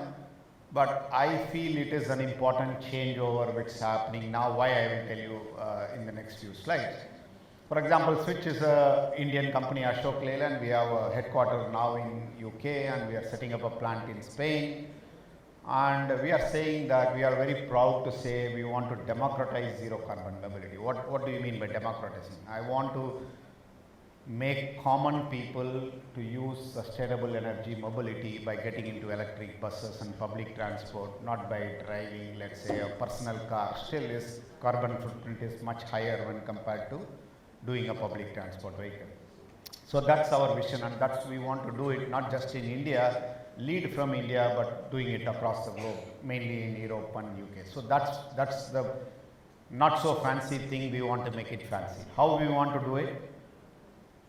We'll talk about it, but that's about how we want to position it. And the second part is on innovation. I talked about technology and innovation. There are a lot of trends which are happening in auto industry, which is leading to innovation happening in both products as well as in ecosystem. There are about 200 plus electric two-wheeler startups right now in India. There are about, again, 200 plus many more battery manufacturing or battery pack manufacturing startups picking up in India. In the bus, you will know mainly Tata, Ashok Leyland used to be the main. Today, I can tell you 6 to 7 new startups are getting into bus or public transport going. So the whole ecosystem of startup you think is happening only in the IT industry is coming in every industry. And auto industry used to be a big investment industry where it is completely protected on investment, dealer network is being challenged today, which is good. I would say the traditional players like us and Ashok Leyland is being challenged, that startup comes and tells us why you take so much time. So we learn from them and they learn from us what we are doing.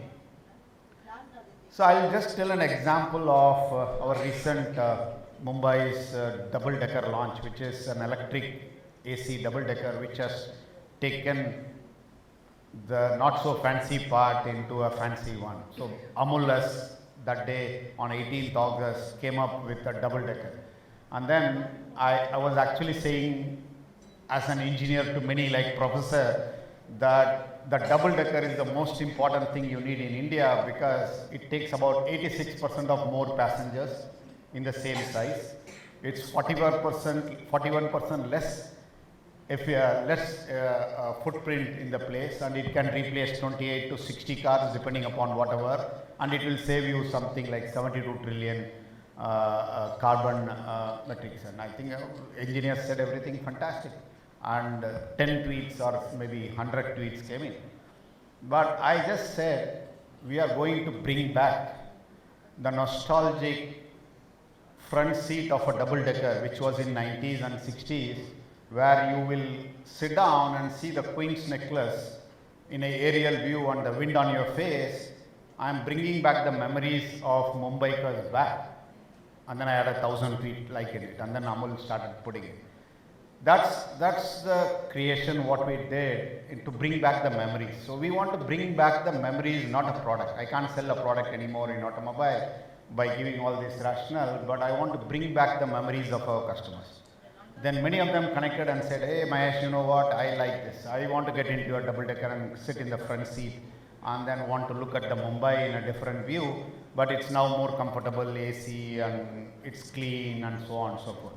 So we have created something, and in fact on the August day we launched, I think car company has launched a new product, and our coverage was much higher than the car coverage. So that day all the brand team gave a big applause for us, because it's very difficult to build a brand of public mobility and when you compare with a car, and that's what it changed, because it's nostalgic, because it's very specific to Mumbai and it's very specific to India, because many of the earlier generation enjoyed the double decker in Mumbai, and that's what we have created.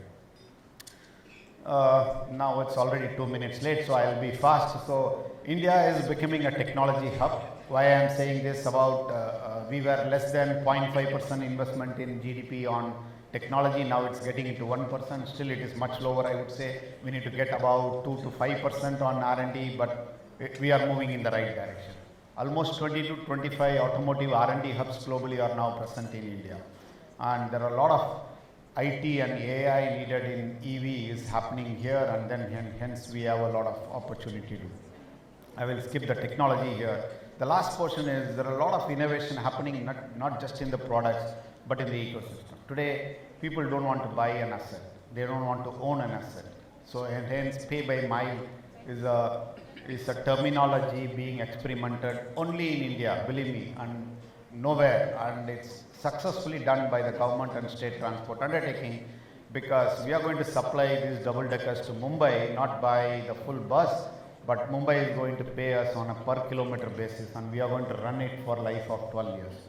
Because it's a win-win for them, because most of the STUs are, what I would say, not so good in finance, and they can't invest such a huge new technologies, and now they are bringing private partnership to get into it, and there is a lot of innovation going on. I think this is a very good experiment India can try around, and we are doing a very similar exercise through our sister company called OHM.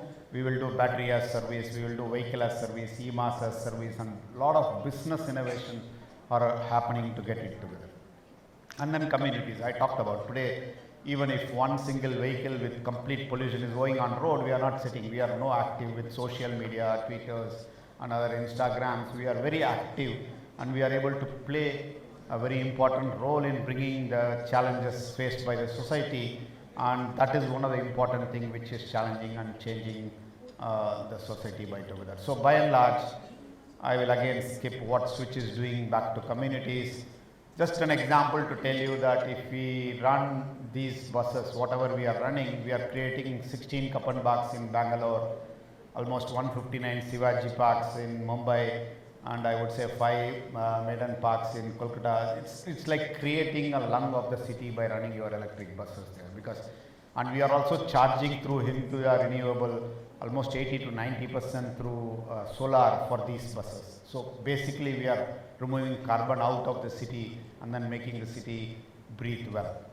So to conclude, I would say that India has the right ingredient ecosystem of technology, startup, and the ecosystem of a new innovation model of EVs, which will enable it to become the largest player. Right now the prediction is by 2030 we will be the 3rd largest EV automobile industry in the globe after China and US.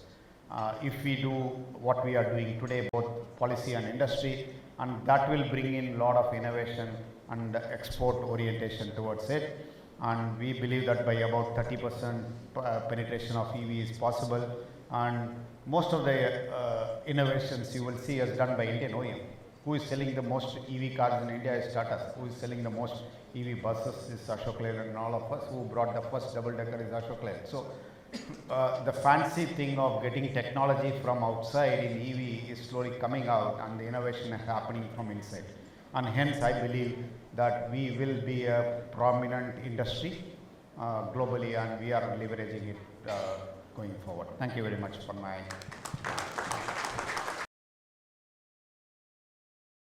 This round of applause, we have with us none other than Mr. R. Balki. Thank you so much for joining us this evening, and if I could please invite you on stage, and if I could also please invite Mr. Terence D'Souza, Chief Creative Officer, Hot Stuff Media Labs. Let's have a huge round of applause one more time to invite both of them on stage, because it's time to find out more about making ads that are marked in history. The big question, did you see that ad? If that's a question, let's find out more about it. With that, I'm going to quickly hand it over to Terence, ladies and gentlemen. Thank you. Yeah, so I think a week ago when I got a call from ET Edge and they told me that you have to interview Mr. R. Balki. At first I was a bit petrified. For the very reason is, I think one time this man went for an interview at his film school and he didn't like the way they interviewed him, so he just walked out of the interview. That's something that happened, I read online, you know, and so I was like, okay, so we need to really make this interview really cool, and I've asked ETH to get two bouncers over there, just in case you just plan to leave this interview midway. But the more I started looking up, his ads and reading about his story and the kind of creative professional he is, I just realized that Mr. Balki is completely just whacked out, you know, this creative individual who's just out of the world, and and that's what I loved the most about him, because the topic we're speaking about is, have you seen that ad, creating ads that are truly memorable. And I believe that to create crazy ads, you need to have a very crazy mind, and that great ad comes out of that great mind. And of late, what we've been seeing is, at least in my personal experience, I feel that conformity is, wouldn't want to use the word, but I'd say conformity has kind of plagued the sector, There's so much of trolling going around, and certain brands are a little petrified of venturing into territories. And you have, in the past, really broke the mold and gotten out some of the craziest ads that we've seen, some of the craziest campaigns. How did you instill that confidence in the brand heads and the clients that you dealt with? First, thank you. Thank you very much for listening to this. Thank you guys for being here.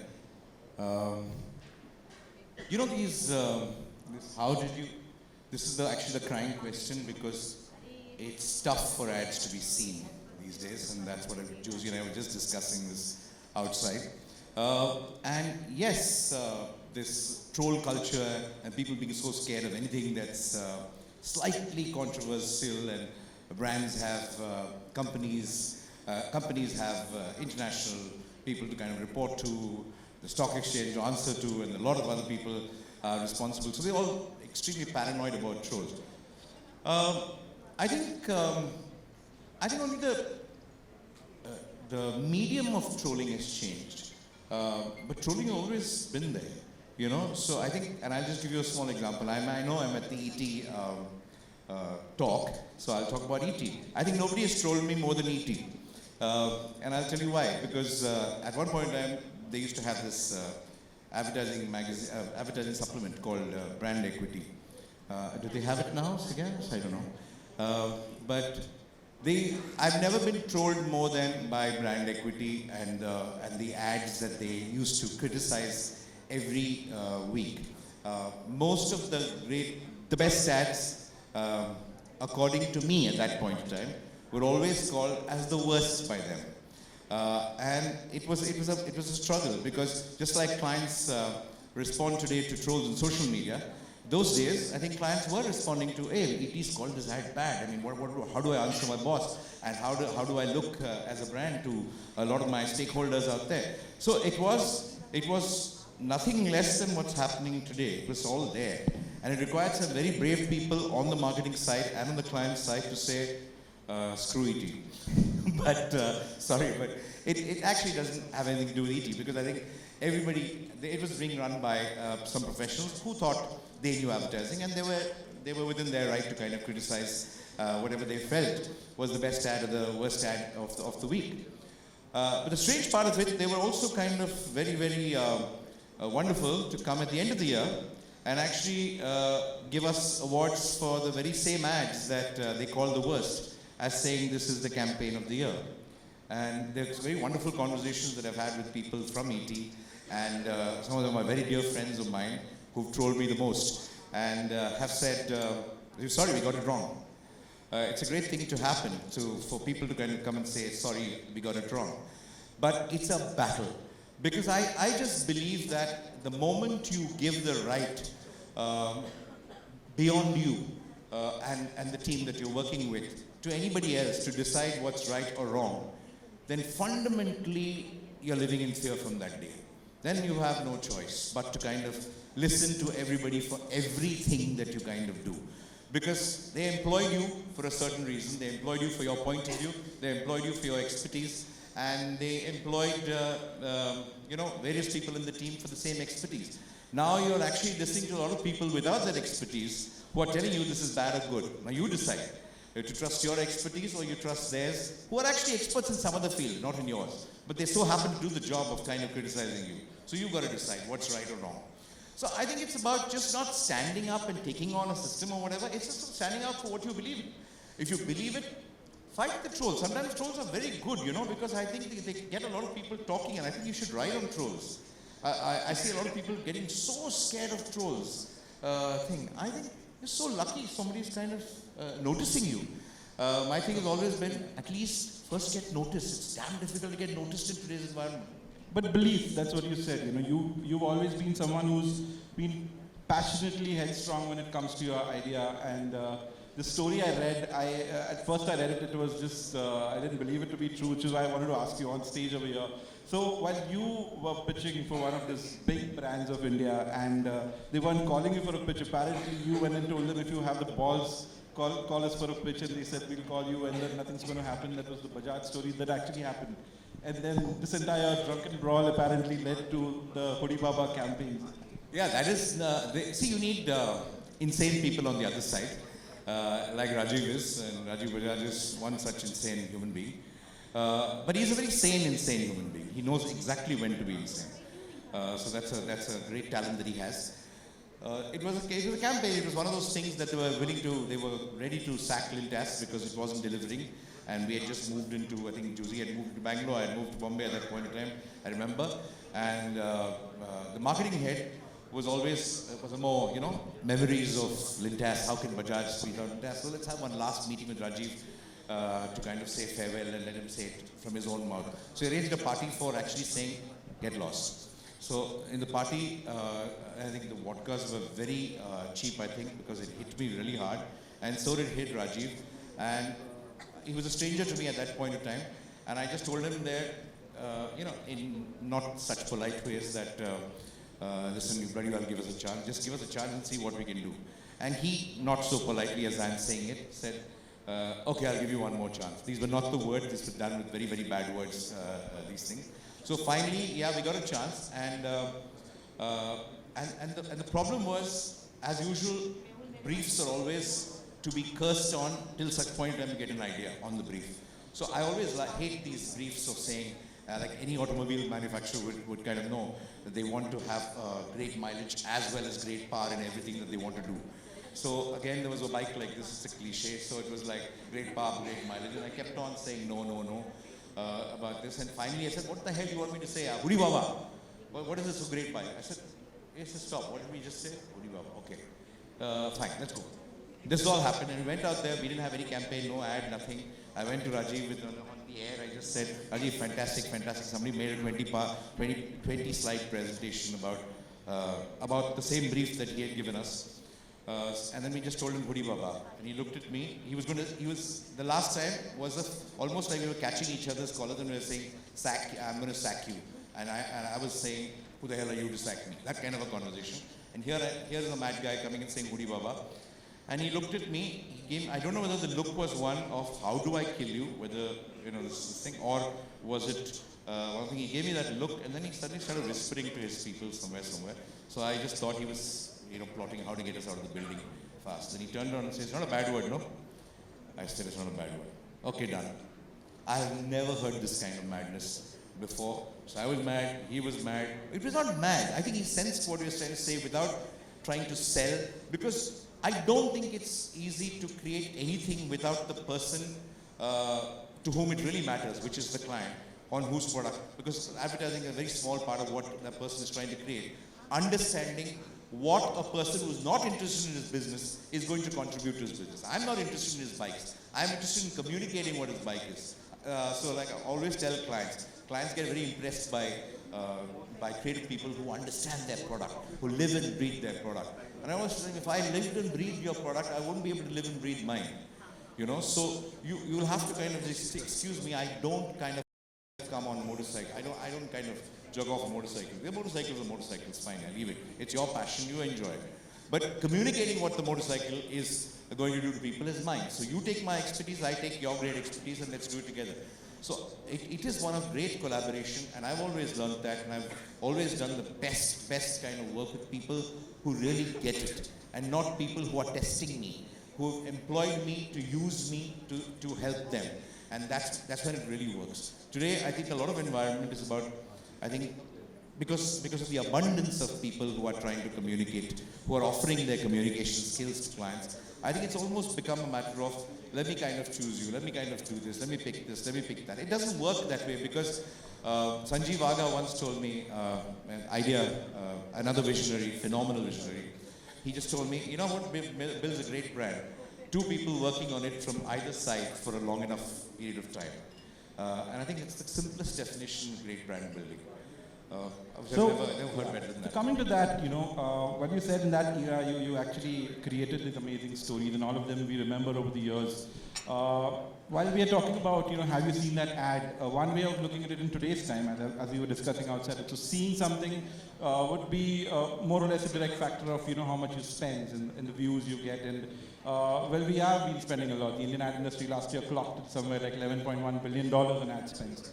And all of this money being pumped in when, according to data again, just that the average attention span of any consumer is like 8 seconds. Now, you have always been a filmmaker, storyteller at heart, and some amazing movies, amazing campaigns, like the Surf Excel, Dagache, and even the Help Raise a Child Till 5, one of the best campaigns I have seen. How do you see that format changing in times like this when Google is advocating micro content, do something in the now? How do you see that storytelling change in this format? See, I don't think it's about changing formats of storytelling. It's about changing formats of how to reach people. See, because I think today, like we were just discussing again, there was a time when people, I'm talking both for the entertainment business as well as the brand business. In fact, I think people used to look forward to ads. Ads were not kind of shunned upon like as they are today. They were not kind of skipping every ad. Before they couldn't skip it, it'd take a little long time. Our channels, technology hadn't kind of developed, but a lot of people did like watching a lot of ads. But, there was a time when we had a set of tools when people were looking forward to us. And I'm talking of movies more than ads, and both together. People were looking forward to a movie coming. People were kind of waiting what's coming. They were talking about movies. And today we are at a time when we are looking forward to people coming. So, but we can't employ the same tools. And we are. The problem is that. And we are panicking because we really don't know who's seeing what. How do we kind of sift through this abundance of entertainment that people have in their lives? Abundance of entertainment, I just don't mean the OTT channels, and I don't mean just films or content, but everything is entertainment. Everything is entertainment for people. How do you cut through that entertainment with a brand message? Can you imagine, like, again, we were just talking, I think most of the talk we did before, we're actually fast-forwarding trailers today. Trailers of films, which was supposed to be a short form of a film. People are fast-forwarding trailers. And how do you expect a brand message to go in through that? And we are, having new parameters for judging advertising. I said, how do you expect this ad to work when nobody has seen it? But we have various parameters. We've said this has shifted this index here. This has shifted this index there. I mean, what is shifting indexes? I suppose when you spend some money, you want some returns, right? You want more people to buy you want something to kind of shift very tangibly out there, not in some terms of numbers. I think because of the confusion that we have in reaching people, in getting people to see what we kind of create, I don't think the problem is with what we create. It's about getting people to see what we create. So I don't know whether we have to be really mad and kind of stand out there and do something really extraordinary. But I think the definition of creativity today is just not cracking an idea for a brand. It's also about making sure how do you get people to see what you've created. And I think that is, to me, the predominant crying need of the industry. So when you said entertainment, a very key point over there, and you were the pioneers in this thing. For most of us, we have been privy to product era, production era, marketing era, sales era, and now we come to the entire spiritual era, and then the advent of social advertising. And you've been very bold in actually using the medium to kind of make a statement, make a change. I think one of the best examples was the Tata Tea Jago Re campaign. And the cast was just fantastic, that entire film.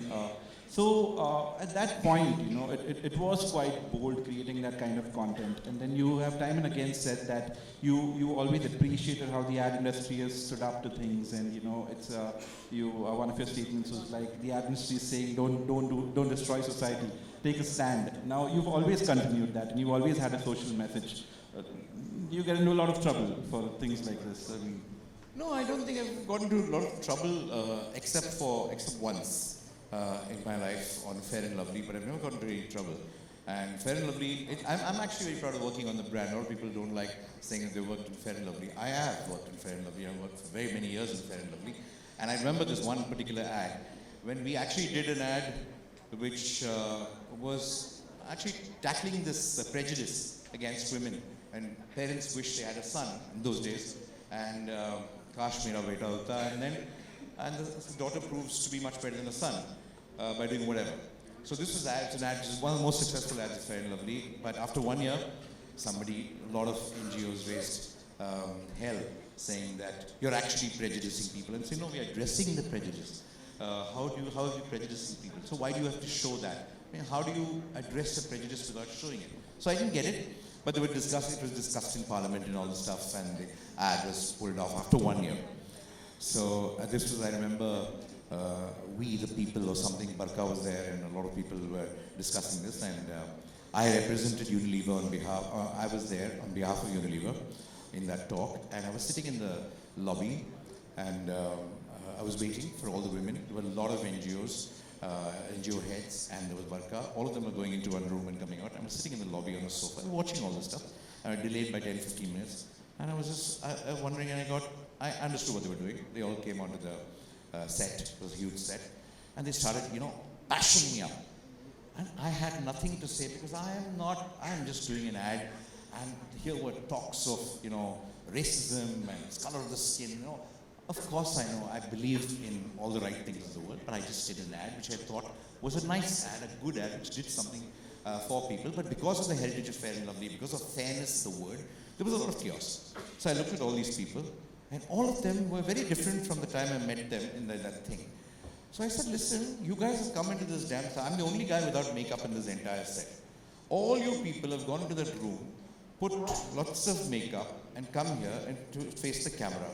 Okay, and you're questioning me about Fair and Lovely, and a woman who's sitting out there who can't afford makeup can't have the right to kind of look good when she wants to.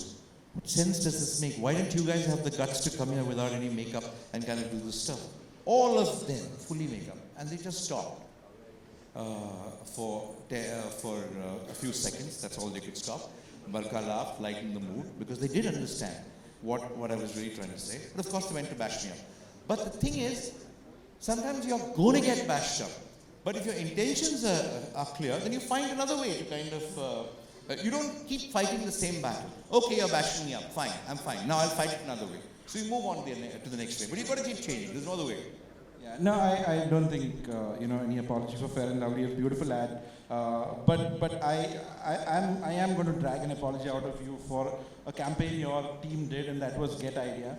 The only reason was we had to, all through my college, I'll tell you, I think for 4 years we had to endure that massive PJ of Get Idea for everything you said back then. I have no idea why there is no power today. Get idea. You didn't crack an exam. I have no idea why I failed. People would be like, hello, get idea. I'm like sitting on a date. This girl breaks up with me. I'm like, I have no idea what I did wrong. Hello, get idea. So we were constantly bombarded with get idea because of that entire campaign. But you know, while I was coming up for an interview, and I told my mom that I'm going to be speaking to Mr. Balki, and she was like, oh my God, he's such a creative professional. God bless that man and everything. And then at Hot Stuff, we told our team, you know, the freshers, all of them, that I'll be speaking to you, and one of them was like, dude, that's rad. I have no idea what that means. But you have a connect with the Mars, and you have the connect with the dudes and the bros. It's a whole the whole age gap that you've bridged. And I know it's a huge challenge for brands, especially BFSI brands that, you know, we deal with. Connecting with Gen Zs and connecting with different age groups. How have you managed that, you know, as a person and with your work? There are many questions in this one, but I have no idea. I don't think I can pretend to understand a single other person in the world except not even myself. If it takes a lifetime for a person to understand himself or herself, 10%. But it's the arrogance to assume that you can understand anybody else and connect with anybody else. You know, when some people come and say, I connect with the masses. No, you're just damn lucky. You're just lucky that what you liked, a lot of people kind of like. And you're a normal human being, so chances are that most people will like what you like. And there are many times they don't. At that point in time, you don't connect with the masses. Gen Z, I still don't think Gen Z knows what Gen Z is.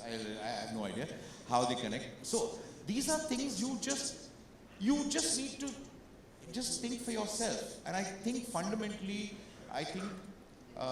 the lucky people who are called better communicators are those people whose opinions or whose tastes and likes and way of thinking reflect the ways of thinking of a lot of people around us. We're just ordinary, normal, kind of boring people like us. So therefore, I feel this connecting with masses, I've never done.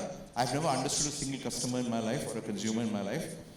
When you talk of idea, that is something that I want to share with you guys. And I think the brand business and the advertising business ought to start celebrating now. Because for the first time, and I think it's so beautiful that the advertising industry does not know about it. And it's so beautiful that we are not even aware of it as a publication, as anything else, and we don't get to know about it because that's the amount of content that we're all devouring today. We take an idea ad of the telephone exchange. A couple who swaps telephones to understand each other. A son just swaps the mother's and father's telephone, and how they kind of understand each other's life because they got the wrong phones, and the kind of calls they're getting is different. They've turned it into a super hit Telugu film called Love Today, which is playing on Netflix right now. You guys must see it. And it's exactly the same idea. Nobody has written about it. It's a famous ad. And that's the amount of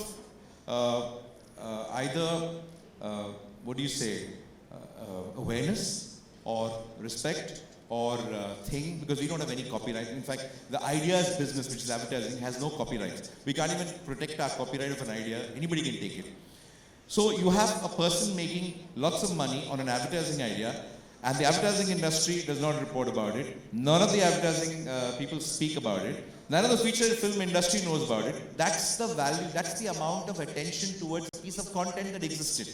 So what I'm trying to say is, I'm not saying somebody has to stop them or whatever. What I'm trying to say is, there's that little interest in interesting content today to even have kind of topics like this which are going on, and and a couple of new films which are coming up, which are again based on huge advertising ideas. So I really hope that some clients actually who own those ideas get up, because clients own all the ideas. Advertising agencies don't own ideas for that stuff, and I hope they kind of get up and sue a film. It'd be great for the brand business, to kind of say, how dare you take my idea? So that's a great way to invigorate the brand business again.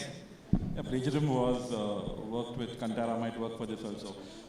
Just a last point I want to get across, since we're already out of time, and speaking of the new era of things, there are a couple of, this is a kind of a topic that's divided audiences, and it's about inclusion. Now the West has an inclusion writer, and there is a massive community over here that needs representation on every front.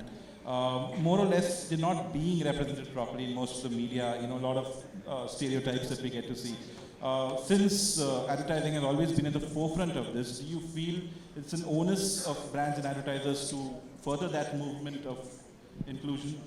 See, I think advertising, one of the biggest responsibilities for advertising is to kind of lead culture, not follow it. I think advertising is supposed to set cultural trends. You know, in a time where people are, catching on to new things, it's a great opportunity for advertising to start setting trends. Right now, I think we are kind of playing catch-up.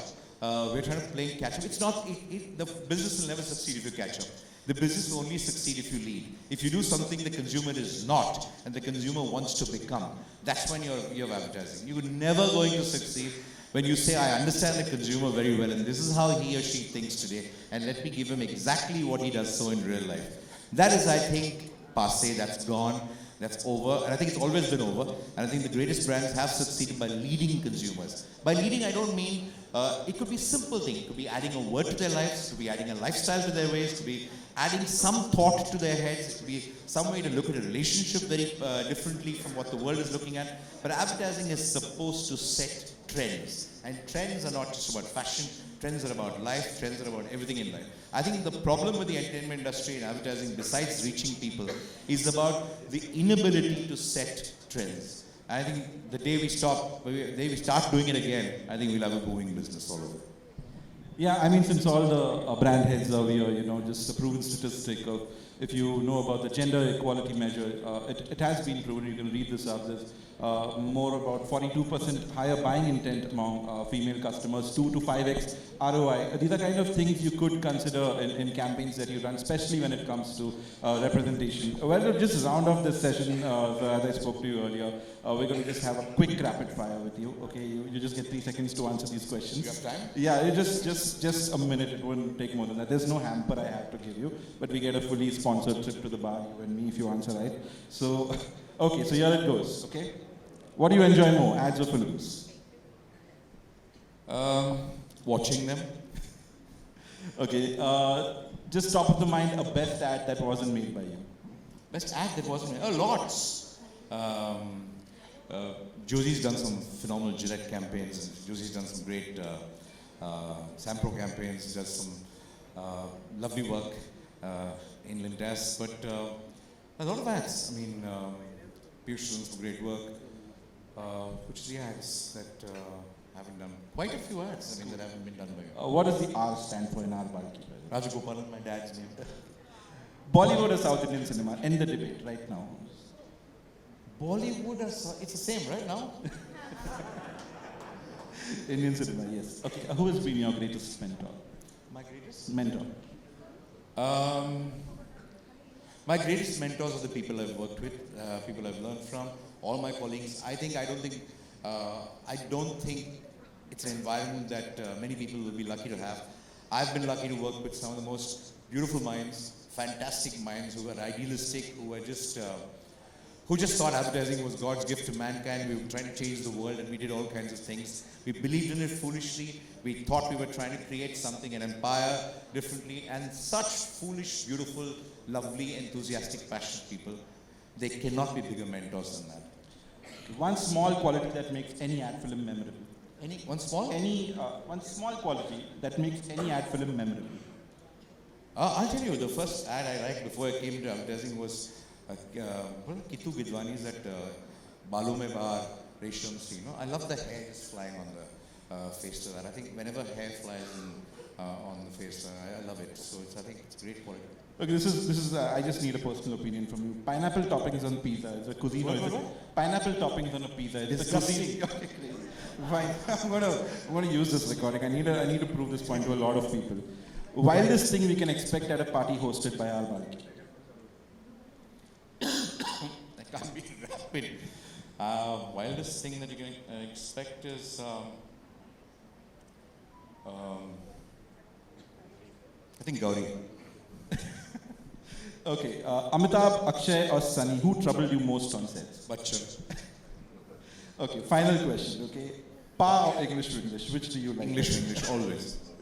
All right. Well, Mrs. Balki, it's been a pleasure talking to you, and having you here spend a few moments with us. I think it's the best Christmas gift we could ask for. Thank you, ETH, for this opportunity. Thank you. And ladies and gentlemen, Mr. R. Balki. Now we're about to move forward towards the Best Brands Felicitations.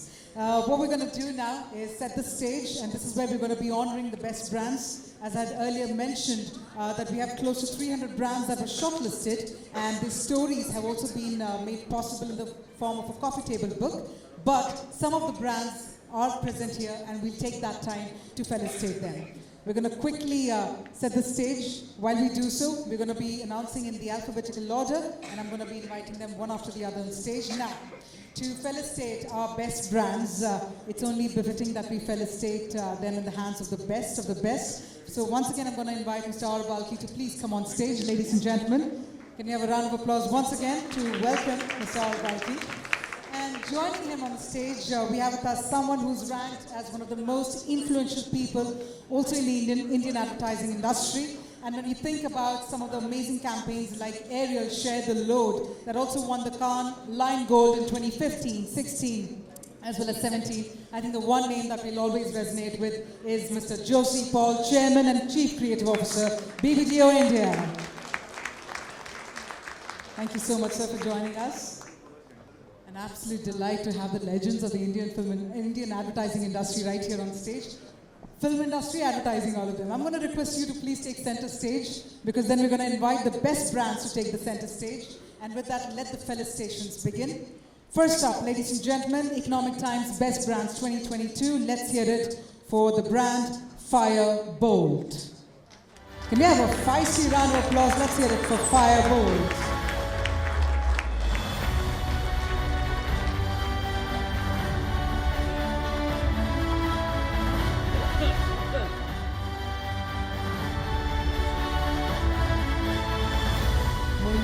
Let's also keep going back to back by inviting these best brands on stage. First up, Firebolt. And now let's invite the next best brand. Ladies and gentlemen, let's hear it for Kaspersky. We have the team on stage from Kaspersky.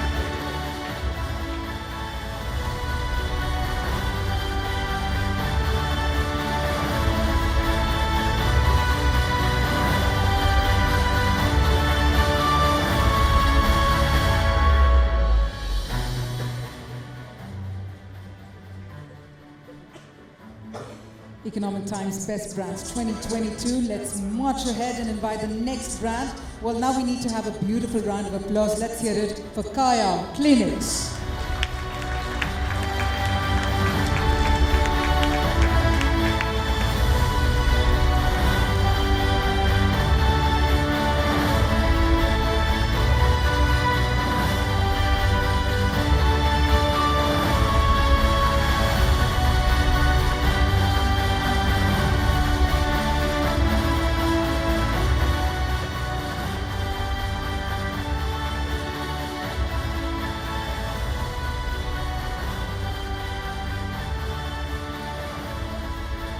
As the felicitations continue, let's now have a fashionable round of applause. Let's hear it for Kazo, ladies and gentlemen.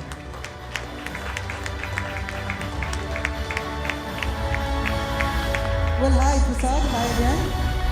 Congratulations to you and the team.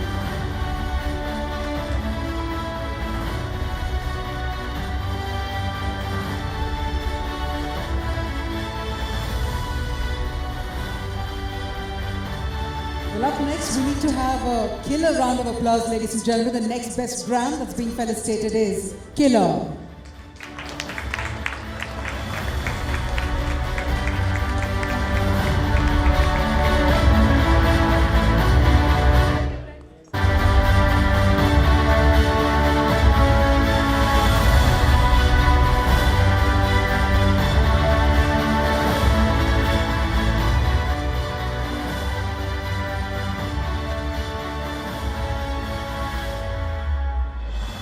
Well, moving ahead, time to felicitate the next best brand. Let's hear it for Collar by Nirmal Polyplast Private Limited.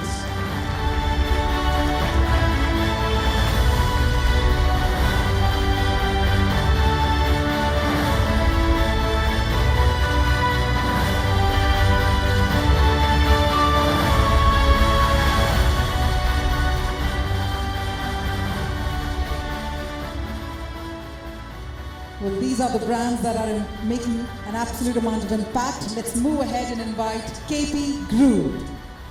Can we have a round of applause, ladies and gentlemen? Let's also hear it for KP Group.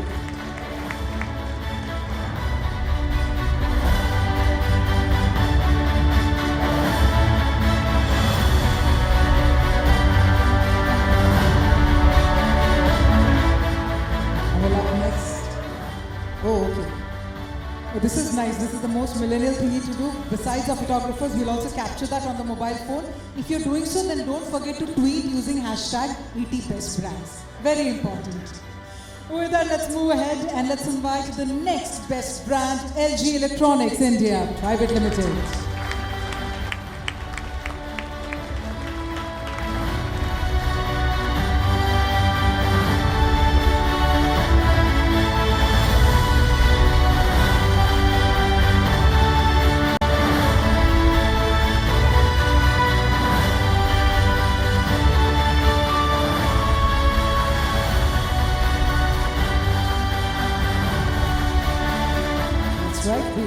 Felicitating the phenomenal work and the phenomenal impact of these amazing brands. Let's move ahead and invite the next team, Live Space. Ladies and gentlemen, let's hear it for Live Space. All right, so I guess the team isn't here. Then let's move ahead and let's invite the next brand on stage, Lutron. Ladies and gentlemen, the next best brand to be felicitated is Lutron. Can we accompany that spotlight with a round of applause, everyone? Let's hear it from Lutron as well. Let's cheer for one another.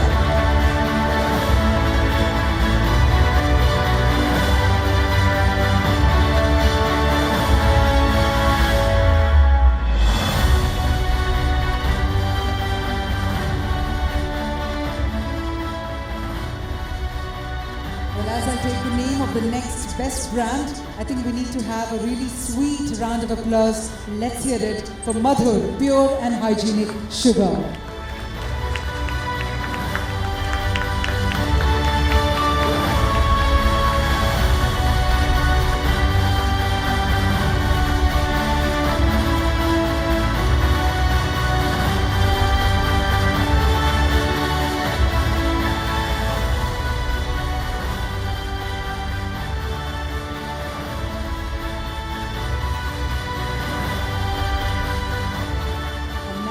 Fire up that applause. Let's invite the next best brand, Medi Buddy. Medi Buddy, ladies and gentlemen. All right. Well, then let's move ahead as we congratulate them. Ladies and gentlemen, time to invite on stage Metro Cash and Carry. Making it to the Economic Times best brand, Metro Cash and Carry India. All right, then on that note, let's have an electrifying round of applause as we invite Mitsubishi Electric. Ladies and gentlemen, our next best brand as part of the Economic Times Best Brands 2022. Mitsubishi Electric.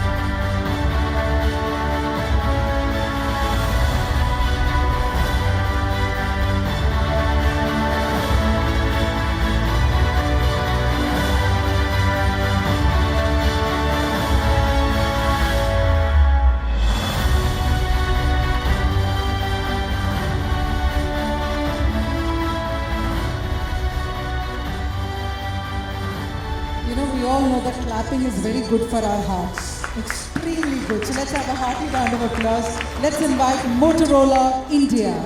Economic Times Best Brands 2022, Motorola India.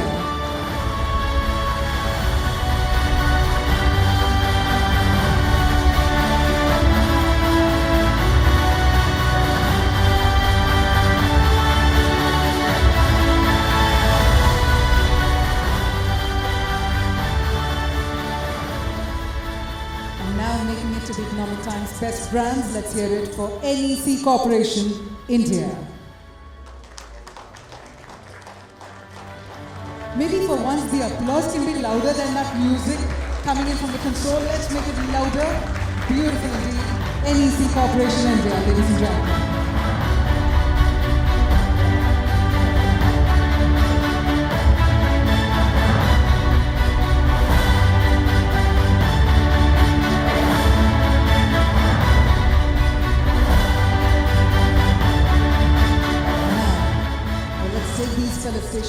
forward and let's invite NJ Group. As part of the Economic Times Best Brands, NJ Group. All right, then let's move ahead and invite Nutanix Technology India Private Limited.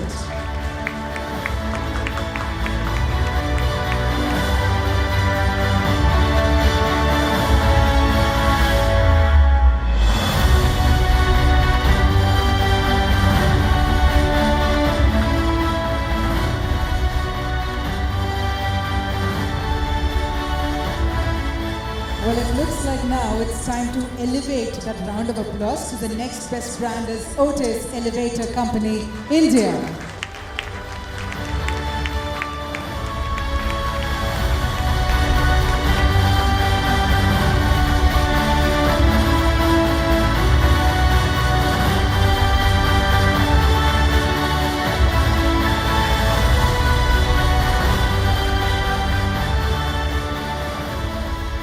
Move ahead and felicitate PGIM India Mutual Fund. Ladies and gentlemen.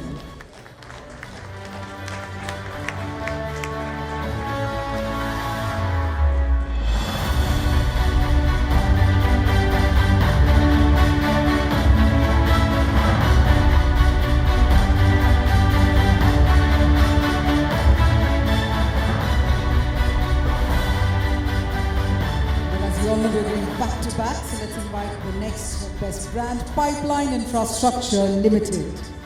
Can we have a round of applause? Let's also hear it for Pipeline Infrastructure Limited.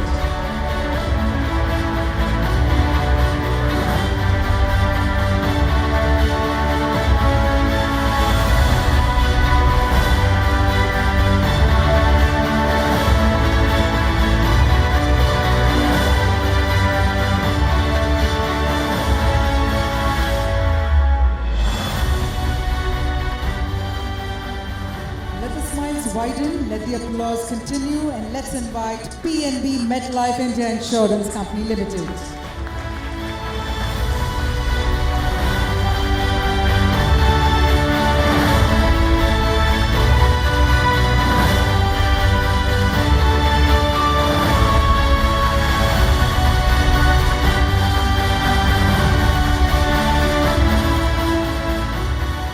Marching ahead, the next best brand, ladies and gentlemen, Polycab India Limited.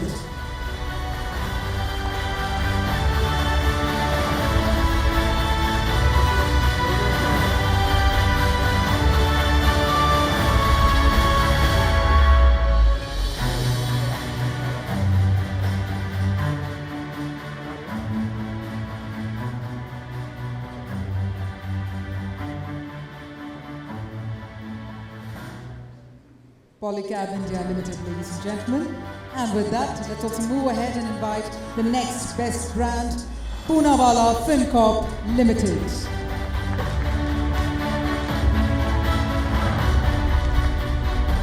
Poonawalla Fincorp Limited.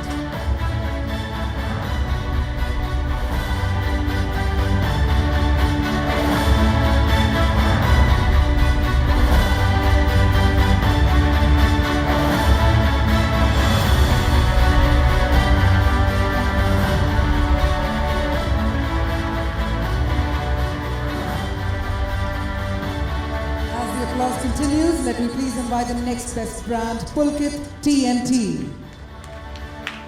Let's hear it for Pulkit TNT bars.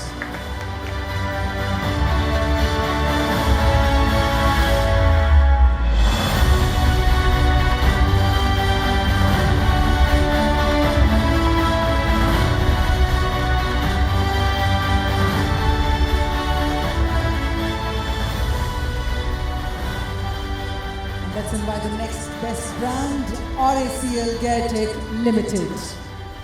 Can we have a round of applause, ladies and gentlemen? Let's shift the gears to the top gear. Let's hear it for RACL Geartech Limited.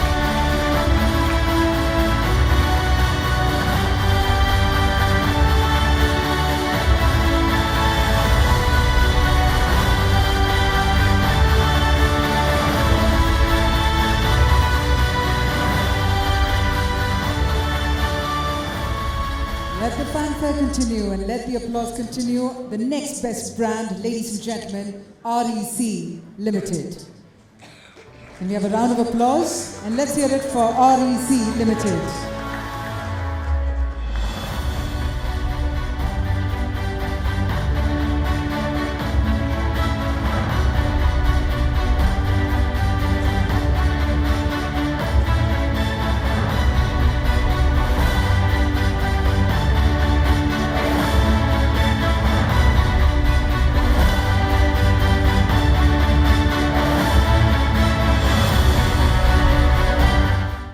And now, ladies and gentlemen, let's invite the next best brand, Renault Kiger.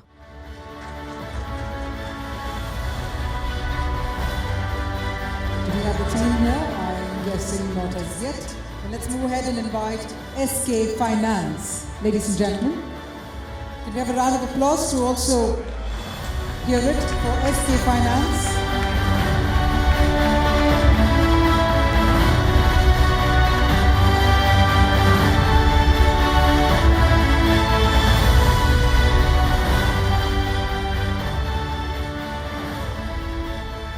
While we've been felicitating these best brands, we'd also like to take the opportunity to also felicitate an emerging brand for the prominent work that they have done. Ladies and gentlemen, can we have a round of applause and let's hear it for Tasva. So let's have a huge round of applause, please everyone. Tasva, which is a men's Indian wear, and they've been doing commendable work. And we'd like to felicitate them under the emerging brands category.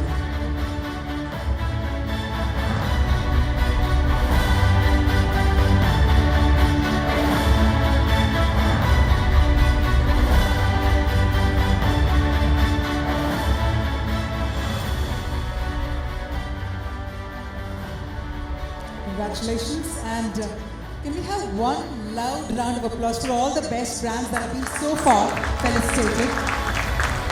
We also have another set coming up, but before that, we'll also be getting to hear from Mr. Josie Paul and Mr. Harsh Mariwala. So all that is lined up. But so first up, before I invite Mr. Josie Paul to share his thoughts, I'm going to thank Mr. R. Balki for joining in. A louder round of applause one more time for Mr. R. Balki. Thank you so much for your time, and thank you so much for your presence. So with that, we're setting the stage now for a quick thought around the softly spoken mantras of branding in a changing world. And we have the dynamic presence and a very inspiring presence of Mr. Josie Paul. Thank you so much, sir, first up, for felicitating the brands. And now let's hear it from you.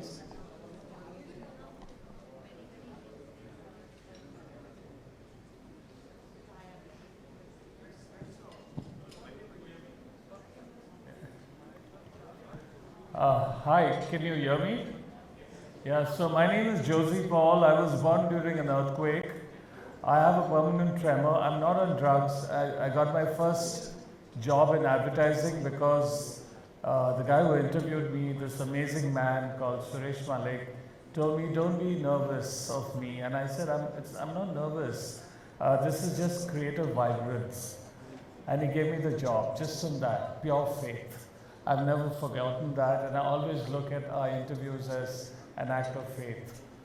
Today I'm going to talk about the softly spoken mantras of branding in a changing world. That's what was, the theme. I'm going to talk about 7 principles. You probably know it. It's a reminder, perhaps. If you go to the next slide, thank you. So we're going to talk about the 7 principles of customer centricity. Yeah, in a digital world. And to start with, I want to show you a film that we just did a couple of months ago for this brand called Share the Load.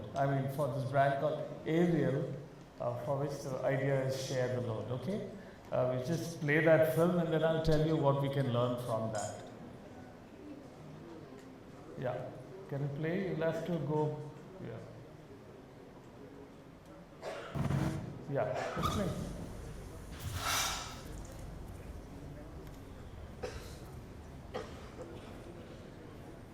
What's wrong?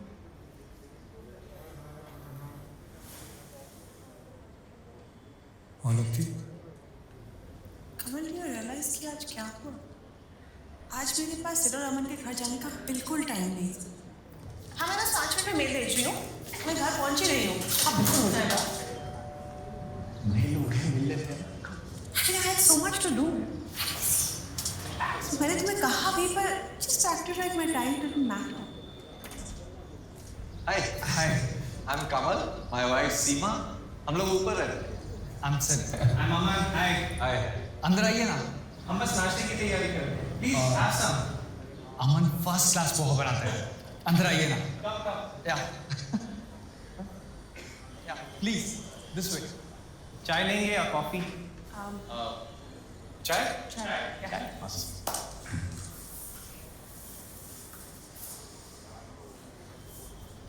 तुम उनका घर देख रहे थे और bathroom में रखा है।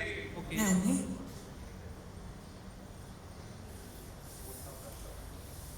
suddenly realized that यार चाय बना लिया। we don't have what they have. मैंने तुम्हें बताने की कोशिश भी की, पर देखो साथ में कैसे काम करते हैं। तुमने मेरी बात समझी नहीं। इसमें क्या है? जब मैं और अविनाश कॉलेज में साथ रहते थे ना, तो हम भी सारा काम बांट के ही करते। और जब चाय गिरी, thank you. Oh my God! I'm really sorry. Don't worry, we take care of it.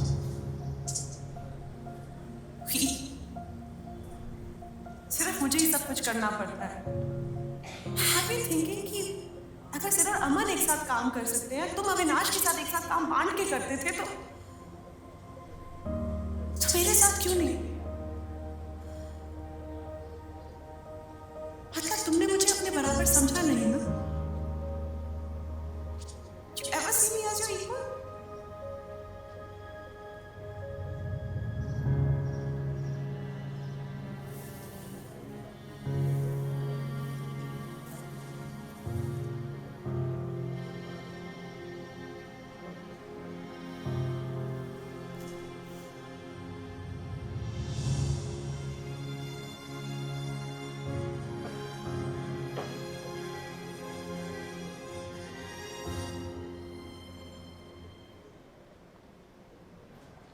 Yeah, thank you.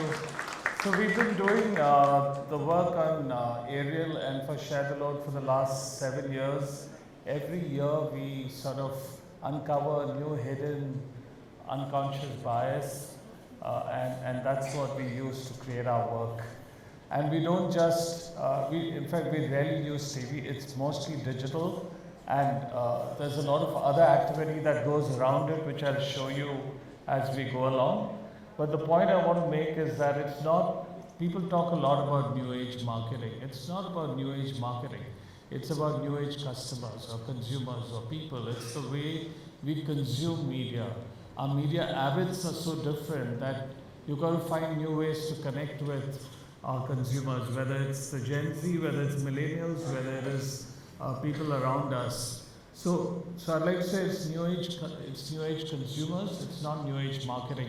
That's the first point I want to make, which is that the nature of media has changed and therefore the nature of the idea has to change. And for me, we focus a lot on context, not on content. Context, content is king, but for me context is King Kong. Yeah, that really if you can connect with the context, if you're sensitive to what's happening in society, then you can really affect behavior and affect how the brand works. So that's one of the points I'd like to make. We go to the next point. People are looking for meaning, not brands. This is again something you can learn from what we've just done. And this film is more than 3 minutes long, but it's got 115 million views. It's been spoken about and about over, more than 100, more than 1,000, newspapers and TV shows across the world. Why does it happen? It's because people are not looking for brands, they're looking for meaning. And if a brand can connect with the context, if the brand is sensitive to what's going on in the world, then people will consume your content. Yeah, so people are looking for meaning, not brands. The other thing is, don't just tell me, involve me. Yeah, it's young people are saying, I don't want you to just tell me things or try to sell me stuff. Tell me how I can be a part of it. which is why you see the rise of TikTok, why you see the rise of YouTube, shorts, why you see the rise of the excitement around Insta Reels. It's all because of the nature of how young people are looking for interactivity. Involve me. People want to be as part of something bigger. They want to belong to something that makes them feel that they stand for something bigger. When we do work like this, whether it's this work or some of the other work that we've done, people tend to make that part of their conversation, and they start becoming volunteers. They become hand raisers. They become people who say, we want to push this, and they become our medium. And then there are times when we don't even have to go onto TV because people have become ambassadors of our work and therefore of our brand. The other point I want to make is it's not just about big data, it's about emotional data. Big data will get you to the door, it'll tell you who to talk to, but then after that what? What do you tell that person? For that you need to go a little deeper. People talk about insights, but I say insights are fine, that's great, but you really have to go deeper than insights. I call it confessions. If you can go really deep, you can find incredible truths. A lot of the stuff that we do, whether it's with Ariel or Whisper or other big brands, we really have a process called creative therapy, where we bring people into a room and we talk about, the subject at hand. And sometimes these things get people get very vulnerable after a point. It's not like normal research. It's a very sort of confessional session that allows people a safe sort of zone where people are all equalized. There's no moderator. So there is no authority. There's no sense of somebody's asking you questions. Everyone's equal in their sharing, and therefore we call it creative therapy. And through these processes, we uncover very deep truths that connect with not just what the brand is doing for a particular audience, it connects with all audiences. And that's how the brand tends to diversify its ambitions. So yeah, that's big data versus emotional data. A point of view matters more than a point of differentiation. Yeah, differentiation is something that your competition can easily catch up. But a point of view is something that you own. Let me give you an example. When Ariel came to us, they told us that Ariel washes the toughest stain with just one wash. And they had this thing called the one wash wonder. But what we did was through our process, through our creative therapy process, through other processes that allow us to understand what's going on in the world, we discovered that men spend 19 minutes doing household work while women spend 5 hours a day doing household work. And we said, hey, can we change your proposition? What if we were to say, Ariel washes the toughest stains in just one wash, and anyone can do it. And anyone can do it. The moment we added that to the proposition, we add a point of view, right? And from that emerged the idea of share the load. Yeah. So a point of view. Then conversations create sentiment, and that creates desirability. A lot of our work tends to create conversation. If you look at the comments, it goes into lakhs because everybody adds a story. They don't just comment about the ad, they talk about their lives, and they relate what's happening in the ad to their own lives, which is what I mean by context. When the context connects with you, you're not really just talking about the ad, you're talking about your life, and there's some amazing sharing that happens. If you go, you'll find beautiful stories that make you cry because people are telling you the truth and they probably don't know why they're saying it. It's just, they feel like sharing. These conversations then, if you go to the next slide, thank you. Conversation creates conversion, because the more involved you are, the more you get into the deal, the more you are emotionally invested in something, you are willing to give it a shot, you're willing to give it a try. And that's how conversations start creating conversion. Let me share with you the many things that we did on this campaign that we just finished. And you'll see that even with something like a pack where we released, like Ariel packs did not come with the word Ariel on it. It came with the name of people, of 150 men's name. So that you could take that pack and put it in the house and your husband's name is out there or your partner's name is out there. So now, it's a little bit of pressure as well. So I just want to show you a case study of 2 minutes which shows you the kind of things we did. Yeah? We'll just play that. It's not that men can't do this job. Clearly they can. I mean, you don't need to be a scientist, rocket scientist to load the laundry. A World Economic Forum report says gender equality is 135 years away, which means no woman alive will see gender parity in her lifetime.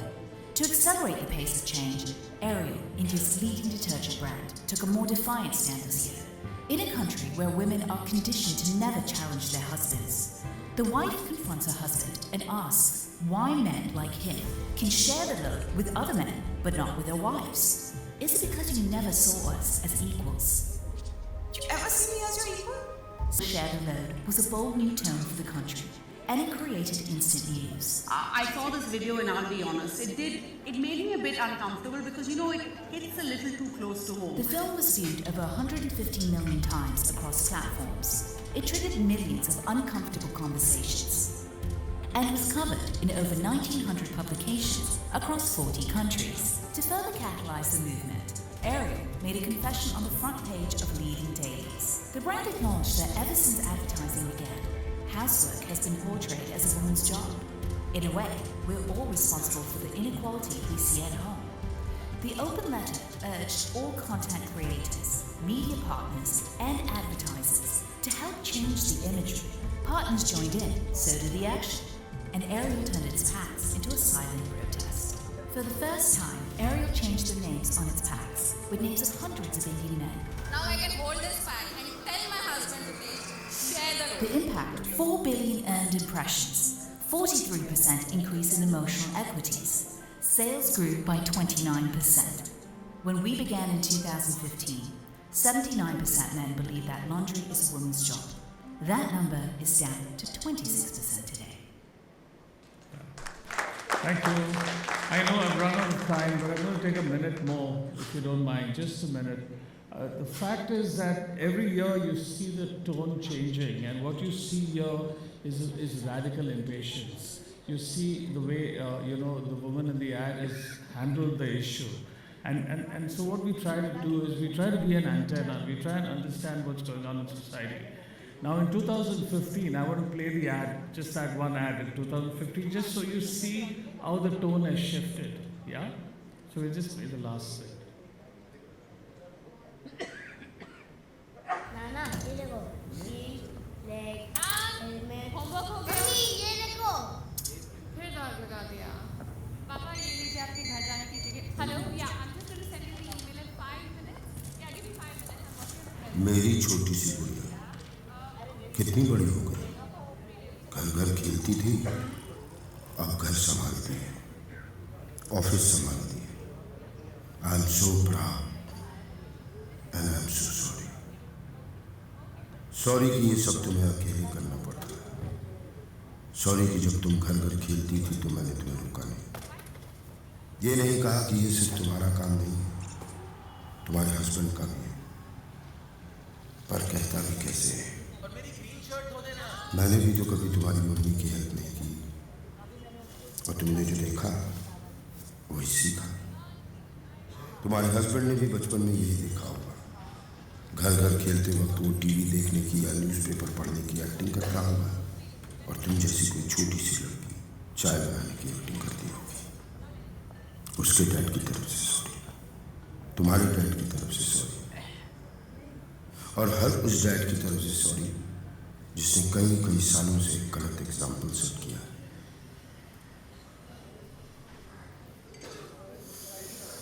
पर अभी भी देर नहीं हुई. इस sorry के साथ मैं अपनी तरफ से एक छोटी सी कोशिश करूंगा कि घर के काम में मम्मी की हेल्प करूं. किचन का किंग ना बन पाऊं तो कम से कम लॉन्ड्री में तो हाथ बटाऊं.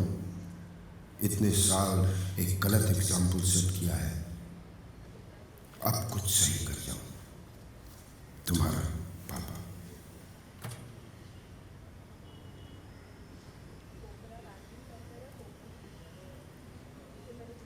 Yeah, thank you. that's just to show you how we've shifted the tone. Just go back to the last slide, go to the slide before this. Yeah, that's it. So this is to tell you about what we discussed, the 7 principles. Thank you so much. Sorry I ran over time by 2.5 minutes. God bless. Thank you. That being said, ladies and gentlemen, it also brings us to that time of the evening wherein we have a very, very iconic leader right here in the midst of all of us. And as we all know him, he's someone who established the Marico Innovation Foundation in 2003 that works towards nurturing innovations in India, and then started Ascent Foundation in 2012, a peer learning entrepreneurial platform. He's also been recently awarded the IMA Lifetime Achievement Award 2021 and EY Entrepreneur of the Year Award 2020. That being said, we have with us none other than the chairman of Marico, Mr. Harsh Mariwala. Can we have a huge round of applause to welcome the leader that he is, the pioneer he is. Sir, I must admit, what a delight it is to have you here. And I'd like to invite you on stage, sir, to please share your thoughts with us and to please share your keynote address and please inspire us.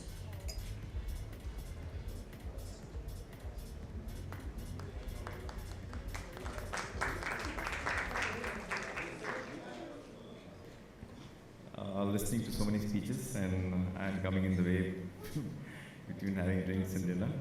But let me try and do this maybe a little less than 30 minutes. I'll try and do it in 25 minutes.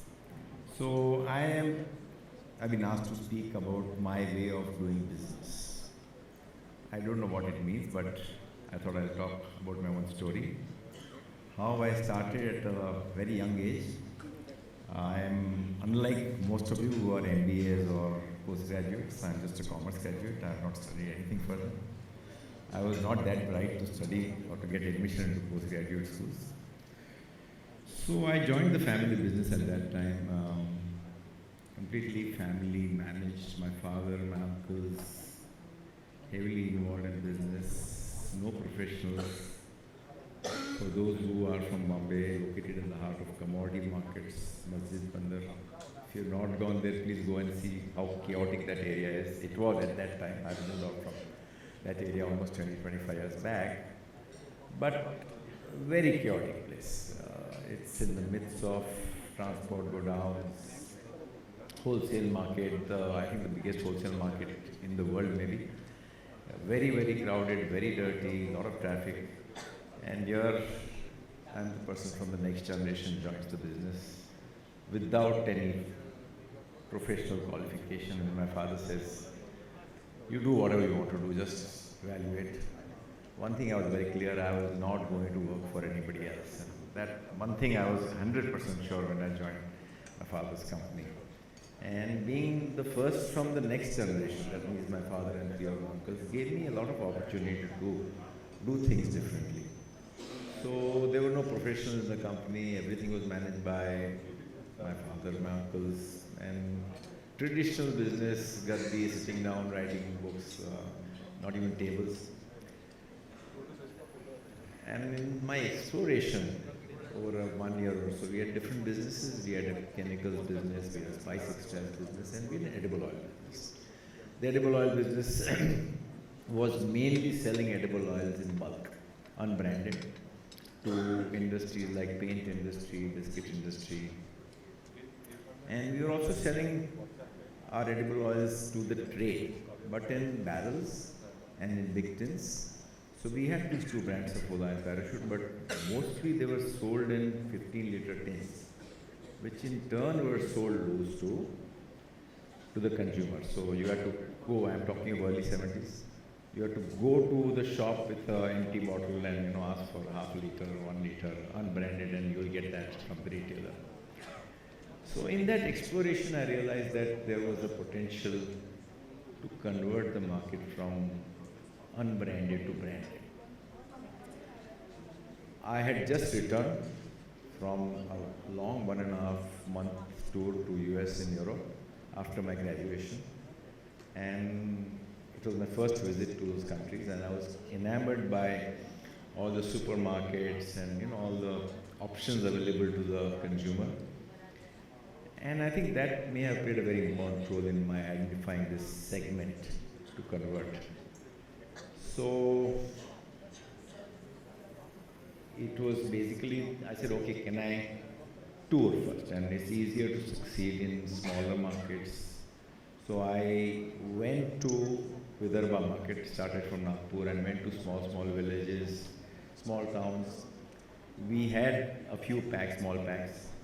Started appointing distributors on my own, worked on my own. At places where there were no hotels, I have stayed at distributors' houses. But did a lot of hard work on my own, and I think that played a very important role in making me understand how an FMCG business works, how a market works, how a distributor thinks. And then as the business grew, it grew over a period of time. I started in Maharashtra, Gujarat, then West, and then South, and then North, and then East. But I had to go in steps because, I was myself not sure whether I will succeed or not. Any expansion meant that you had to invest money in salaries, travel costs. So I had to be sure that whatever we are doing, we are able to afford those extra costs. So one by one we did that, and we expanded the distribution to all India, and that took almost 5-7 years. Because there was nobody to guide me, I had to take small steps and prove it and then move forward. So at some stage, the Parachute, which is the main, what we call our resource generating engine, this is our biggest brand for Marico, started stagnating. We got something like 15% market share in that category. And we said that what do we do? I mean, we want to become market leaders. By then I had started recruiting talent. We started recruiting MBAs for sales, marketing functions. And I had not dealt with advertising, so one of my first tasks was to understand how advertising was created. So I actually, after appointing an ad agency, I said that I want to be trained. So I went to spend 1 full week in the ad agency to know how advertising was being made. So what I'm trying to say is that bottom-up grounding has played a very, very important role in my own journey, and I've been able to understand things from the bottom up. And I always strive to learn more and more from different people, even from distributors or our own sales reps. So my learning has happened from people who have worked for me and people who work below me. I think that's one thing I want to share with you, that it's very important that each of you, I'm sure each of you is occupying some important position, have an open mind, be curious, and go on asking people down the line, because some of the insights which you will get it from them, you will not get it through market research, or you will not get it through just interacting at the top. So it's very important, and till today, when I go to the market, I sit down with our field force at the end of the market visit, spend 1 hour in a coffee shop, Starbucks or whatever, and then discuss what are the trends, what's different, what is the learning for us, how do we compare with our competitors and things like that. So it's very important to be grounded and actually learn from people down the line. So the business grew, and at some stage we said that now it's stagnating in terms of market share. So we said, what can we do to improve our market share? And that's where we said innovation can play a very important role. So in a category which was completely sold in tins, we were able to identify plastics as a way to convert the market from tin to plastics. Plastics is cheaper than tins. It's relatively more attractive than tins. It's convenient to use from a consumer's point of view. So we thought we had a winner on hands, and normally in FMCG you look at all the stakeholders. So when we talk to consumers, thumbs up, please go ahead. But when we talk to the trade, which is an important intermediary for reaching the consumer, and those days there were no e-commerce, or there were no modern stores also. And we had to be dependent on the trade to ensure that they were stocking this product. But a huge resistance from the trade, because apparently 10 years prior to us, somebody else had launched coconut oil in plastics, which was a disaster, because it was a square-shaped bottle, and the rats could bite that bottle, and it would not only result in the product getting damaged, but the shop also getting damaged. So we were actually quite depressed. We said, what do we do? How do we tackle this opportunity which appeals to the consumer, but there is a barrier in terms of the trade stocking the product. And we went back to the drawing board, designed a bottle which was a round-shaped bottle, ensured that there was no oil on the outer surface of the bottle, tested it by keeping that bottle in a rat cage for one day, took pictures of that, nothing happened. We went to the trade, showed the pictures, gave an assurance that this is something which is working, we are confident, we will repay you if there is damage to your shop. And that's how the journey of transforming the whole category from tin to plastics began. It took us 4 or 5 years. Come winter, coconut oil freezes in most parts of the country, so people would go back to tins. So then we had to design a wide mouth bottle for plastics. We also had a lot of copycats, so we had to design a cap which was difficult to copy, which was a combination of pilfer proof and a flip top. And that mold we had imported from Italy at a cost of some 2-3 crores that time. It was, that gave us, all of a sudden the copycats vanished. It was a matter of time Indian mold makers were able to make a mold at a fraction of the cost. But what I'm trying to say is that innovation for any brand is perpetual. You can't just innovate once and stop. You have to go on innovating on a perpetual basis, because if you don't do it, others will copy it. And you have to be 2 steps ahead of others. So in those 4 or 5 years, our market share just jumped up from 15% to something like 50%. It's a very large category. A lot of Indians use coconut oil. And just to give you some idea, we sell something like 6.5 to 7 crore bottles of Parachute every month. So, this innovation through packaging route in a category in which the differentiation is limited, I think played a huge role. And a few years later, we saw an opportunity in Bangladesh. We said that can we do whatever we did in India? Can we innovate in Bangladesh to the packaging route? The whole market was dominated by the local brands there in tins. And we rolled out all the innovations together. Within 3 years, we were able to capture the market and convert the market from tin to plastics. And we were able to get 80% market share in that market. We are the largest Indian company, FMCG company in Bangladesh.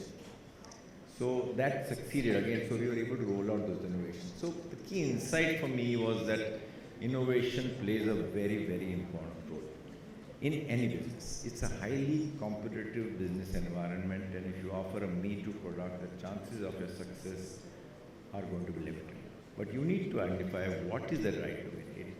Is it, if you're in a service business, can you do some innovation in services, or like Domino's, innovate in terms of delivery cycles? But whenever we have innovated, if I look back at our history of our launches, our brands, we have succeeded.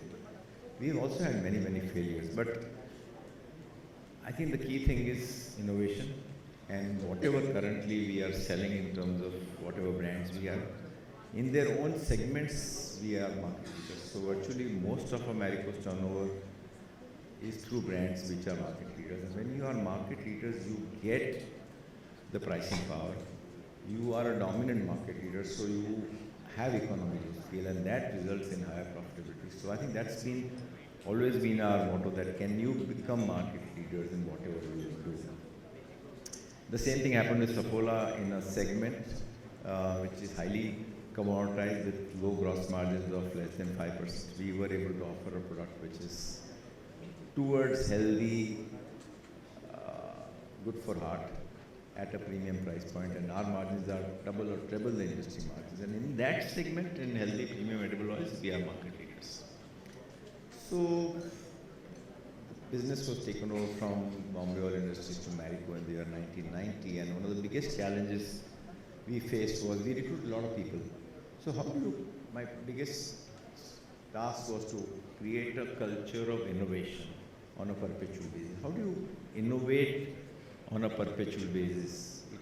Innovation has to be thought through at all levels within the organization. So what we did was we, first of all, recruited very diverse talent. Our organization structure was very, very flat, so people would be able to talk to each other, remove the bureaucracy. We encouraged experimentation and prototyping, and removed the fear of failure. The biggest hindrance to innovation is the fear of failure. If people are scared of failing, they will not take the risk. So you need to encourage people to take risks. Prototype on a small scale, this takes a very big in terms of financial risk. And go on encouraging people. It's okay to fail. We've had multiple failures, and just to give one example of failure we had in our snacks business, about 10 years back we had launched Saffola baked snacks. We were the first ones to launch. But we made a mistake. We thought that because it is under brand name Saffola, it should be healthy first. And in a category like snacks, which is impulsive food, consumers want taste first. We failed. We had to withdraw the product. But a few years later, when we launched Saffola Oats, and again we were stagnating in plain oats against Kellogg's and Quaker, we said that can we actually go into masala oats on the lines of, say, masala noodles of Maggi. And we did profiling of taste of each and every state in the country and developed our products options for each state. We went overboard on taste, and that product has been a huge success. We have in that segment itself is, I think, close to about 300 crores. Now we have 80% market share, and that also has led to increase in our market share of plain oats. And I think if you combine, we are, by and large, I think we are close to being a market leader in a segment which was dominated by MNCs like Quaker, Kellogg's for a long period of time. But through these innovations, we were able to become the market leader. So I think going back to how do you create a culture of innovation is to remove the fear of failure. If somebody takes a risk and doesn't work out, and it's impossible to test out all the consumer hypotheses through a market research. Market research has a lot of limitations, and I for one believe that there is no shortcut to testing out your hypothesis in the marketplace through a prototyping approach. And you use that prototyping like a live lab, and you go on testing whatever you're offering, whether it's the pricing or the packaging or the product itself or the brand name, and go on changing depending on what insights you're getting from the consumer. So as management, it's your role to ensure that people take risks. We also have innovation awards.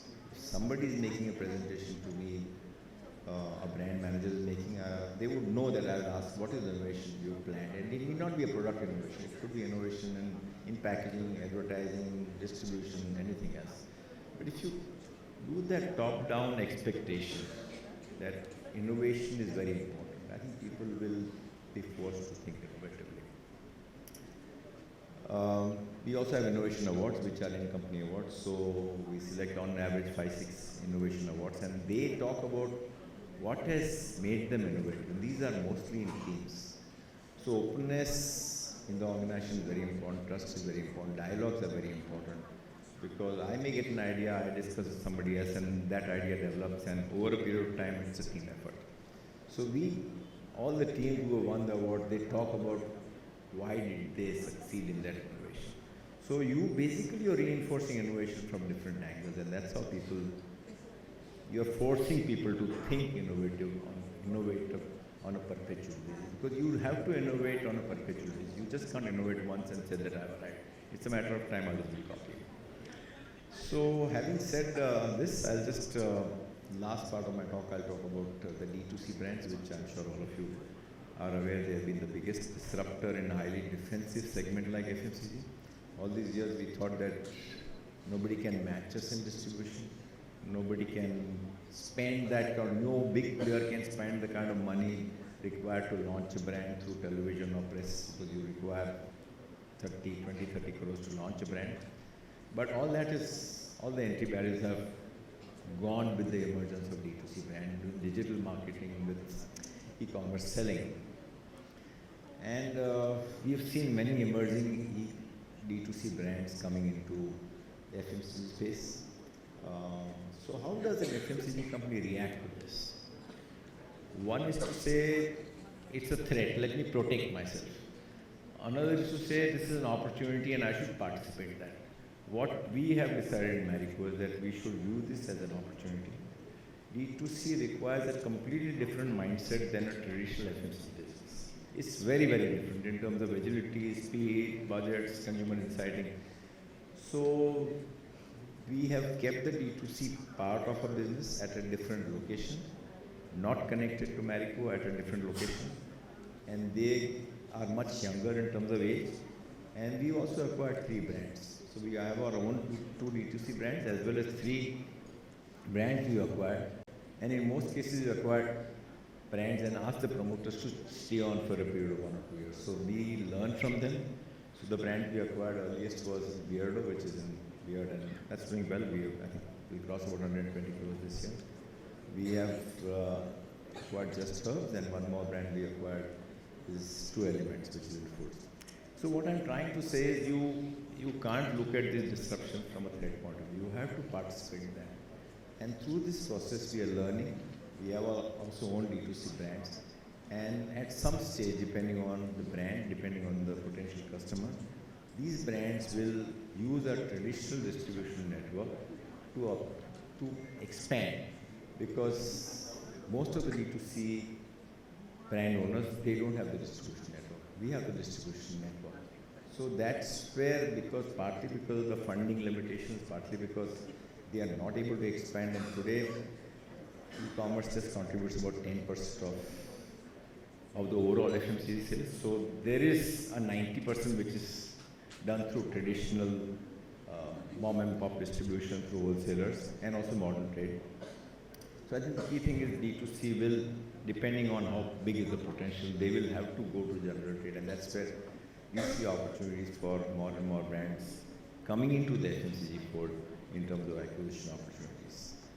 So these are some of my thoughts in terms of starting a business, how do you create a right to win, the importance of talent and culture.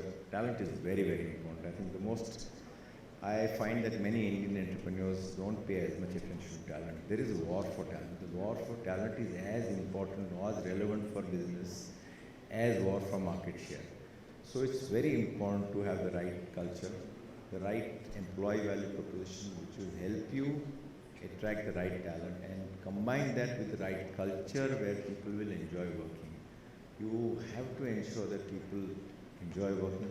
In our case, empowering is a big value, where we empower people at a much younger age.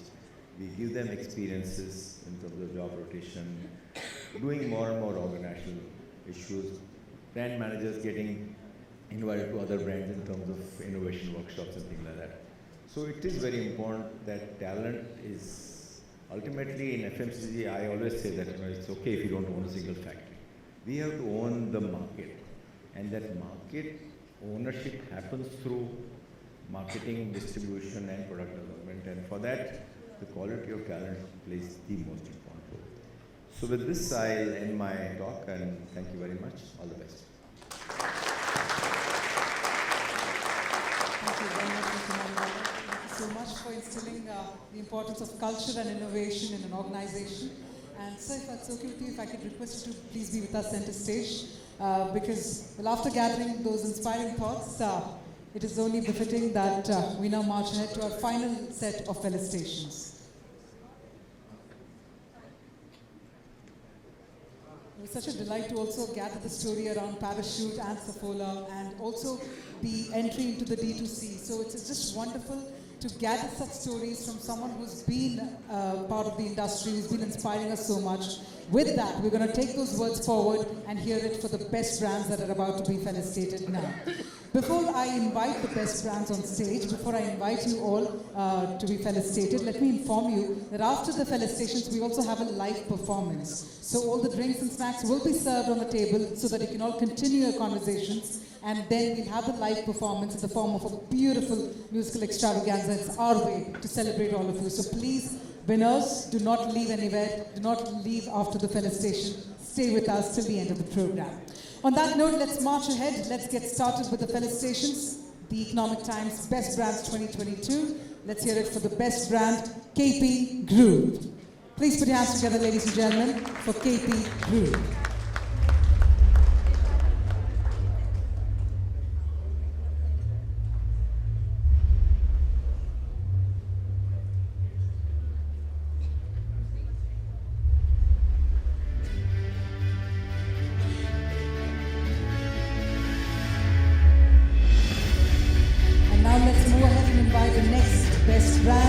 Adobe India. Ladies and gentlemen, let's hear it for Adobe India.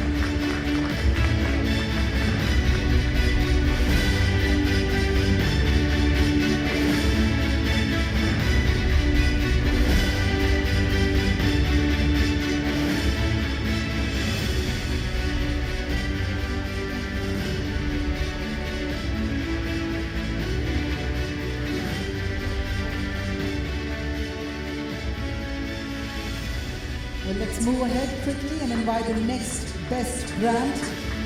Ladies and gentlemen, Being Human Clothing.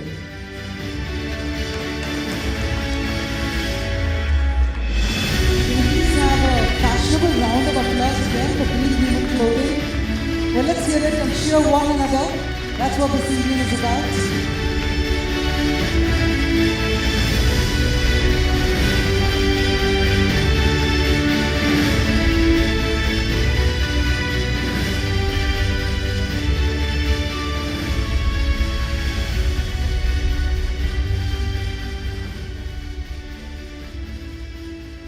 Alright, our photographers are really particular about having it center stage. Let the spotlight fall on you with an optimum angle. So we'll also ensure that.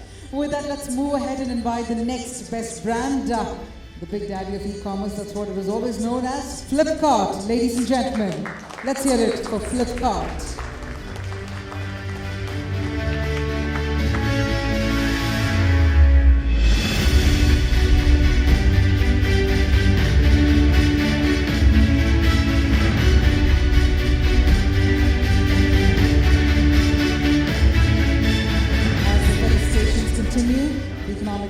Best Brands 2022. It's time to hear it for the next best brand, HSBC India.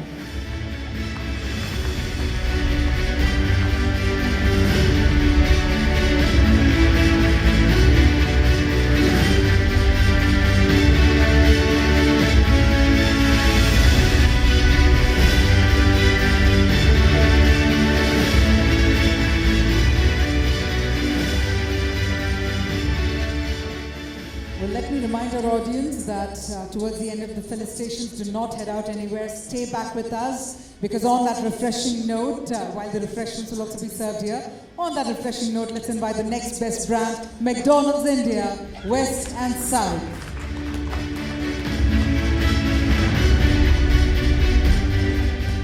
McDonald's India, West and South.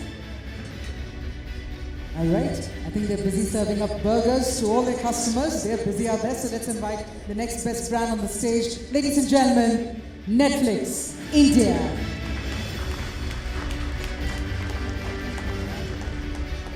All right, they're busy entertaining the homes, so let's move ahead and invite the next best brand, Roka. Can we have a huge round of applause and let's hear it for Roka? And could we have the team on stage? Then on that note, while we congratulate all these brands, let's move ahead and hear it for Royal Sundaram General Insurance Company Limited. Can we have a huge round of applause and let's hear it for Royal Sundaram General Insurance Company Limited.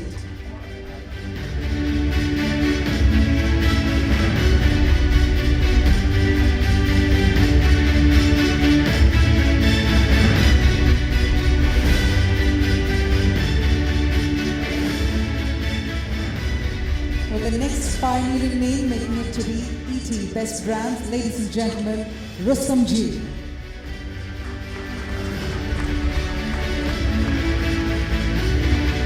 Alright. And then in that case, let's also march ahead. Let's hear it for the next round of felicitation. Let's hear it for SAS India.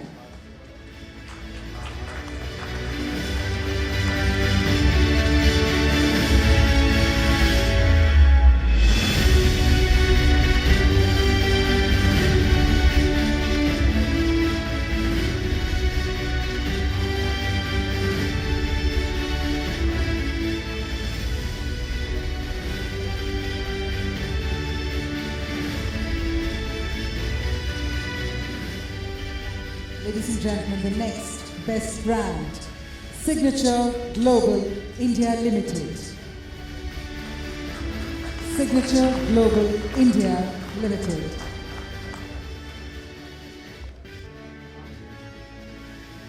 When the music goes low, the applause goes high. Let's work around that. Mathematics, I love that. Inverse proportion.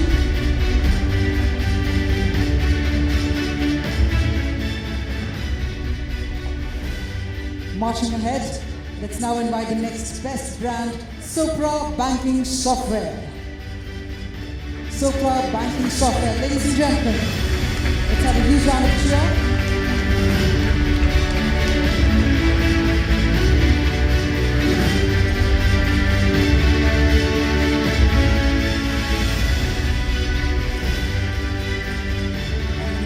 Best brand that's creating huge impact. Let's also hear it for Spotify India.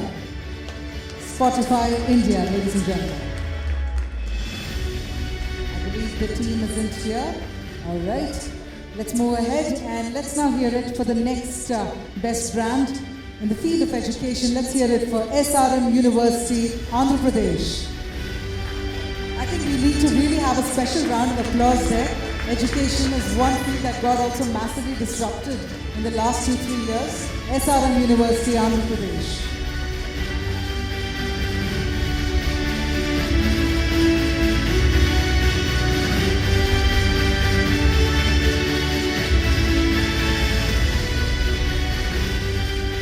And on that fabulous note, let's move ahead and invite the next best brand. Ladies and gentlemen, SRMB TMT.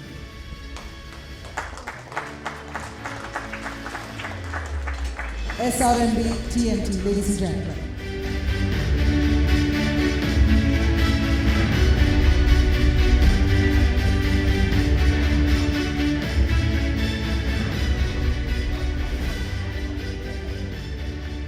As we continue to get inspired and inspired, let's move ahead and invite the next best brand. Ladies and gentlemen, let's hear it for Tata Kosh.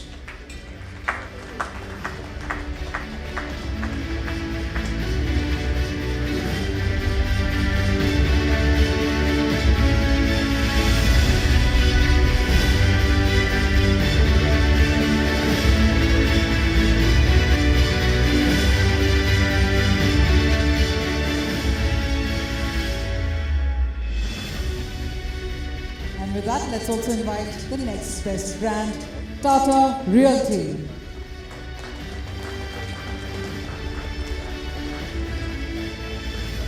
Tata Realty, ladies and gentlemen. Is the team here? All right, so then let's move ahead and invite Tata Tiscon. The joy of building. Tata Tiscon it is, so can we have a round of applause?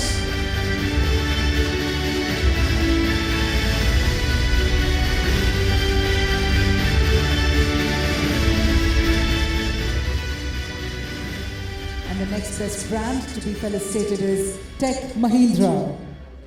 Ladies and gentlemen, Tech Mahindra. All right, let's move ahead then. The team isn't here. Let's hear it for the best brand. Let's hear it for South Indian Bank. Ladies and gentlemen, South Indian Bank. Can we have a wealthy round of applause, everyone? Let's come together, make some noise. Let's hear it for South Indian Bank.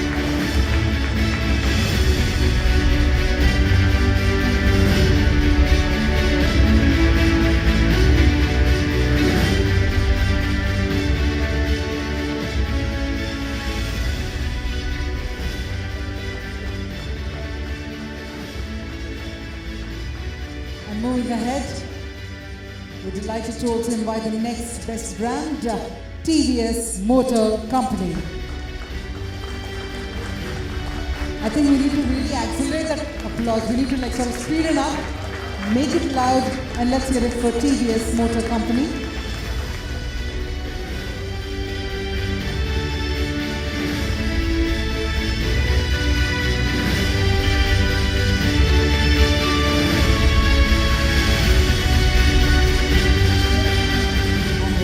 Move ahead. The next best brand to be felicitated is Whipgure Group of Schools. Ladies and gentlemen, can we have a colorful round of applause, everyone? Let's hear it for Whipgure Group of Schools.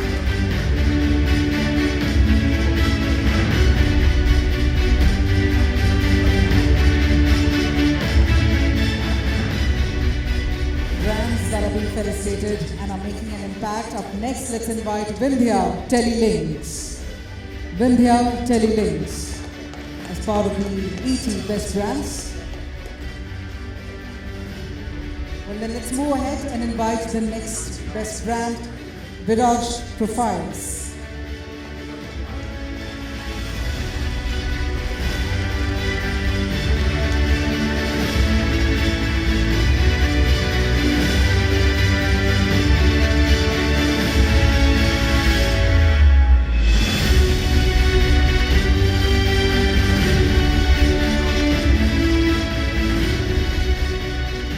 Taking that momentum forward, up next, let's invite the next best brand, Bhavin.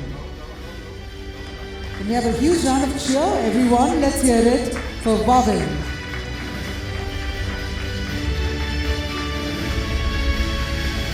We have a little disruption right now inside the hall. That shouldn't stop us from cheering Bhavin, ladies and gentlemen.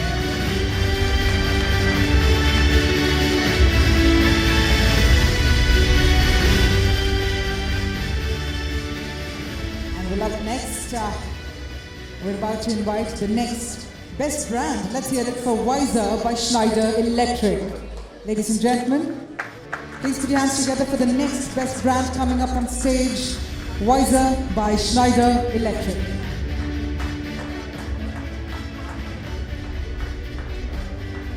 We'll hit the rewind button again. Let's rewind that applause. Let's hear it once again for Wiser by Schneider Electric.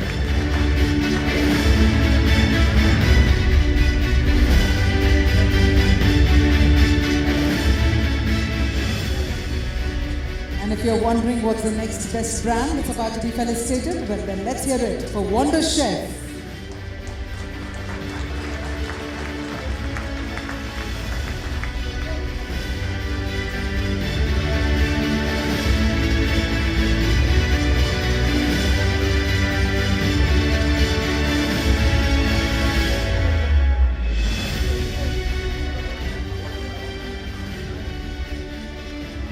As I announce the next best brand, your applause should travel from that side of the hall from there to here, because the next best brand is Yatra Online Limited. Can we have a round of applause, everyone?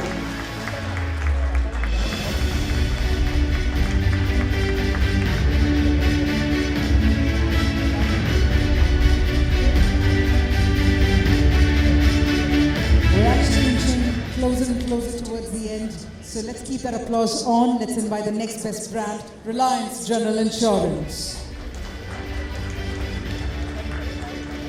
Do we have the team here, Reliance General Insurance? Then let's move ahead and invite Paranj Pay Schemes Construction Limited. Can we have a round of applause, please?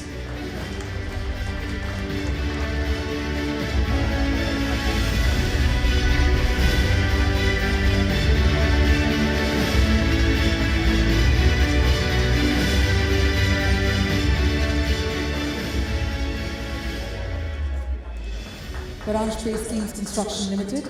Let's also move ahead and once again invite on stage Sopra Steria as the next best brand. Sopra Steria, ladies and gentlemen.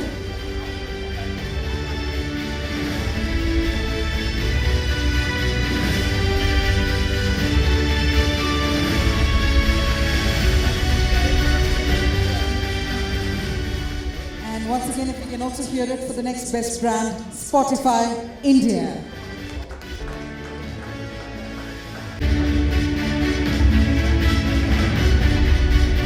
I'm going to invite Sopra Steria again on stage. Can we have you, sir, again on stage? But right now we have Spotify, so let's have Sopra Steria again on stage. This is for our photo session. Your brand logo also has to be displayed at the right time, so we want to ensure that it's taken care. So let's have Sopra Steria again, and Mr. Mariwala will just repeat that photo moment one more time.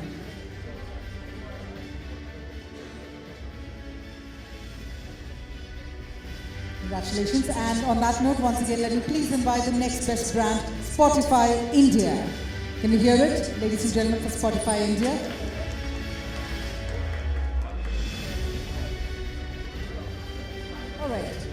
Spotify is busy ensuring everybody listens to their podcast. So on that note, while we call it a wrap to this round of felicitations, first up, can we have a round of applause for Mr. Harsh Mariwala for joining us this evening. Thank you so much for your time, and thank you for the felicitations as well, sir.